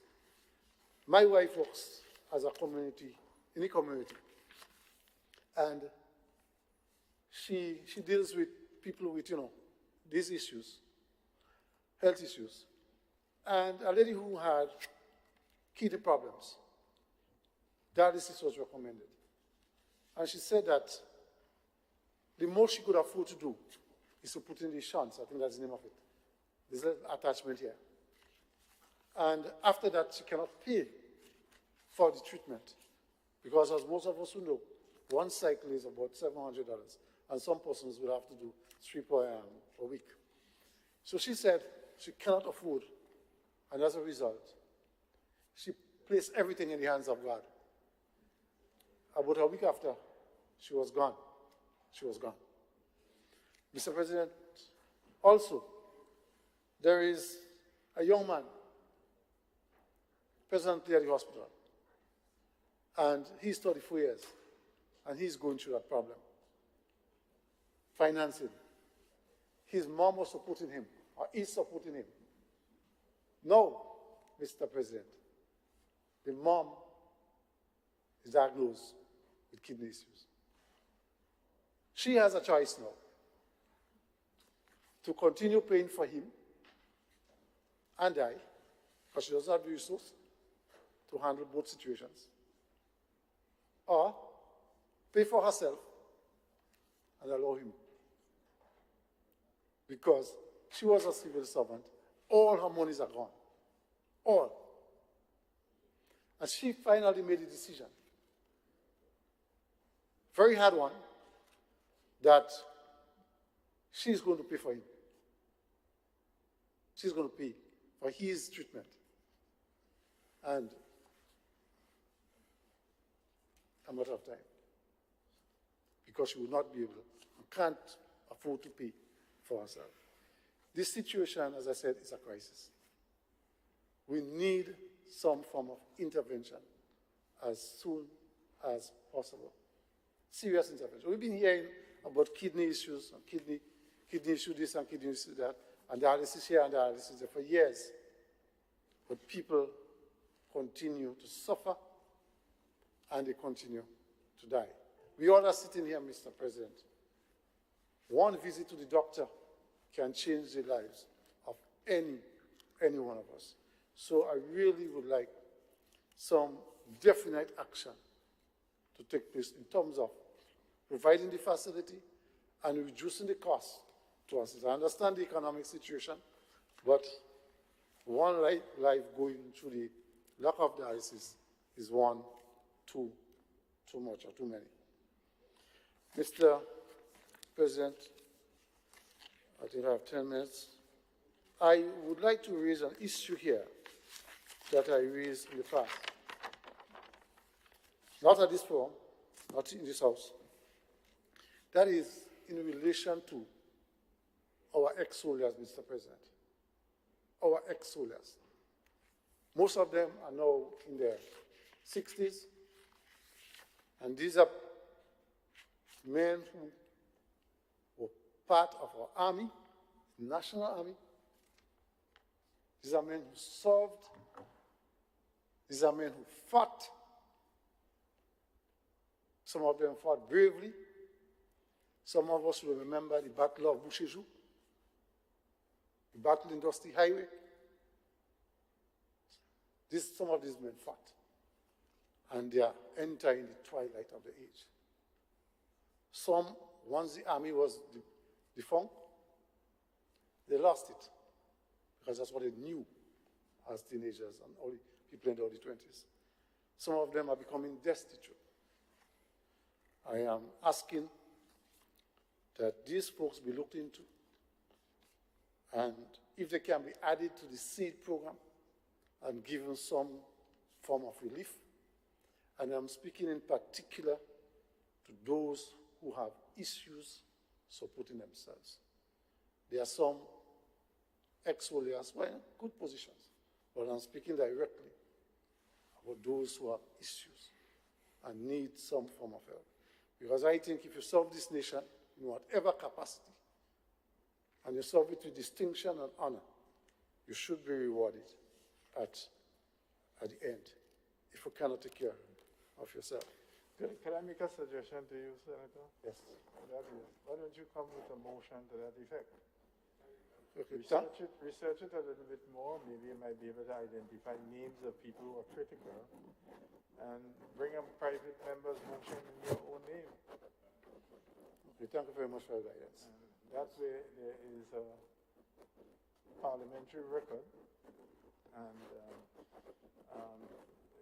the motion is a little bit more than just an appeal on the debate for the adjournment, you know, substantially more. So I would suggest that you contemplate bringing a motion to that effect, and as I said, you can begin to document the persons who you think, and a letter from you to the appropriate authority spelling out and anchoring that in the motion that you have brought in. I brought a motion, and the motion was supported.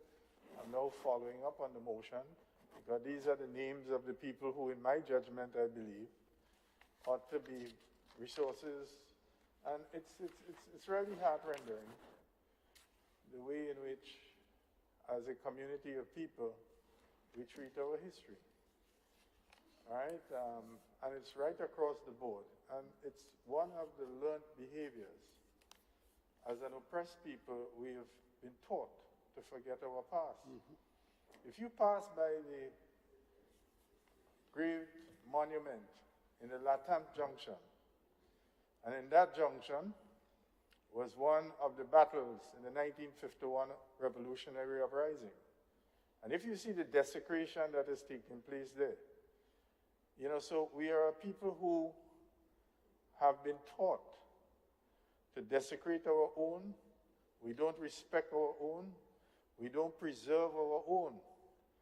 You can find stamps of Elvis Presley. You cannot find stamp of a single prominent Grenadian who have done something for us in several fields. The first black member of the House of Lords, and I stand corrected on this, is Sir Pitt of Hampstead. But you could find no postage stamp of him. As I tell you, you can find a Grenadian postage stamp of Elvis Presley. Right? And it's just the way, over time, we have been taught to treat ourselves. Right? We have been conditioned in this way. And it's really, really sad. It is something I don't know how we can correct this. I mean, you go to Israel. We don't even have to go to Israel. Post something that any Jew believes is an offense to the memory of their suffering in World War II. And you will see the uproar worldwide.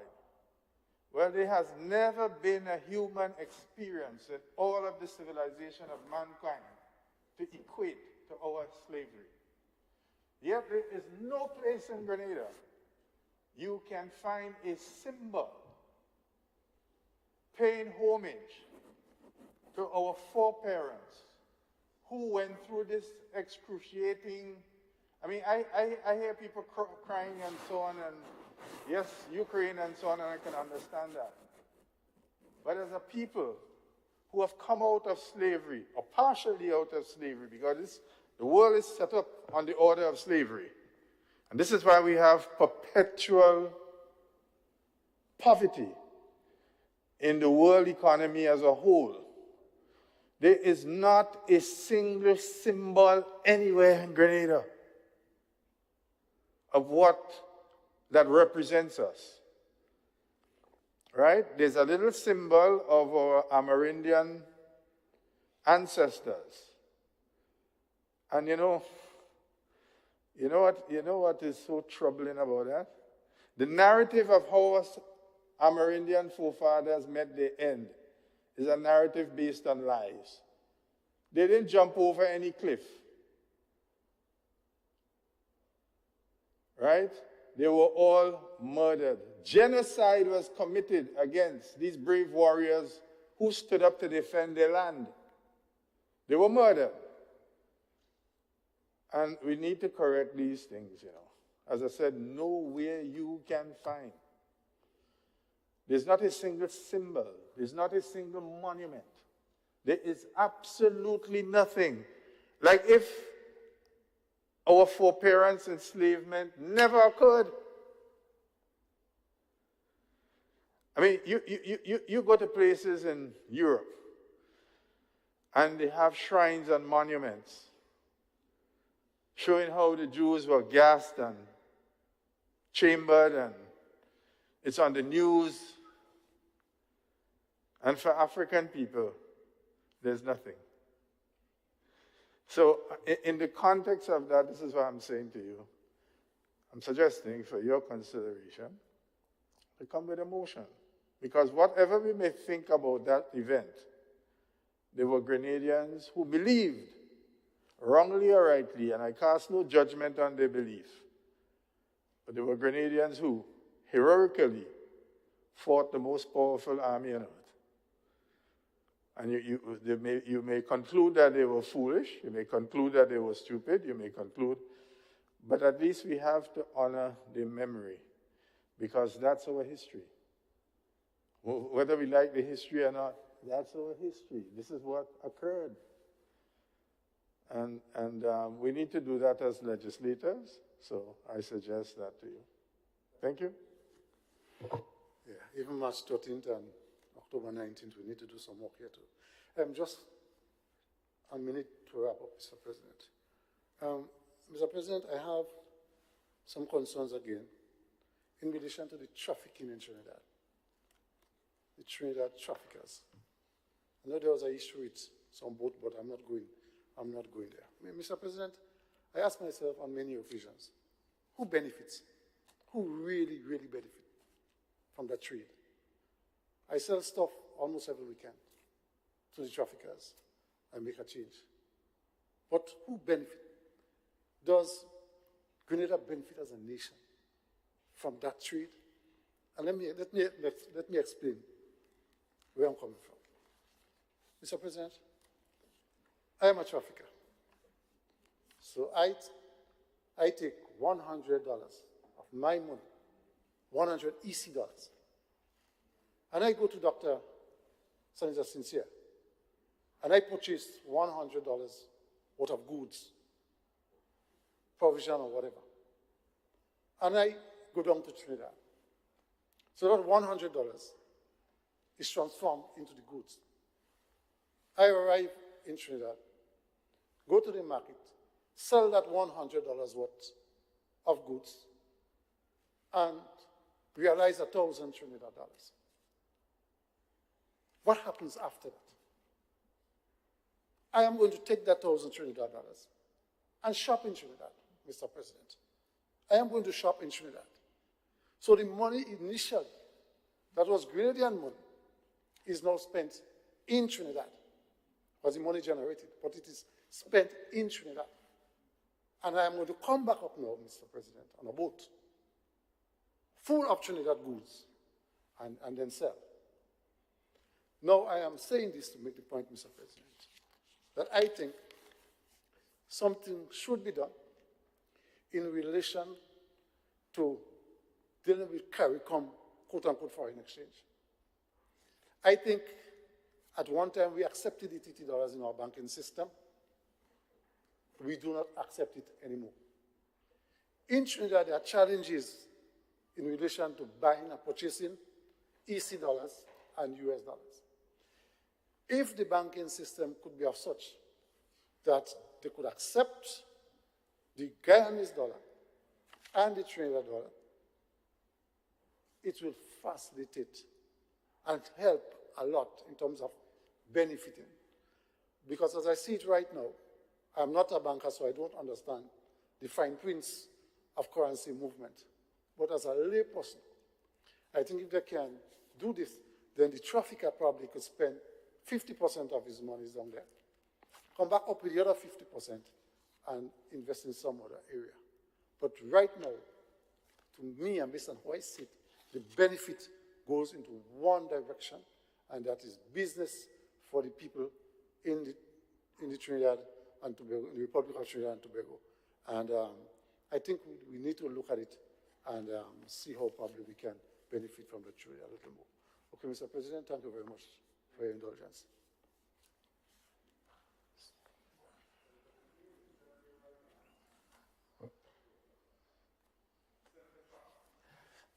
Thank you very much, Mr. President. Mr. President, I want to take this opportunity to respond to some of the concerns raised by my colleague as regards to, I think he mentioned something about a bridge. While I'm not acutely aware of the specific area that he's speaking about, I'm still a little bit disappointed, Mr. President, because myself and Senator Joseph, we do speak bilateral on matters of that nature.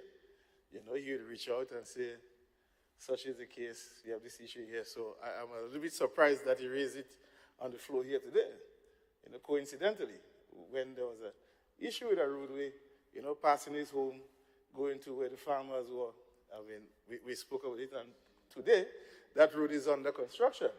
You know, so I thought something like that, he would raise it to me on a one-on-one, but nonetheless, we are going to respond as how we usually do. We're going to look into it, and we're going to address it as quickly as possible. So thank you very much for raising it.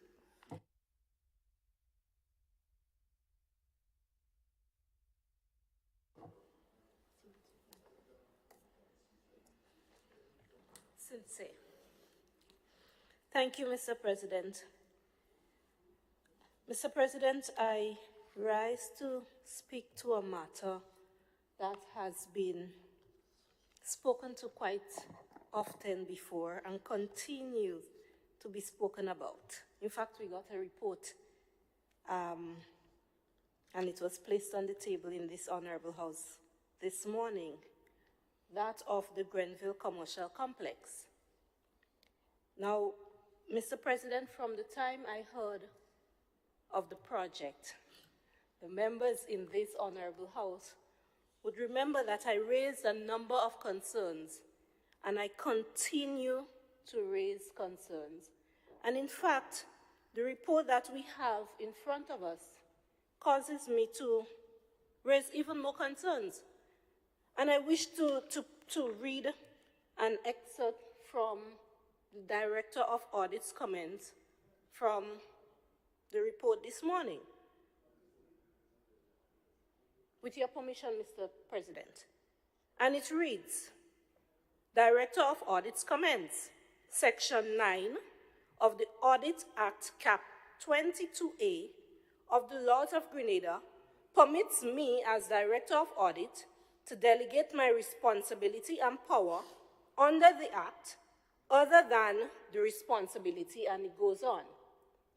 But, Mr. President, the part that caught my attention was a section that was bolded and italicized. It says, breach.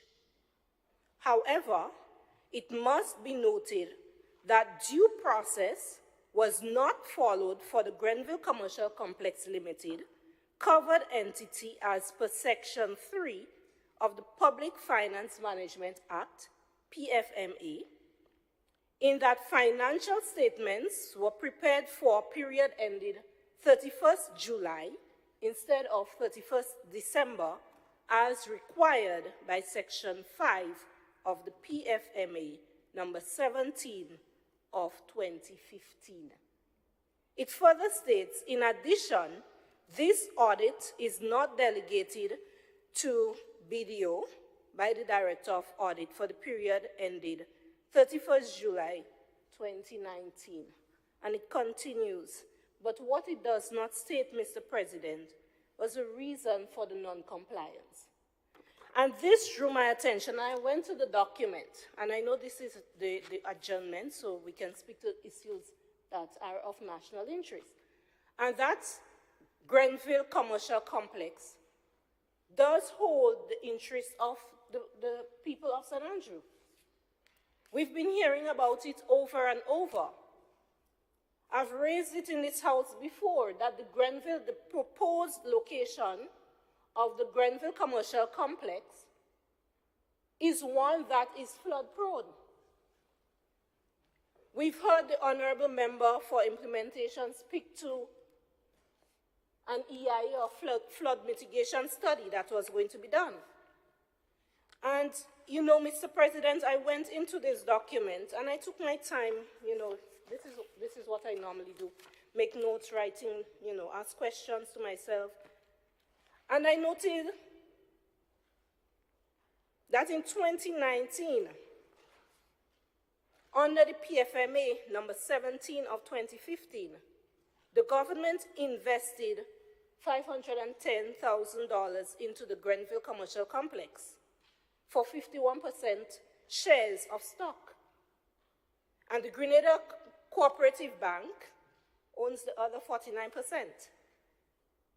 I also noted that the Minister for Finance, in presenting his budget statement, estimated that that said project will create an estimated 60 construction jobs. And I went down.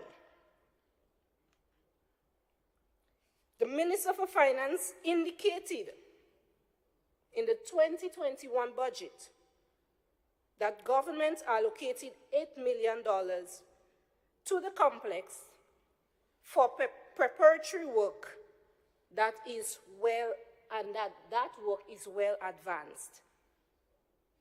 And I tried to figure out what was really going on.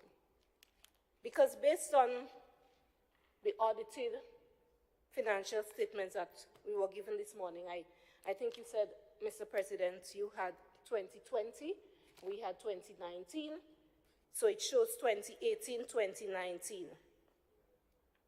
And for 2018, the statements are showing that this Grenville Commercial Complex Limited has a loss of $111,976 EC. It further indicates that the same project has a loss for 2019 of $117,320 EC dollars.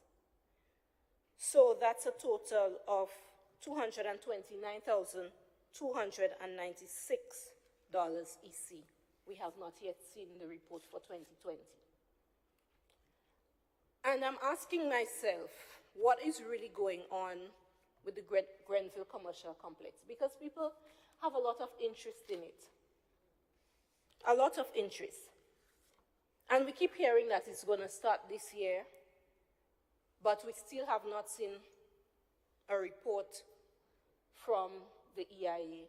And we still have so many questions about this Grenville Commercial Complex. So, Mr. President, I stand here today to raise some concerns,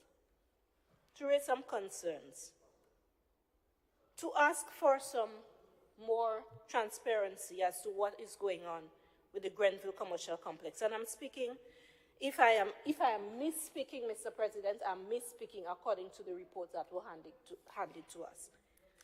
So I want to raise some concerns about that and ask those who are responsible to maybe give us some more information on that. Mr. President, I also wish to speak to the issue of an emerging trend. And you might think, well, every time Senator Sincere comes here, she speaks of an emerging trend.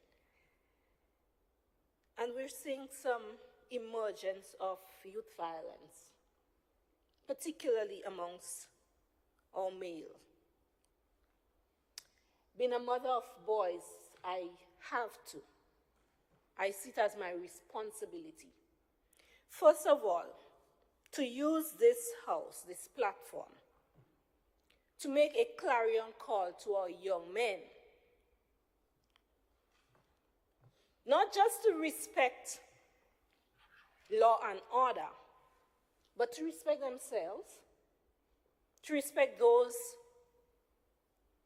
who teach, who interact with them, the communities that they are living in, and to respect their families.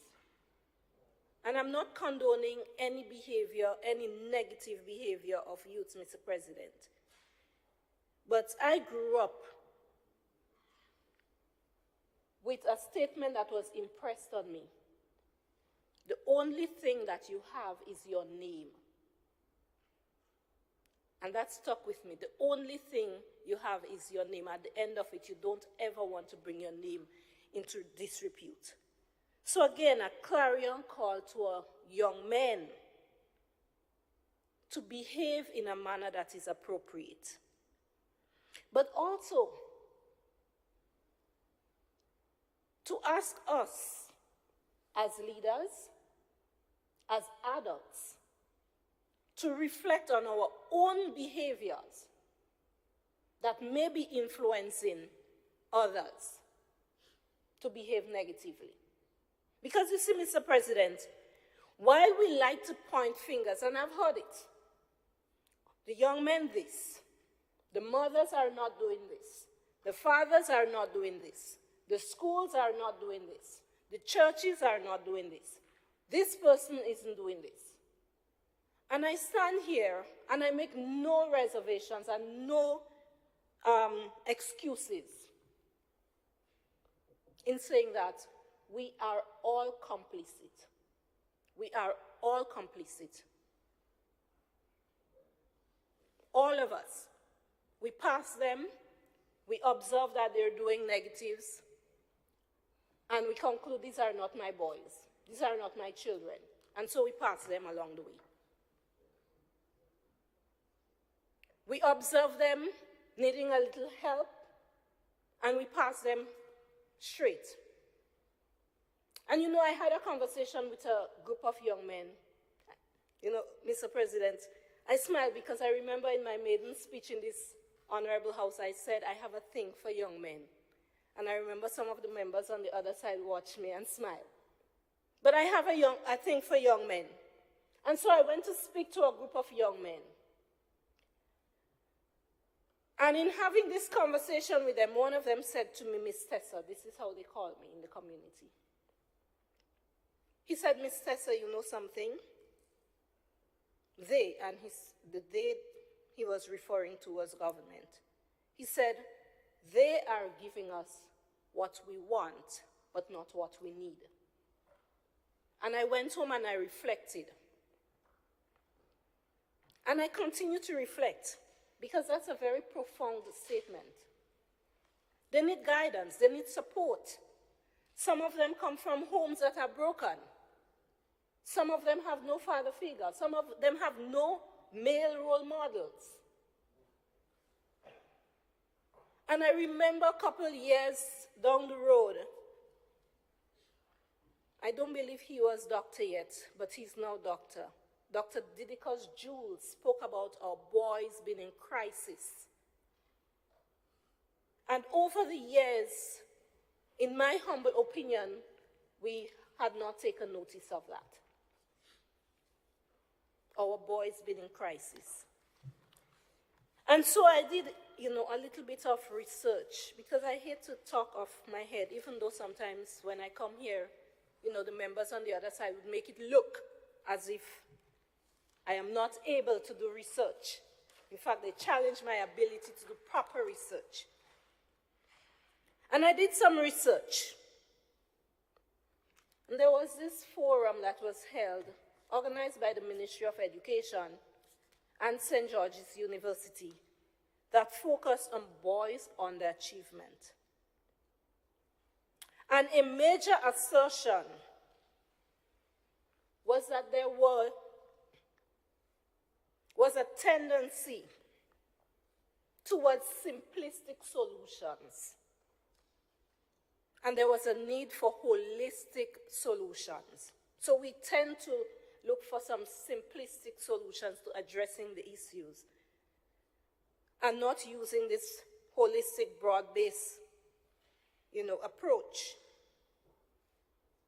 And sometimes we, focus, yes, on the peer pressure, on the school environment, and so on, as I said. But really and truly,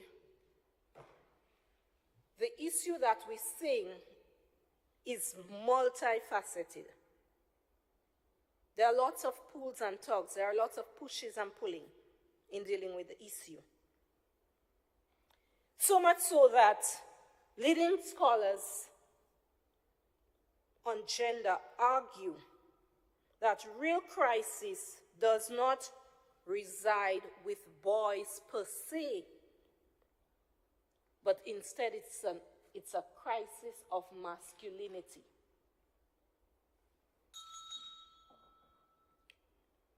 And so, Mr. President, I wish that we would, sit back, reflect, and do some serious soul searching, and have some serious conversations, deep conversations. Because you see, if we do not arrest this problem now, Mr. President, what is going to happen is that down the road, it will not just be affecting our boys where they would be openly aggressive to just, people close to them. But they would also have impact on others' lives, the ladies they get married to, the children that they have. And so it is imperative that we, as a nation, look carefully at this issue. It may seem simple.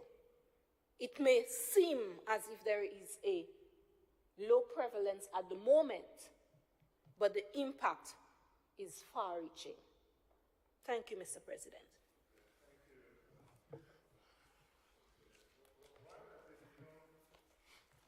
I was rather astonished. Well, maybe that's the wrong selection of language, not astonished. When the incidents occurred a week or so ago and was circulating on the media, and it's prompted the attention of the nation, I had to ask myself where I was at the moment. Because flashing on my television screen was a lawyer who presented himself as being so shocked by the events. But in an earlier video, that lawyer himself was seen brandishing a gun, using a set of expletives and curse words. And let me point out, as you know, the use of obscene language is a criminal offense. It's a chargeable offense. You can be fined and convicted in a court of law. But here was this goodly gentleman pontificating, when just a few weeks earlier, he was the worst example of what every parent would dread. He had a gun, he was pointing the gun, and using a stream of curse words. In the presence, I think there was a police officer. I haven't heard what has happened to the case since. But if on the one hand, he can then come and condemn the action of young people who are fighting, but he himself was not only in breach of the law, totally disrespectful to the police and authority by using a string of obscene words in the presence and hearing at the top of his voice, the most despicable form of behavior. Young people don't have to travel far. And so he's presenting himself now as this meek and mild, we can't live these double standards, We can't live these double standards. He should be the last person to have spoken, because he has set an example in breach of the law, in breach of authority, and in breach of respect. And he's an officer of the court. I say no more on this issue. Honorable members, sorry. Mr. President, I am just somewhat compelled to respond to some of the concerns raised by my dear colleague, Senator Sincere. Basically regarding the Grenville Commercial Complex. Mr. President, this is a very important project to the community and people of Grenville and St. Andrews, wider St. Andrews. And as such, we have taken a structured approach to this project, And that, hence the reason why we have this partnership between the Grenada Cooperative Bank and the government of Grenada. But from what I deduce from my dear colleague Senator presentation, there seems to be something nefarious going on. I don't know. Currently, the chairman of that board, the Grenville Commercial Complex board, is the manager, or the just outgoing manager of the Grenada Cooperative Bank. I don't want to go into that, but I just want to mention that. So, secondly, the project is currently at the procurement board for its final approval of no objection. We had a meeting scheduled this week with the board to trash out the final details. Before that didn't come off, so we hope we're looking to have that meeting next week. So within the next week or two, a contractor will be identified for the implementation of the Grenville Commercial Complex project. And that is a fact. Mr. President, as regards to the flood mitigation study, that study has been commenced. Contracts have been issued to a suitable firm, and that is underway. So I don't know. We have said also the Simon Cultural Center, a contract has been awarded to Kenny's Trucking, and he will start in the coming week or so. You will see construction work. So I do not know what is the whole issue of the breach.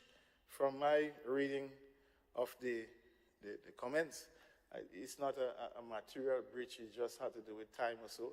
It's something that we will raise with the board so that they can tidy up going forward. So I don't think.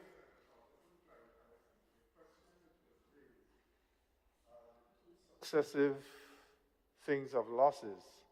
That's what there was reporting. I don't know if there's an explanation for it.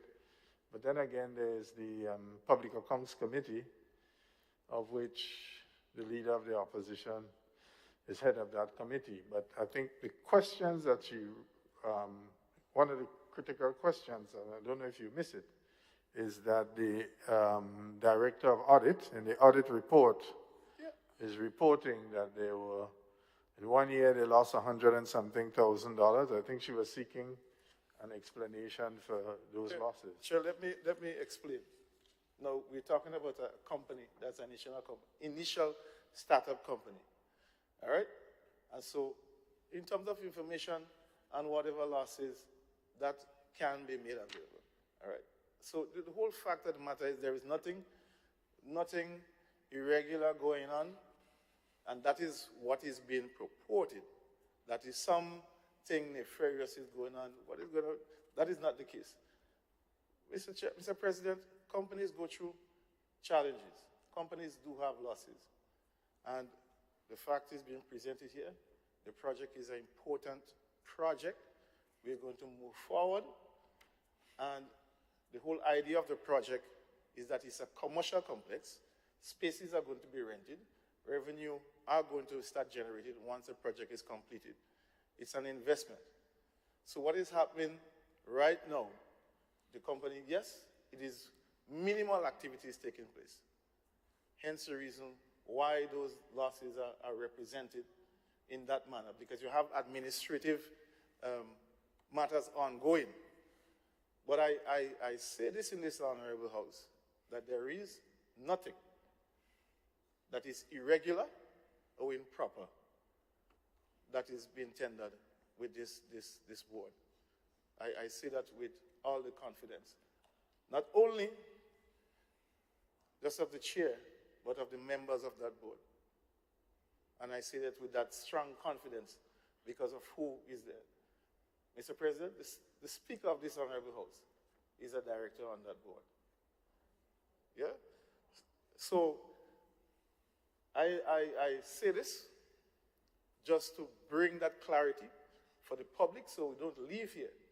Yes, the audit was indicated that in terms of the time for which the report is supposed to be submitted, that is an issue. And that we have seen this. with other statutory bodies where we have late submission of reports.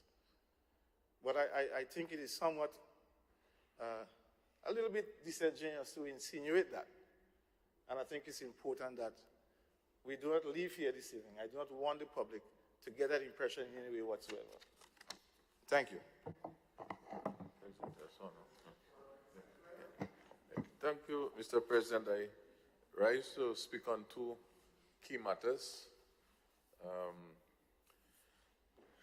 I would take anyone first. The first one I would take is the issue of airlift out of Grenada.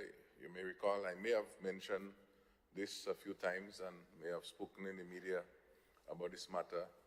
Would have had communication also with the Minister for Agriculture to see, and also meeting with the exporters of fresh fruits and also the fisher folks, because that is a key way to increase our revenues and contribution to the GDP, and that has been affecting us very sadly.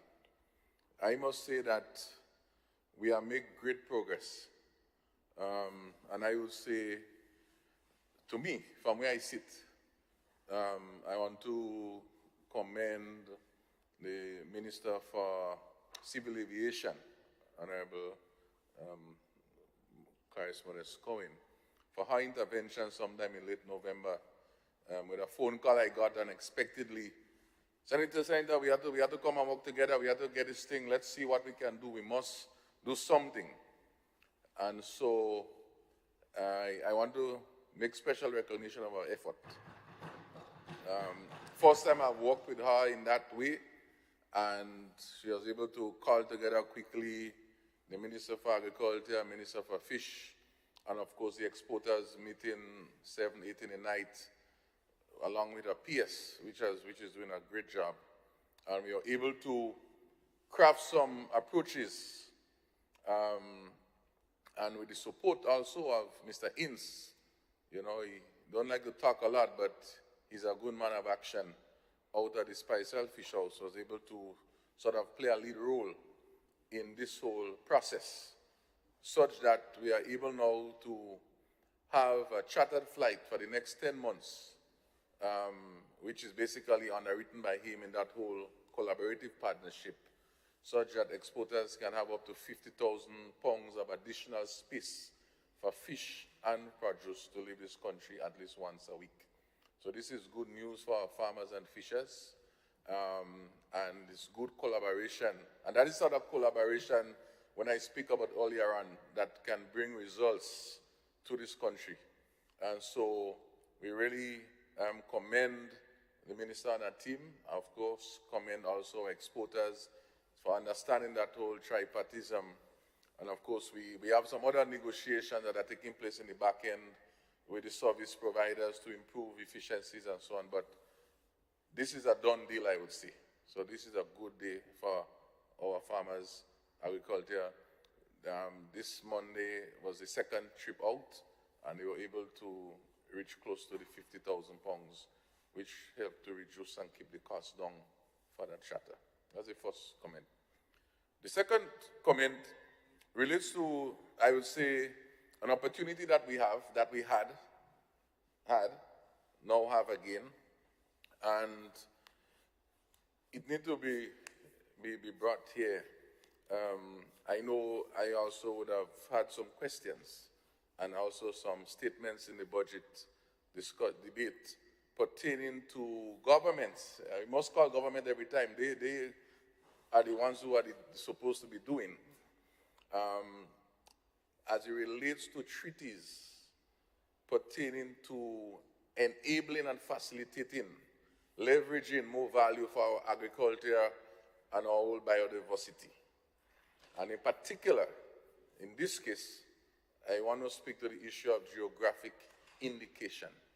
Geographic indication, in a nutshell, basically speaks about products or services connected to a specific origin because of particular characteristic of the people, how they do things, what we refer to as the terroir, which relates to temperature, the condition. All of these things make something something. So they speak about champagne, they speak about the Sea Island cotton out of Barbados. And in Grenada, sometime again, 2007, 2008, there was a drive towards getting this geographic indication for soursop, nutmeg, cocoa, and bee, honey from Grenada. And of course, I know there were some feverish activities connecting to having the bill, the geographic indication bill, it was drafted to get to Parliament. It's still in waiting. I learned recently it would be in the AG's office in about 3 weeks. This is week 1, we could have already gone, so I'm looking for 2 weeks and I'm monitoring closely. You may say, why? Why is because in that whole process of those products I identified, the GCNA would have then, well, before I get into the organization, would have been working on their end. I was working on soursop on the other end from the marketing board side. And GCNA would have advanced, very advanced stage. We had a meeting about 2 weeks ago with some of the regional persons spearheading this. And the specification is what they call it. You write up what makes the nutmeg so special. That document actually is in a state to be presented within the EU, within this whole arrangement with the CARIFORUM and the EPA and all of those things, such that it can be registered. And you can say the nutmeg from Grenada nutmeg, is special, not just because we just say it's special, now you have evidentiary, and it's validated and it's global. And that in itself can add more value to your product immediately. It's like a new, fresh air, and that is significant. However, Mr. President, the challenge we face right now is that normally, even if it's in the correct stage, because we don't have, because a mutual arrangement, because Grenada doesn't have the GI bill in the parliament and passed there, there would be difficulties in having it registered. So essentially, the value or the potential value is still latent. It's held back because of the lack of that bill coming to the House and houses. So this call here is to do 2 things. To alert Grenada and our nutmeg farmers in particular, and of course, the potential that lies ahead of us, and also speaking to the government because they are the ones that have the bill. They started it already. You may say, well, in your language, why GCN didn't spearhead the bill? It's a good point too, but the government was spearheading it. And so we need to have this bill move very quickly. And so we are calling on the leader of government business and his team to do some nudging. The Minister of Agriculture is also nudged on that, so that we can fast track this process and be able to have this. So this doesn't even involve much money. It's a process. So I wanted to make note of these 2 key factors. Thank you. Thank you. Thank you, Mr. President. Mr. President, I just want to use this opportunity just to make a brief statement, a comment, as it relates to the issue that that we would have seen over the past few days, the spate of violence that was circulating on social media. I too want to add my voice to that, Mr. President, because as we know, Mr. President, these things, it says a light spark, but can get into a heavy blaze. And we must nip it in the bud. And I want to add my voice as a young person, speaking to my peers, speaking to other young people out there, that we must respect each other. Respect is important. Respect for each other is important in building a society that we want to live in. Because there will always be conflicts We'll never agree on issues, on things. But we have to respect each other, whether it's our opinion on issues or differences on certain things, we must respect each other. But Mr. President, this thing was circulating, and it was circulating on social media, and people were sharing it, and people was commenting, and people was giving their commentary or opinion on it. And that's what happens probably we say in a modern society, where you have gadgets, and where people, the first thing that happens is that instead of throwing water on the fire, you add gasoline by taking out your phone and hyping up the situation because you want to be relevant on social media. You want social media to see what's trending. No, Mr. President, yes, in a modern society, we may say this is a modern society, but we must, in a modern society, we must keep very strong our traditional values. Our traditional values, Mr. President, as respect is important in a modern society. We're talking about a future for ourselves as young people. If we don't have respect, if we don't carry some of those traditional values, Mr. President, what happens? This modern society that we are talking about will never happen. It will be a dystopia state. It will be chaotic. So we must ensure that mutual respect for ourselves, well, mutual respect, of course, well, respect in general, for ourselves, for friends, for people in authority, for our families, our communities, must be held very dear to our hearts. But, Mr. President, I also want to say this, and my friend make the point as well. Through you, Mr. President, the Honorable Senator Dr. Tessa Sensei, we need to reflect on our actions. All of us, she made the point. Yes, Mr. President. And if we're very honest with ourselves, some of us will see that there were actions that we should have also condemned and we never did. Actions such as, Mr. President, when we said no carnival, and young people took to the streets, children. And some of us, Mr. President, some I've seen with my own eyes, celebrated on social media. Some of us never condemned it. We have seen it, Mr. President, with our own eyes, Mr. President.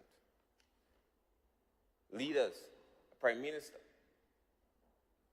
contributing to people breaking the law, basically. We've seen it with our own eyes. Who condemned it? So yes, you're right, we need to reflect on our actions, Mr. President. We need to reflect on some of the things that we are condoning. And these sometimes, Mr. President, as my dear friend mentioned, these are some of the things we see. And these are the light blaze that starts. And we don't put them out. And then the fire starts. And then people start wanting to point fingers. Mr. President, you're right as well. Double standard. Some things, Mr. President, we need to recognize it as double standard. Mr. President, we also need to reflect, Mr. President, because when we see government is doing their best with initiating certain programs, and we're not encouraging young people to take those programs seriously, but instead we discourage our young people. Programs such as the Empower program. Let's reflect on the number of lives, young men's lives that this program is touching. Taking away young men from on the blocks. Young men, Mr. President, all they want is a chance so that they can have a shot in life. But some of us are not encouraging them to take this program seriously. Some of them call it handouts. And we try to create that cloud around those programs so that young people don't feel encouraged to be part of it. Yes, we have to reflect, Mr. President, on our actions.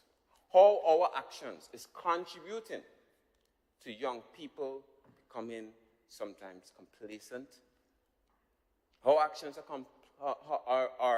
are contributing to young people are not accessing and harnessing the opportunities.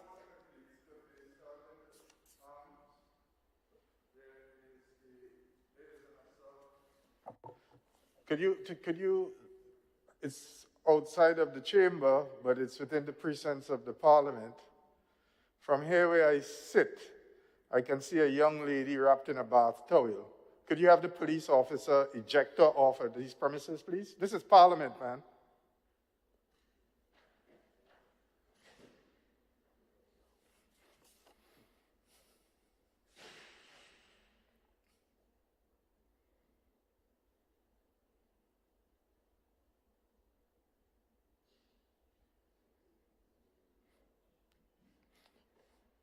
Sergeant at Arms, could you move immediately and have the police officer eject this person from on the perimeters of our Parliament?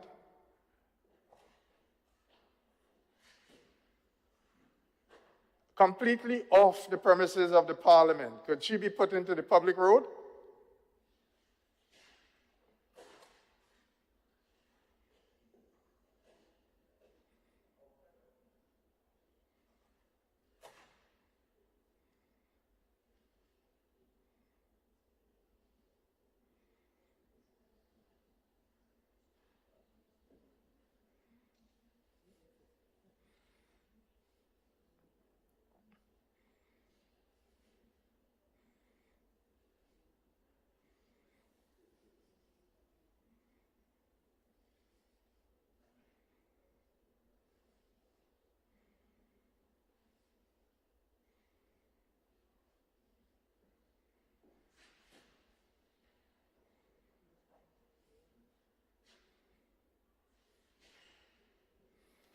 You may continue, Senator. Thank you again, Mr. President. So I hope I can get my trend back.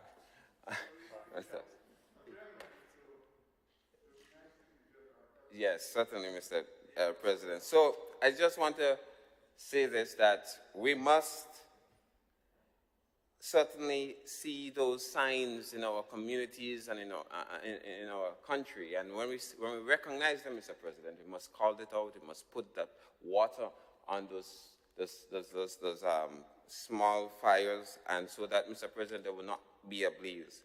But my direct words to the young people of this country is that let us be the role models that let us build a society that we really want in this country. We don't want a society that is being entrenched in violence. We don't want a society where we have no respect for us or people in authority.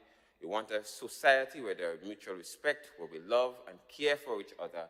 And the only way we can do that, Mr. President, not just saying it in words, but exhibiting it in our actions. And so, Mr. President, I want to make those few comments on this issue. Thank you, Mr. President.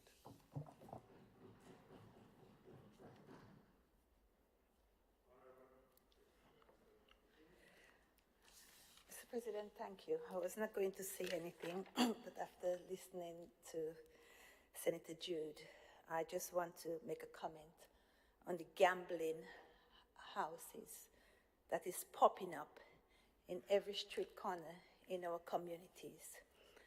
And I would like to say today, if we do not do something about it, it would be one of the biggest cancer Grenada is going to suffer. And I do hope we are putting in place facilities to help these young men when they get addicted to the one-hand bandit. Thank you, Mr. President.